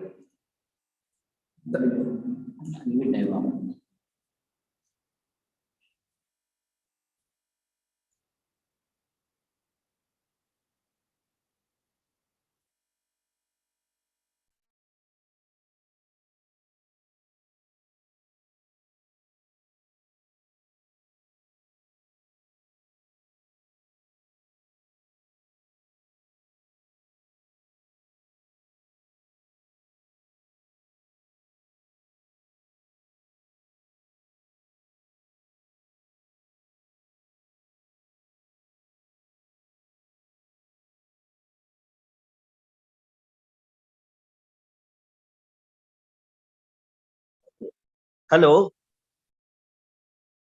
Hello. Dr. Kar, namaskar. Namaskar, sir. Sorry for delay because another meeting is also going. Your gracious presence is blessing for us. Thank you very much. Okay. Now, with your permission, we'll start. Okay. बंद करो यार. Okay, Dr. Kar, please.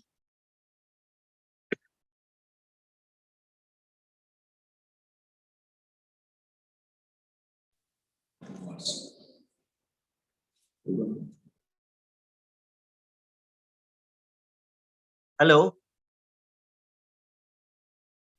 Am I audible? Dr. Kar, am I audible? Yes, sir. You are audible. Thank you. Okay. Some echo is coming. Delhi से हमारे पास पहुंच रहे हैं आप. Thank you. Dr. Karji. Thank you. Namaste all. With pranams to His Holiness Mahaswamiji. I'm very honored to be the host for this valedictory program of international webinar being organized by Jssamc Medical College on the eve of International Day of Yoga 2021. We had brainstorming sessions since morning, wherein we had an inaugural function, followed by, in the inaugural function, we had Guruji Nagendraji as the chief guest, wherein he gave wonderful deliberation on the importance of Ayurveda and yoga, especially in the current pandemic situation. Followed by the guest speakers, the scientific sessions by guest speakers who spoke on meditation, Sukshma meditation, pranayama, the immune boosting applications of yoga, as well as practical applicability of yoga. Now, we are the flag end of the session of the day. We are here for the valedictory function, for which I welcome the organizing secretary, Professor and HOD of Department of Swasthata and Yoga, Dr. Sudhakar Reddy sir, for the welcome. Sir, over to you, please. Namaste. Good evening to all. I welcome you all for this valedictory function of International Webinar and Yoga. Respected principal sir, respected chief guests, all faculty members, and my dear colleagues, my dear students, PG, UG, and other delegates. On behalf of institution, I welcome Dr. Jssamc sir, who is in charge of Director General of CCRAS for this valedictory function. Sir, before your introduction, I would like to say that on behalf of, on occasion of World International Yoga Day, since 1 month we have conducted so many programs like 2 international webinars, 1 yoga mudra video competition, and add-on course for first BMS students on yoga and meditation, and also 2 webinars we conducted. So these are the programs we conducted since 1 month, from May 1st, 21st to June 21st. Today we have ending session of valedictory function. For this auspicious valedictory function, once again, I welcome you, sir. Dr. Srikanth, sir, in charge Director General, CCRS, New Delhi. Thank you, sir. Thank you, Dr. Reddy and Dr. Kar for inviting me for this important occasion, which is relevant to the context. Thank you very much. At the outset, I thank Dr. Mahesh Ji, Mr. Mahesh Ji, who is the Director of JSS Medical Institutions, for inviting me for this, and Dr. Kar and Dr. Reddy also. Thank you very much. On this auspicious occasion, I would like to put a brief on the International Day of Yoga. We are celebrating on 7th International. Srikanth sir, sorry for inconvenience. Am I audible, Dr. Kar? Yes, sir. 2 minutes you give us regarding your short profile. Sir, 2 minutes as per the protocol. 2 minutes, please. Okay.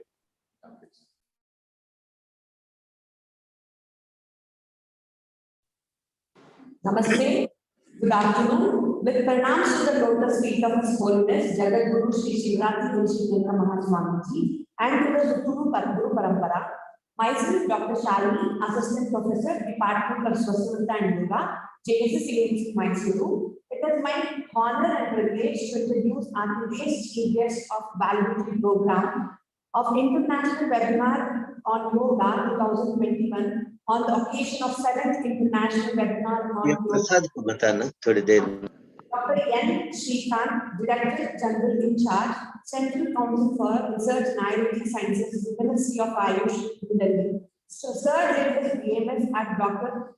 NRS Government Ayurveda College, Vijayawada, Andhra Pradesh, during 1988 to 93 and secured first class in BMS. Sir received MD in Chalakya Tantra from Government Ayurveda Medical College, Bangalore, during 1993 to 1996 from Bangalore University. Sir did his post-graduation in doctorate in immunology and molecular biology from University of California, Los Angeles. Sir is a researcher in Ayurveda and related science, engaged in formulations, coordination of research in this sector, research governance, research management and research planning, evaluation, execution, coordination, development, drug development, clinical research. Sir has published numerous research papers in international and national scientific journals. Sir has also authored books and served as editorial board for several technical books, technical reports and monographs.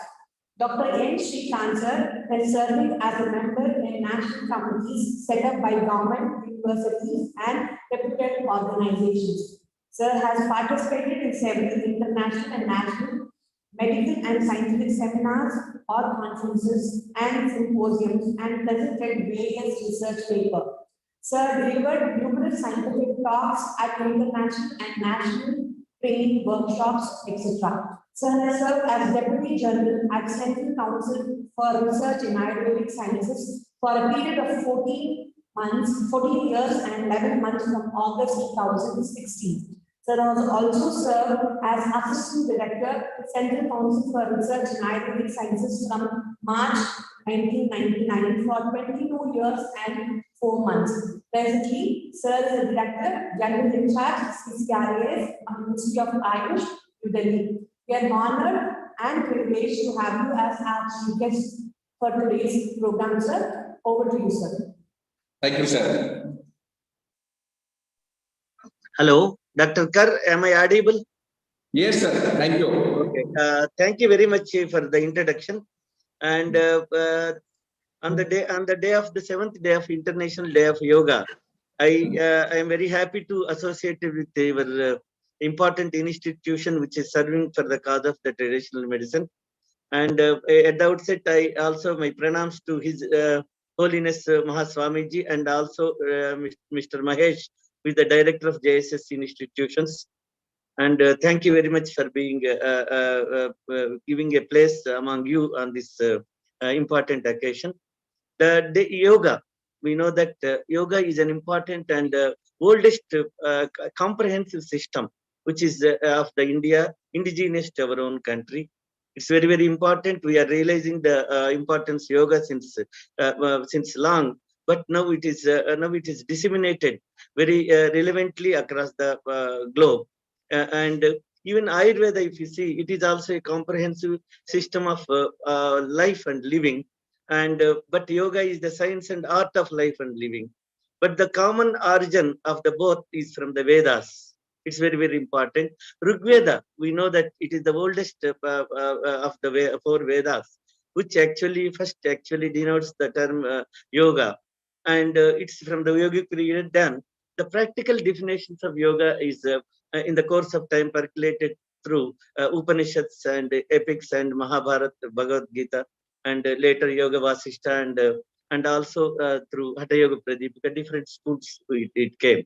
But in later period, actually, the yoga is very, very much systematized after the yoga, Patanjali Yoga Sutras. It is very, very systematized through Ashtanga Yogas, where there are different components of yogas are there.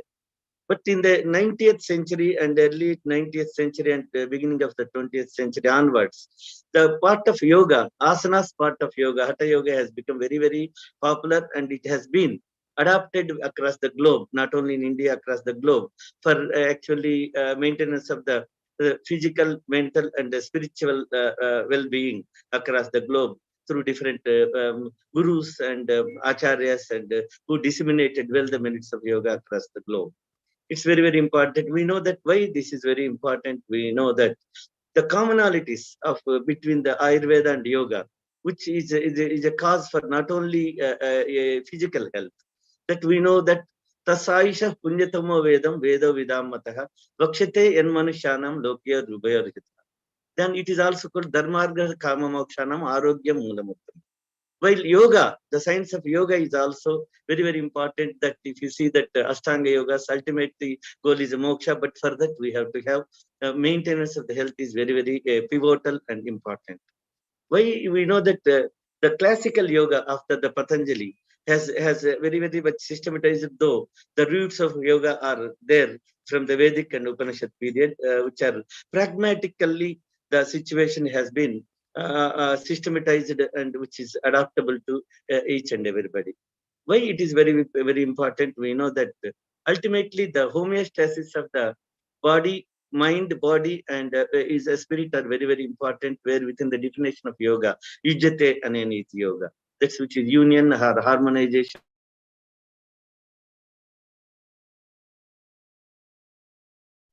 of the body. That's why what we are having here is in Ayurveda,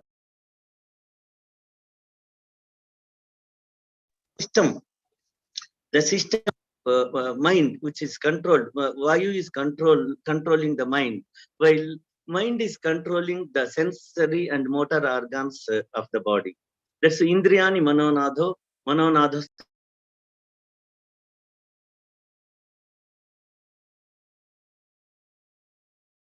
indicated in this is. Hello, am I audible, Dr. Kar? Hello? Yes, sir. Am I audible? Okay. Yes, good, sir, you are audible. Okay. That it is very clearly informed in the classical text of Ayurveda. That's why when we control the mind and we control the body systems and psychoneurocanine axis, we can harmonize, and then we can achieve the good health. That's why it's very, very important as to practice the science of yoga, which is very, very important. If you see that the later yogas and Shat Chakras and Yoga Kundalini and also is very, very similar, that we know that Ida Bhagirathi Ganga, Pingala Yamuna Nadi, Tayor Majja Sthita Nadi, Sushumna Cha Saraswati. It is very, very clearly indicated in our sciences. That's why we know Sushumna and Ida and Pingala, sympathetic and parasympathetic chains. It's very, very excellently informed, and the science we can correlate. Then in the recent periods, that the lot of scientific research gone into the science of yoga, and it is proven that it can be standalone. It can also be used as add-on or adjuvant to the conventional and other Ayush systems, very well. That's why we have conducted a study through National Program for Control of Non-Communicable Diseases across more than 1 crore population. And in that, we have given Ayurveda and yoga together to the non-communicable diseases like dyslipidemia and diabetes and hypertension. While Ayurveda and yoga, which is adding to that, we can standalone manage the diabetes and pre-diabetes and pre-hypertension. Yoga, lifestyle, and Ayurveda, if we add to the conventional medicine, we can reduce the dose of the conventional allopathic drugs and also improve the quality of life. This is a greater achievement. We are publishing this, few articles also published in PubMed index journals. And it is now proven to add to in the its potential in the cardiovascular health, respiratory health, and it is also post-COVID management. Also, we have seen that some clinical trial, it has a great and important role. We can see that the importance of yoga, particularly as adjuvant to the conventional therapies in these things. There are several similarities. We know that if we follow Hatha Yoga, which is an important aspect of yoga, which is very similar to the effects of the Rasayana. You see, Vapukrusatvam Vadane Prasannata. Nadesputatvam Nayane Sunanmale, Arogata Bindijaya Atayoga Selection, which is similar to the effects of Rasayana, which is Dirgamai Spruti Meda, Arogyam Taranambaya. Similar effects we can achieve. But the simple asanas or physical exercises, not mere yoga, we are aware that it is very, very important to adopt the yama and niyamas, control and saucha. These are very, very important, which is very much clearly mentioned in Ayurveda also, like Achara Rasayana. There are similitudes and similarities across these two systems. That's why we can follow Ayurveda and yoga together, and for the to have universal health and universal to cover the universal health coverage of the goal of SDG 3 goals we can achieve when integrate with yoga with other systems. And I wish all the success for the JSS institutions and medical institutions for furtherance of the development of Ayurveda and yoga at large in the country and at the globe. Thank you very much. Dhanyavad. Thank you, Dr. Kar, over to you. For your gracious presence and valuable time, and your message was sent across to the budding doctors across the globe. Thank you once again. Thank you, Dr. Kar. Thank you. Bye. भैया प्रसाद बार बार क्यों करते हैं? मैं बोलने के बाद बता दिया ना. Thank you, sir. Thank you for your meaningful speech and address. It's time we enjoy, we and the students who had participated in all the competitions enjoy. I now request Dr. Pooja, Assistant Professor from the Department of Swastatha and Yoga, to announce the winners of the competitions held across the past month on the eve of International Day of Yoga. Dr. Pooja, please. Good evening, everyone. Pranamas to His Holiness Mahaswamiji. I'm happily here to announce the winners of the two competitions which were held as part of celebration of International Day of Yoga 2021. So the first competition was related to the Mudra Yoga video competition. So this competition, it included several participants who sent their videos for this competition, and it was judged by Dr. Vanita S. Shetty, Principal Alvas College of Naturopathy and Yogic Science, Mumbai, Dakshin Kannada, Dr. Manjunath Sharma, Pro Vice Chancellor, Director Research S. Vyasa Bengaluru, and Dr. Bharatish B.S., Medical Officer, Naturopathy and Yoga, Government Nature Cure and Yoga Medical College, Mysuru. So, 5 best videos are awarded. The third prize is backed by Dr. Vidyashri T.V., Assistant Professor, Department of Shalyatantra, Dharma Ayurveda Medical College and Hospital, Sri Perumbudur, Kanchipuram District, Tamil Nadu. Second prize is backed by Dr. Samudru K., Second Year PG Scholar, Department of Swastatha, SDM College of Ayurveda, Udupi. First prize is shared by 3 participants. Dr. Anjana Krishnan, first year PG Scholar, Department of PG Studies in Swastavidya, Government Ayurveda Medical College, Mysuru.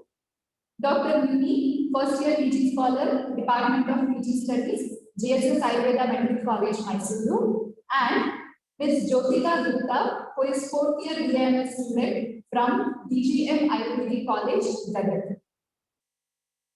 So that is regarding the winners of the Mudra Yoga video competition. Congratulations to all the winners. Next, on 20th June 2021, online yoga competition for first year BAMS students of JSS Ayurveda Medical College, Mysuru was conducted. The competition was judged by Dr. Bharti Shri, Medical Officer, Naturopathy and Yoga, Government Teacher and Yoga Medical College, Mysuru. The best 3 performers are awarded. Third prize is bagged by Ms. Sai Shri. Second prize is bagged by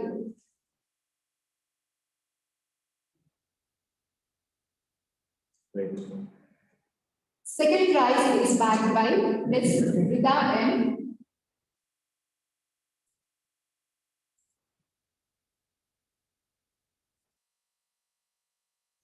Ms. Sai Shri, Third place. who bagged third prize. Second prize is bagged by Ms. Rita M. And first prize is bagged by Ms. Rita. Consolation prize is awarded to Ms. Mahalakshmi, Ms. Nisarga, Mr. Viraj, and Dr. Puranji. Congratulations to all the winners. Thank you.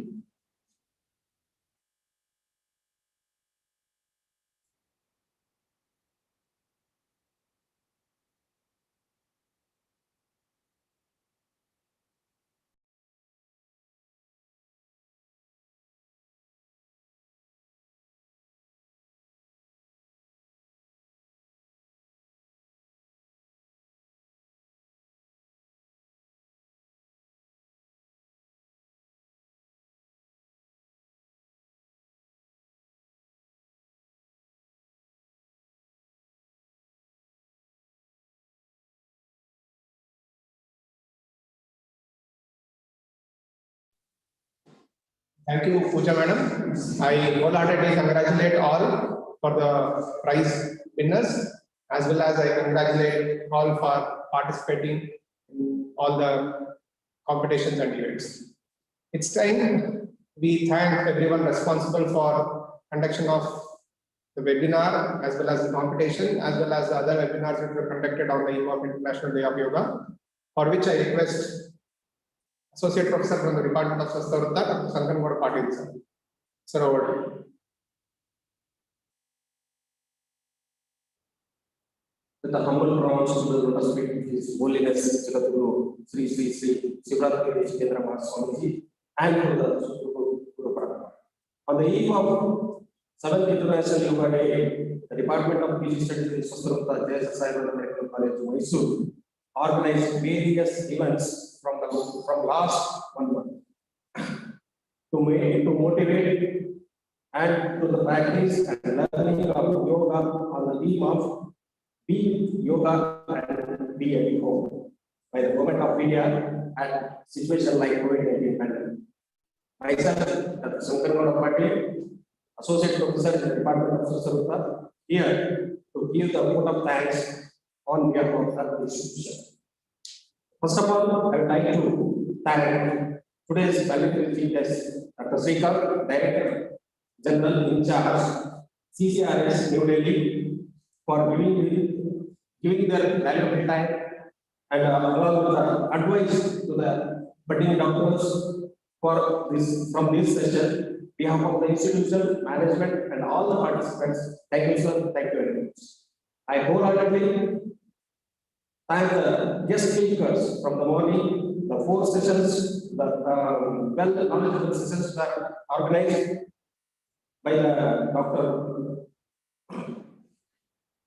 Sumant Mallipura and Dr. Anjali Joshi, Dr. Abhay Shankaragoda, and Dr. Chandrasekhar K for their useful and knowledgeable presentation from this webinar.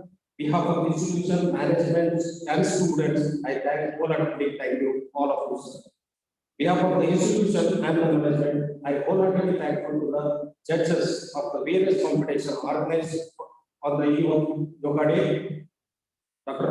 Vanita S. Shetty, Principal, Naturopathy College, and Dr. Manjunath Sharma, Research Director in the Jssamc, and Dr. Bharti, Medical Officer in the Government Naturopathy Medical College.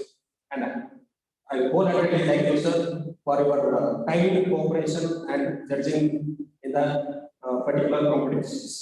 I wholeheartedly thankful to our Executive Secretary, Dr. C.G. Petsulkar, sir, for their valuable support for the event. I extend my gratitude to our beloved Director, Medical Education of Jssamc Mahavidyapita, Sri Mahesh R. sir, for their motivation and support for the mega event. I wholeheartedly thankful to our beloved Principal, Dr. Sarveshwar sir, for their continuous support and motivation for the particular event. Thank you, sir. Thank you very much. And I thank wholeheartedly our HOD and particularly nodal officer for this mega event from last 1 month, Dr. Sudhakar Reddy sir, for the continuous effort, innovative ideas for the successful celebration of Yoga Day. Thank you, sir. I wholeheartedly thankful to our organizing committee, Dr. Soumya ML, Dr. Shalini, Dr. Pooja, for their continuous hard work throughout the protocol. And I thank on behalf of the department, Dr. Madhusudan Rishi, reader in the Department of Yoganidhana, and Dr. Ayana, lecturer, the Department of Shalyatantra, Dr. Aditya, lecturer in the Department of Shalyatantra, Deepa Patil, coordinator undergraduate courses, and Dr. Aparna Surendra, senior consultant and senior yoga and executive consultant of our Jssamc Ayurveda Hospital, and Mr. Vikas Nandi, Assistant Administrative Officer of the institution, for their support to conduct the event, technical support for everything. I wholeheartedly thank you all, sir. And I wholeheartedly say thanks to all the teaching and non-teaching staff, their support, and youth and teaching scholars for their peaceful hearing and participation on all the cooperation from the students.